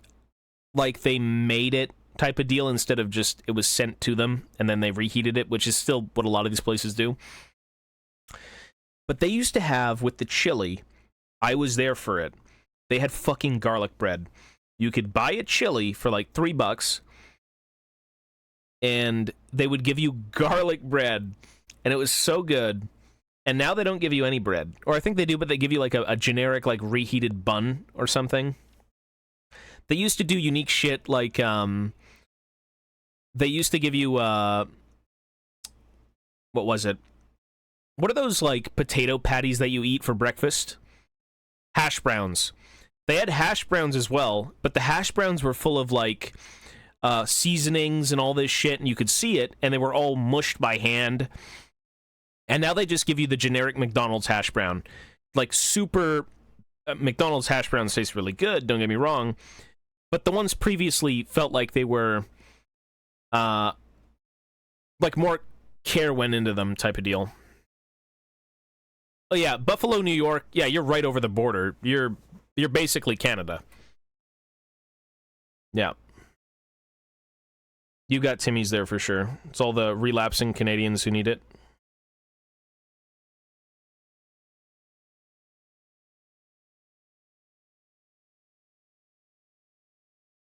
It's good, though. I grew up with Timmy's.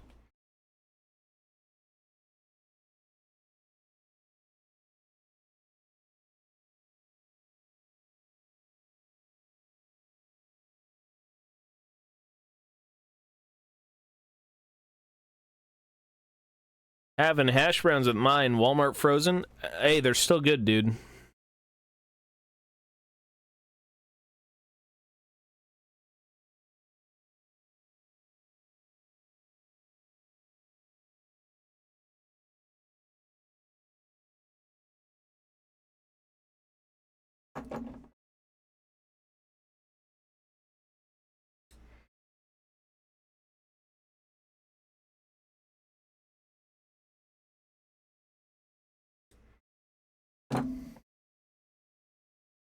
%98 potato. I guess it's how you cook it is the fucked up part.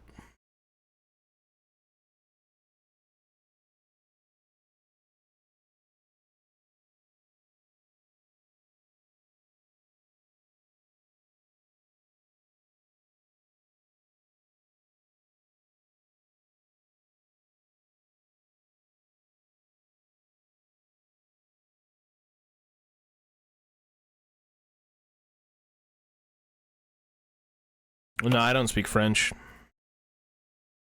No.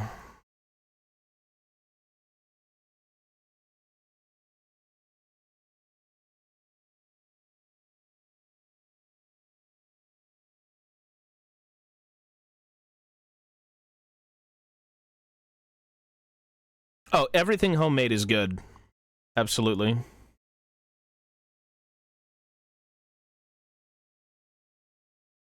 That's a given. Dude, look at this shotgun.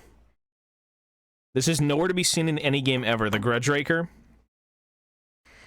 For some reason, they never gave dwarves shotguns, but they gave them to the fucking Chaos Dwarves, which I guess they have blunderbusses, but, like, the dwarves also have shotguns, but where are they? Actually, you know what? They were in a game. They're modded into Total War 3, but they were actually in Vermintide. They did put them in. Although that's a little bit of a different game, but it's cool to see it's in there.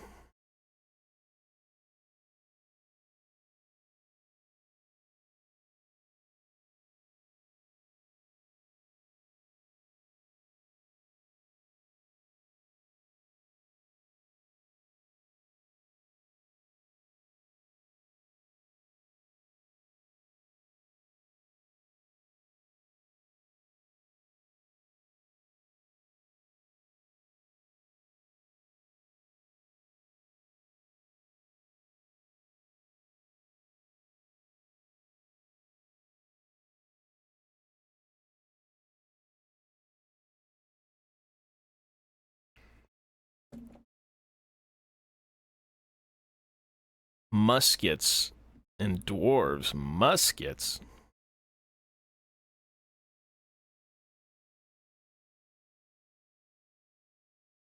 I played Bolt Gun and Desired Army. I don't really know where to start. Do you recommend me to buy? Also, love your content. Thank you, brother. You talking about like starting a physical Warhammer army? Physical, right?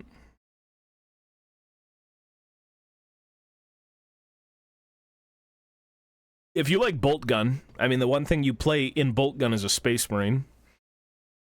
You probably want to play Space Marines, right? Ideally, what you'd probably want to buy, I don't really know if I'd ever suggest, like, they just came out with a new box set. What the problem with the box set is you get the Tyranids and you get the Space Marines, but it's a really good place to start. If you have no one to play with or you don't know anyone else who likes Warhammer, it's a waste of money, because, you know, Tyranids, if you don't need them, you don't need them. Your best bet, if you really wanted to go all in, would maybe just be... I would try just a box of Intercessors. Your generic, run-of-the-mill Space Marines, you know, the Primaris guys, which is what you play in Bolt Gun, I believe. Maybe you don't. You play as, like, Firstborn dudes. Do they have any cheap boxes?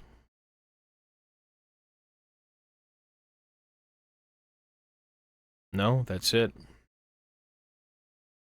I would maybe just go with the most basic of shit. Get an Intercessor box. Get, like, a knife, clippers, glue, a bit of sandpaper, and you can pretty much build them perfectly. You can put them all together, look at them. You know, if you want to take it a step further and want to paint them, that's a different beast, because all the paint and materials to do that will cost just as much as what you paid for to build them and the miniatures. So that's what I would suggest. There's ways to get it cheaper. If you go to, like, local hobby stores, you can get a discount because Games Workshop has a deal with them where they give you like 15% off, I believe. But it's expensive. You know, it is an expensive hobby. A squad of dudes is $75, right? Or you get one guy with a flag for $50. And this is Canadian, so it's a bit cheaper. You know, conversion-wise, whatever. I don't know, though. I don't think the box sets are worth it because there's no, like, valued box set here. Maybe this. I mean, if you really want to, maybe this. Okay. But, like, again, if you don't like the Tyranids, why would you ever buy this? It's a pretty damn good deal. Although you get flamer dudes and not generic guys, but... Fucking one guy, $50? Yeah. Space Marines.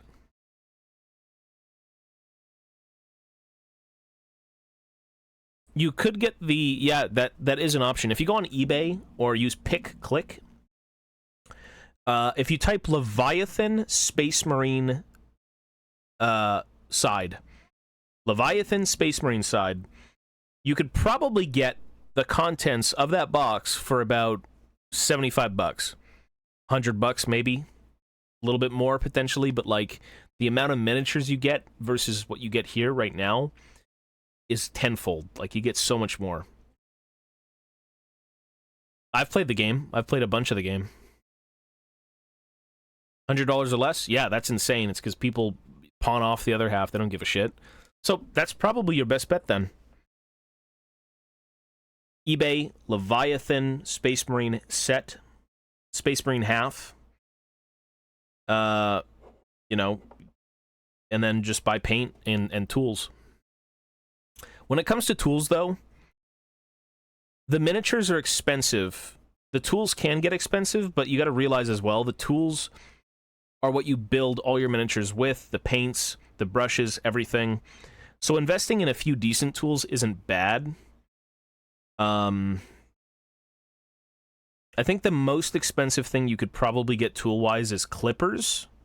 But even then, you don't need to invest that much into clippers. I think this is a Tamiya thing, and it works perfectly fine for like $15.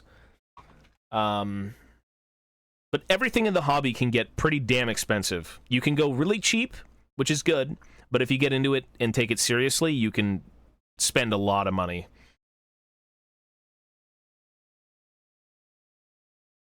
I've played Tabletop Sim. No, I've played a bunch of games in the past. In the last time I played was over a year ago. But I used to play a bunch on Tabletop Sim. Which is 100% the game, just not in person. They just changed. So the one thing I would play is Cities of Sigmar. They just changed the Cities of Sigmar, so I can't even play them right now, and there's no point because they're going to get updated in like 2 seconds. So I'm waiting for that change to go through, and then after that I can kind of get back into it a little bit, but right now I can't play anything.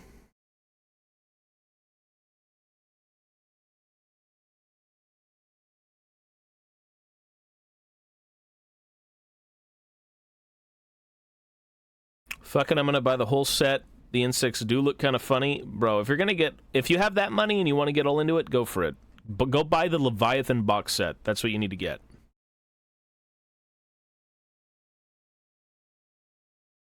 I bought a cheap set of clippers and they have rust all over them. Well, unless you were dipping them in water, I don't think they'd ever rust. You keep them dry. And if you want a good pair of clippers, I mean, there's brands out there that will get the job done, you know? You'll pay a little bit, but my clippers, I've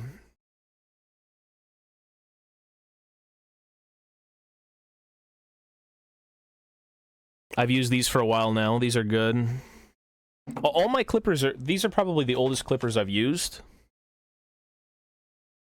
Outside of, like, plastic dust, there's no... That's kind of fucked up in there, just because I probably tried to cut metal. And these aren't metal shears, but... Yeah. You just invest more in the tool, and maybe don't put it near water.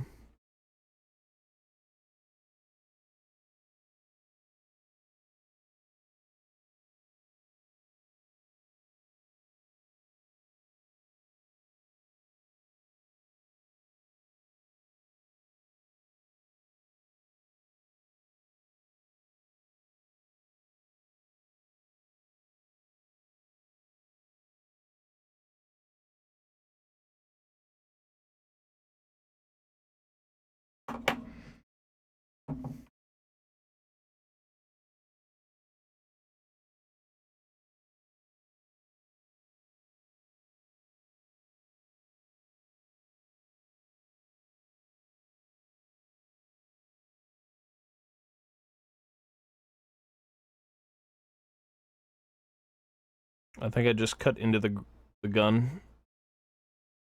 If I cut into the gun, we use a different bit. Rip.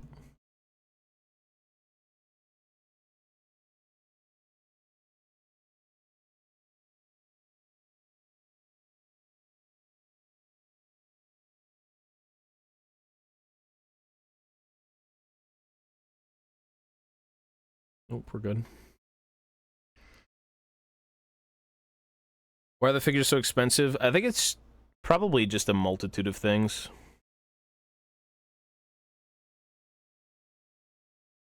So I can't tell you exactly, but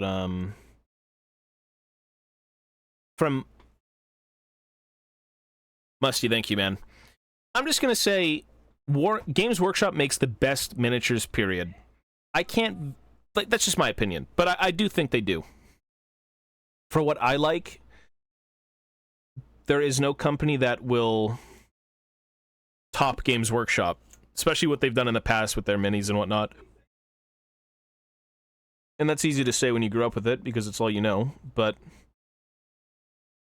it's kind of hard for me to get into other miniature companies, just because I always look at it as like, well, the aesthetic of the GW sculpts are just better. And that's subjective. Completely subjective.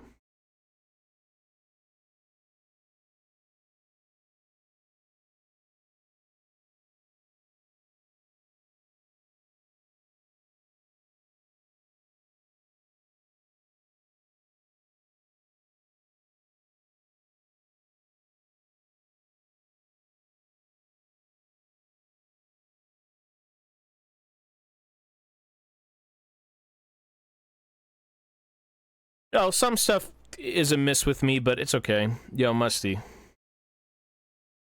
I typically cam on this channel. I probably should do it on the other one, but...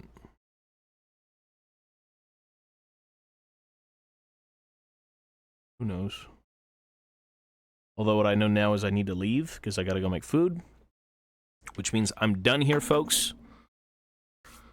Just got here. Well, I'm leaving, brother. I was working on a shotgun. Which doesn't mean anything, because I'm just cleaning it up, but...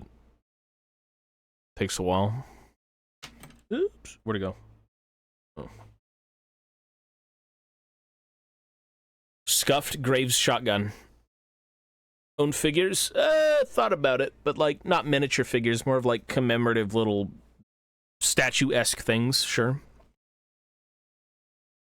Anyways, I'm out of here, folks. Thanks for hanging out. Thanks for watching. Sorry if you came in right now, but I've been here for a few hours, and I gotta go eat, or I'm going to shrivel up and die in the next 30 years after all the fat on my body is gone, and I've got a lot of fat. So I'm gonna go. Peace, peace. Take care.